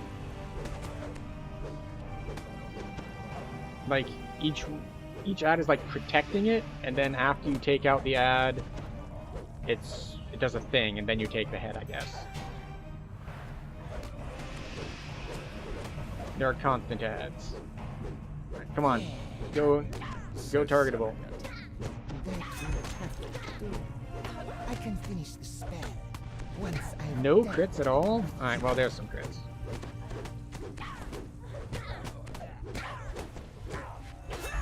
You have Alright. us.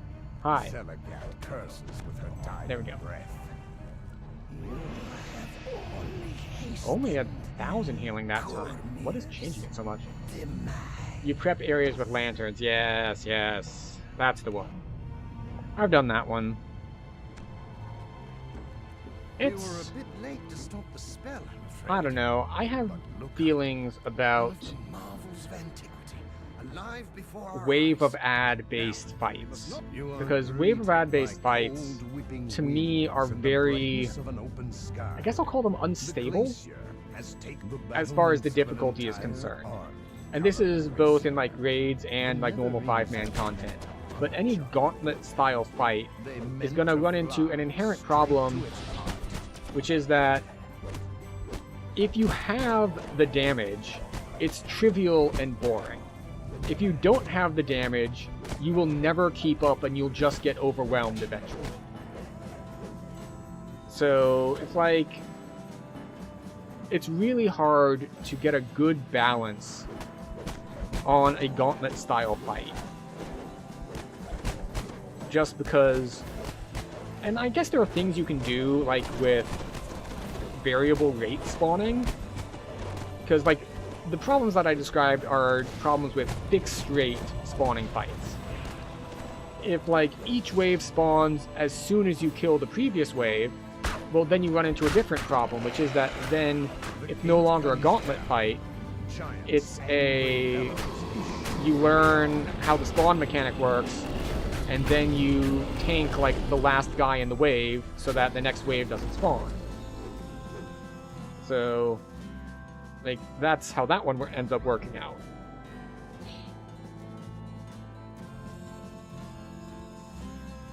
And like, there's a somewhat of a workaround to that where it's just like, oh, well, if you hold a guy too long, the next wave spawns anyway. It's like, okay, fine, whatever. So now we're back to the fixed rate spawning thing.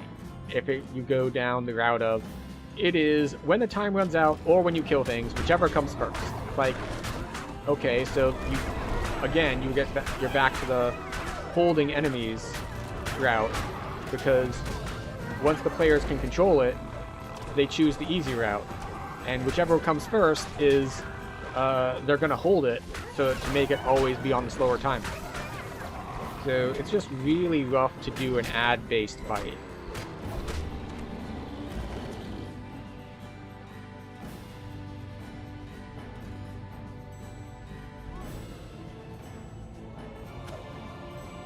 Do I want to rest or not? I guess there's no reason for me to not rest.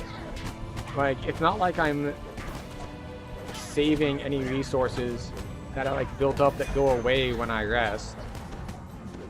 And you might think like, wait, what sort of resources would do that? Things like Warlock Depravity that you can use, that's what powers your staunch abilities, stuff like that. That goes away on rest. But for us, I mostly just want my power surge charges back.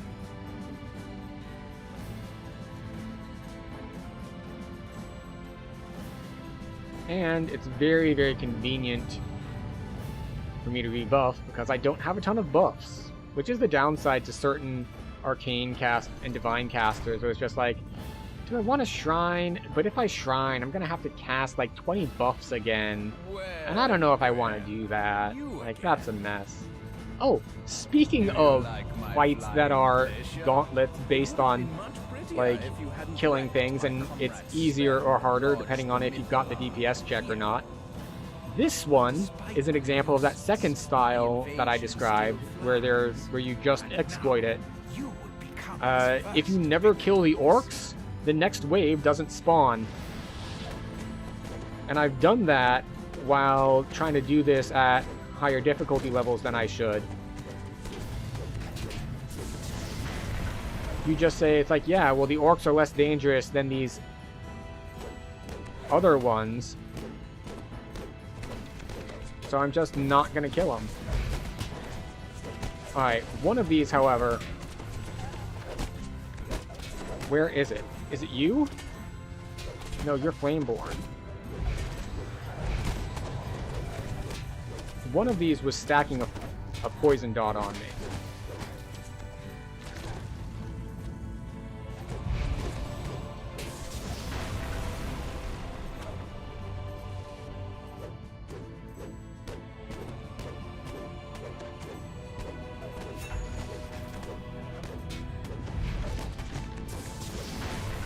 There we go.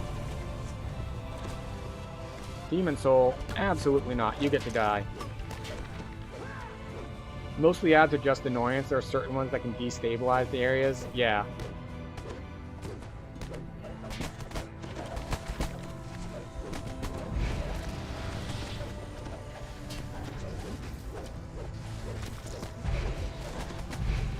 Time to move.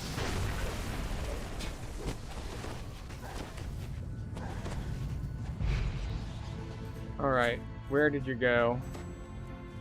Oh, wait, is that him? No, that's just a random other mage. Hi, Amscar.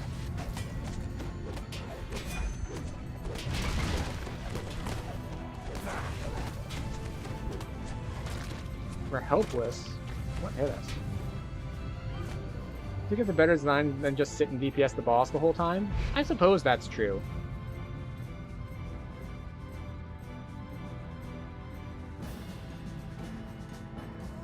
But in theory, there are mechanics happening as well. But we'll see.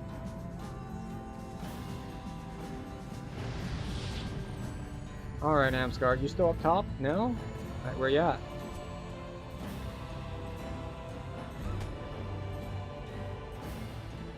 Hello? Amscar, where are you? Are you chasing me? Is that why I can't catch you? Are we just circling? Nope, there we go. I'll leave you to my minions now. You're gonna lead me to your minions after I hit you once? Come on, man. Please give me some sort of fight.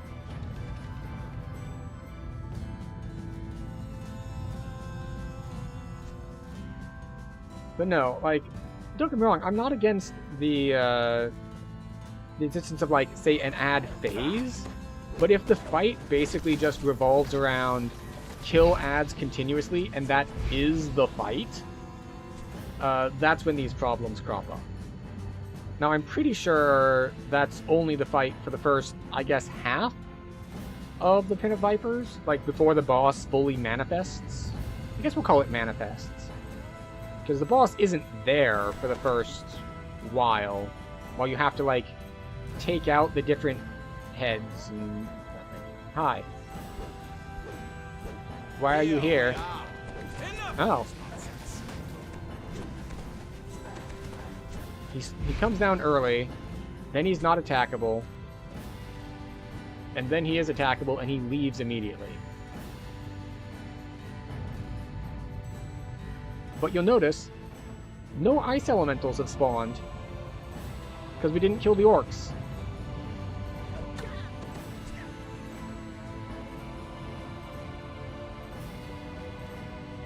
Come on, Amscar.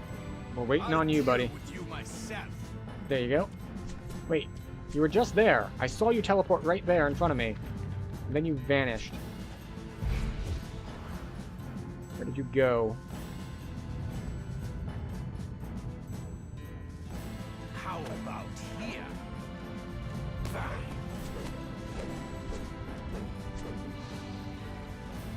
He moves and the hit detection means my quick cutter doesn't land.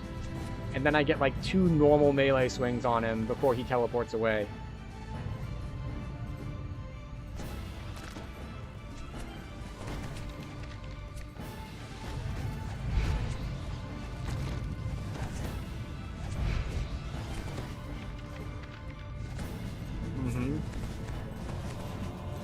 Go on down.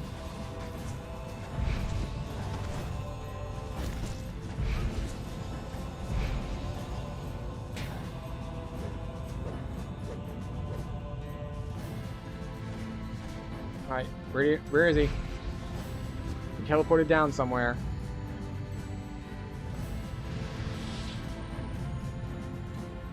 Oh, there he is. Enough of this nonsense. I swear to God. We were talking about encounter design. This boss teleports away after you hit him once. Is not on my top favorite types of encounter design. Now, maybe I'm doing something wrong. Maybe there is a way to make him stay down long enough to actually fight him. Come back here. Come back here. Amscar. Come here. Come here. Come here, buddy.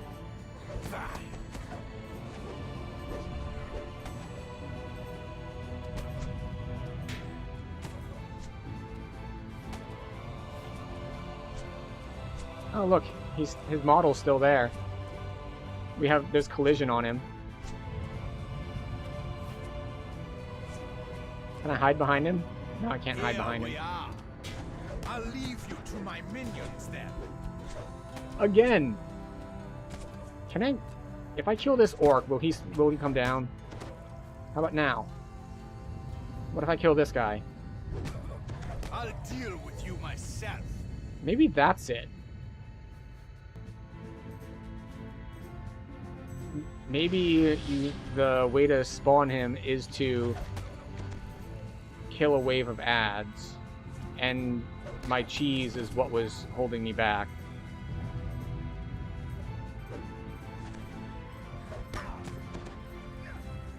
Right, there he is.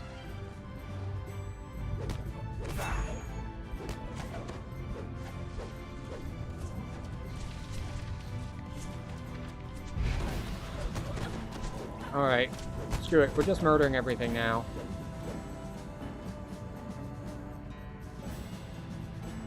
Vexing little insects. That's what you are.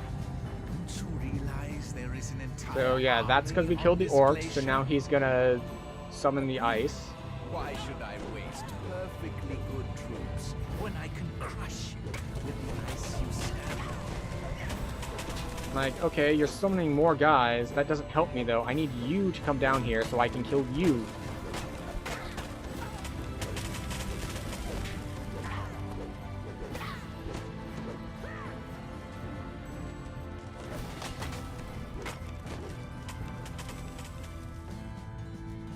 Come on, man.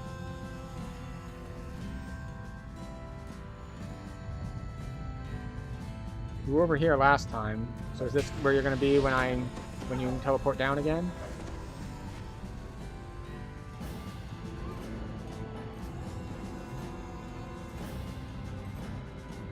Waiting on you, buddy.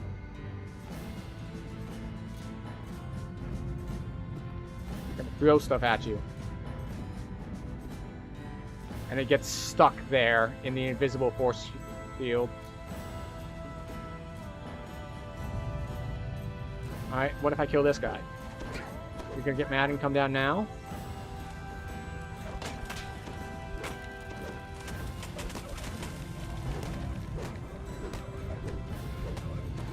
I am on your base, killing you mans. And you're just gonna stand there.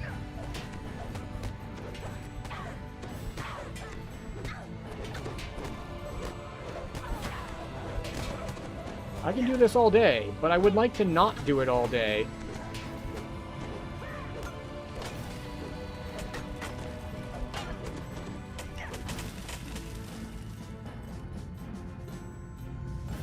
I swear this is way longer than usual. Like, I know that he's often annoying with when he comes down, but this is something else.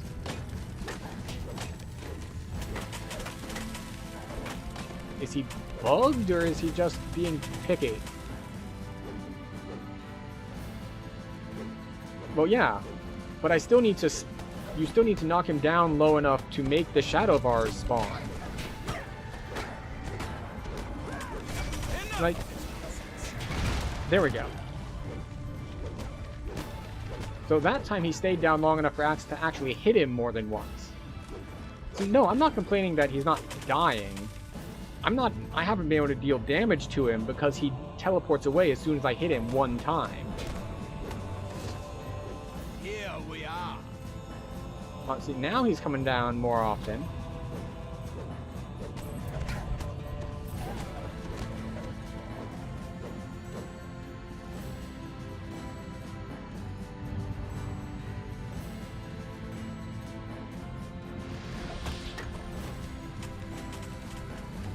Oh, never mind. He went back up. Still standing? Really, I don't know why you even try.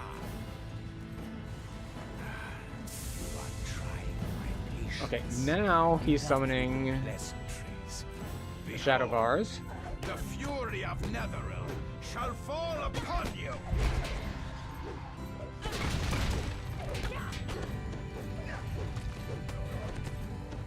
There we go. Should be one right over there. Yep, we can see it.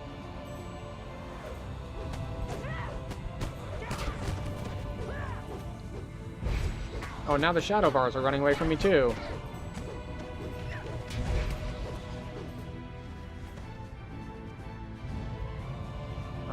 There should be one right over there. I think I might have skipped one. Yeah.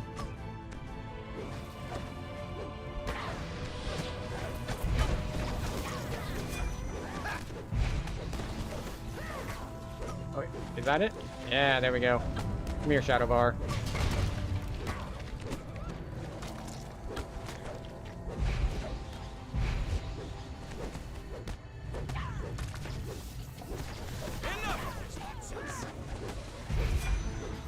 Oh, he came down and then he ran away again. I think this has gone far enough. Do I need to come down there and finish you myself? Yes, you do. Come down here so I can finish you myself.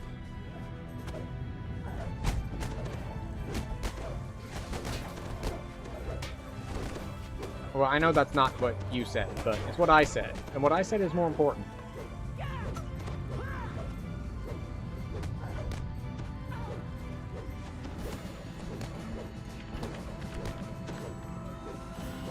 Oh, wait, he's down somewhere.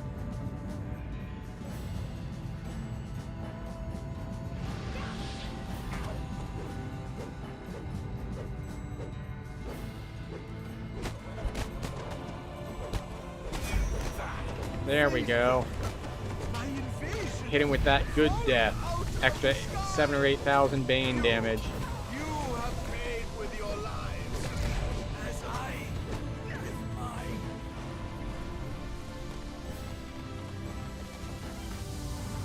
we'll jump here. I forget what the right spot is to jump. Apparently to get the trigger for the optional XP, you need to jump in, like, the right place. But I never remember where it is.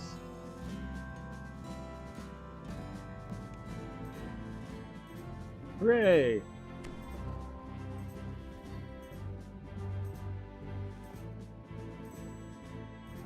And now we get the NPC speaking on the dev's behalf. That was a narrow escape. Being like, hey, look over there! Look!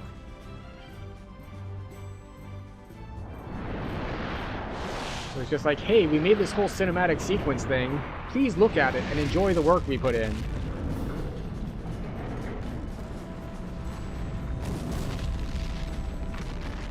So the Mythal is still over there, right? Like, it broke up all the ice. But was the Mythal destroyed as well? Yeah, so that was like 40 minutes? No, 27. Still, that's a long time, given that we've probably spent half of that just kind of waiting for him to be targetable.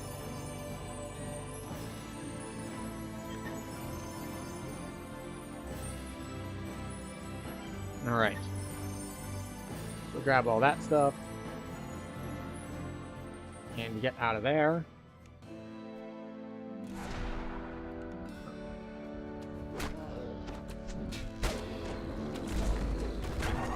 I was just thinking, it's like, hey, maybe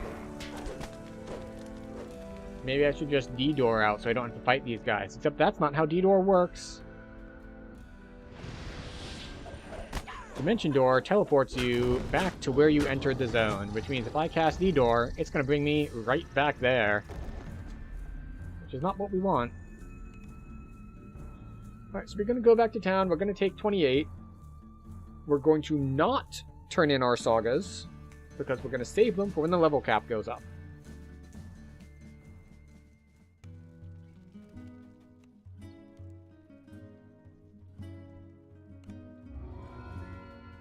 So let's just see what happens at 28.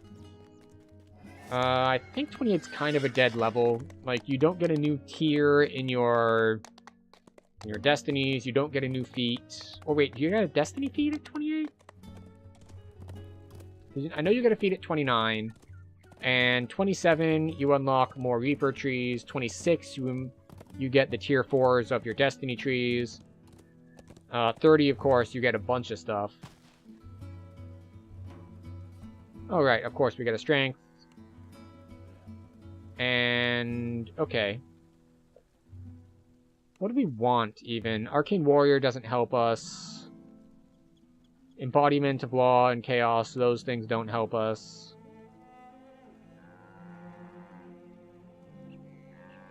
Holy Strike is not that good, I don't think. Which of these synergize? Improved Trip is also helplessness. Okay, alright. Because oftentimes, these give, like, extra bonuses if you also have a feat. Deific Warding is kind of at the top of the list. As, like, it's just generically good. Like, another option would be one of the Pierce things.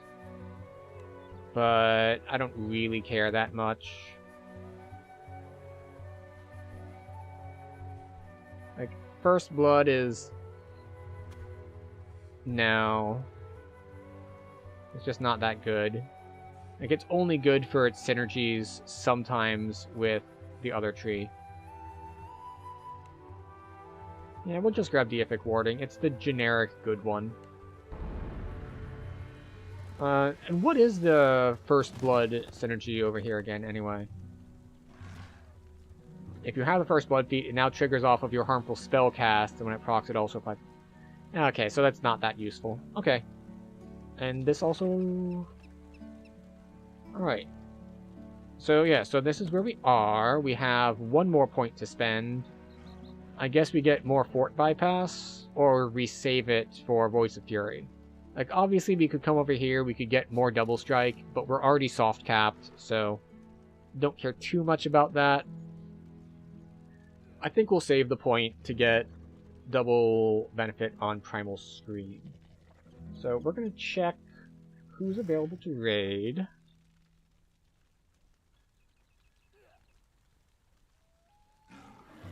Let's see.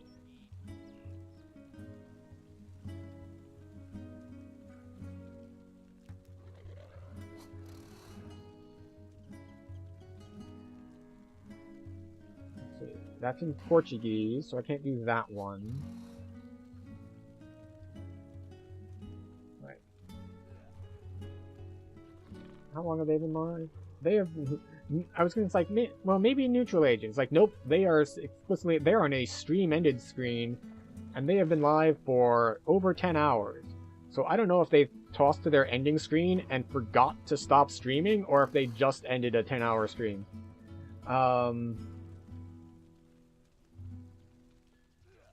Who is this?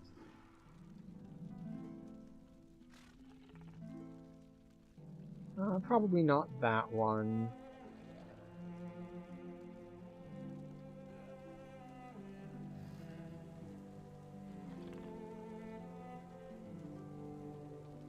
You know what? We got someone else who's also on Thrain. I think we're gonna toss over to Clairlise. So we can toss over to her. So thanks everyone for being here, for hanging out. This was our weekly trip into DDO. Next week we'll probably still be leveling and maybe hit expansion stuff. Possibly. We're probably not going to hit it as soon as it releases tomorrow or on Wednesday, but possibly next week. We gotta get ourselves to the new level cap after all. But the rest of the week, we are hitting the, not the remake, but the original Assassin's Creed Black Flag. We're also hitting Papers, Please, and the Stanley Parable. That's what's coming up later this week. So if you'd like to see that, you know, the buttons, like, comment, subscribe, follow, notifications, you know what the buttons are, you know what they do. If you want them to do the thing, click them. If not, that's cool too. I appreciate just everyone being here. So we're going to raid out here on the Twitch side. On the YouTube side, I'm also not big enough for them to give me any of that. They don't give me access to any tools because I'm too small, because that's how YouTube rolls. So, once again, thank you everyone for being here. I appreciate all of you being here, and good night.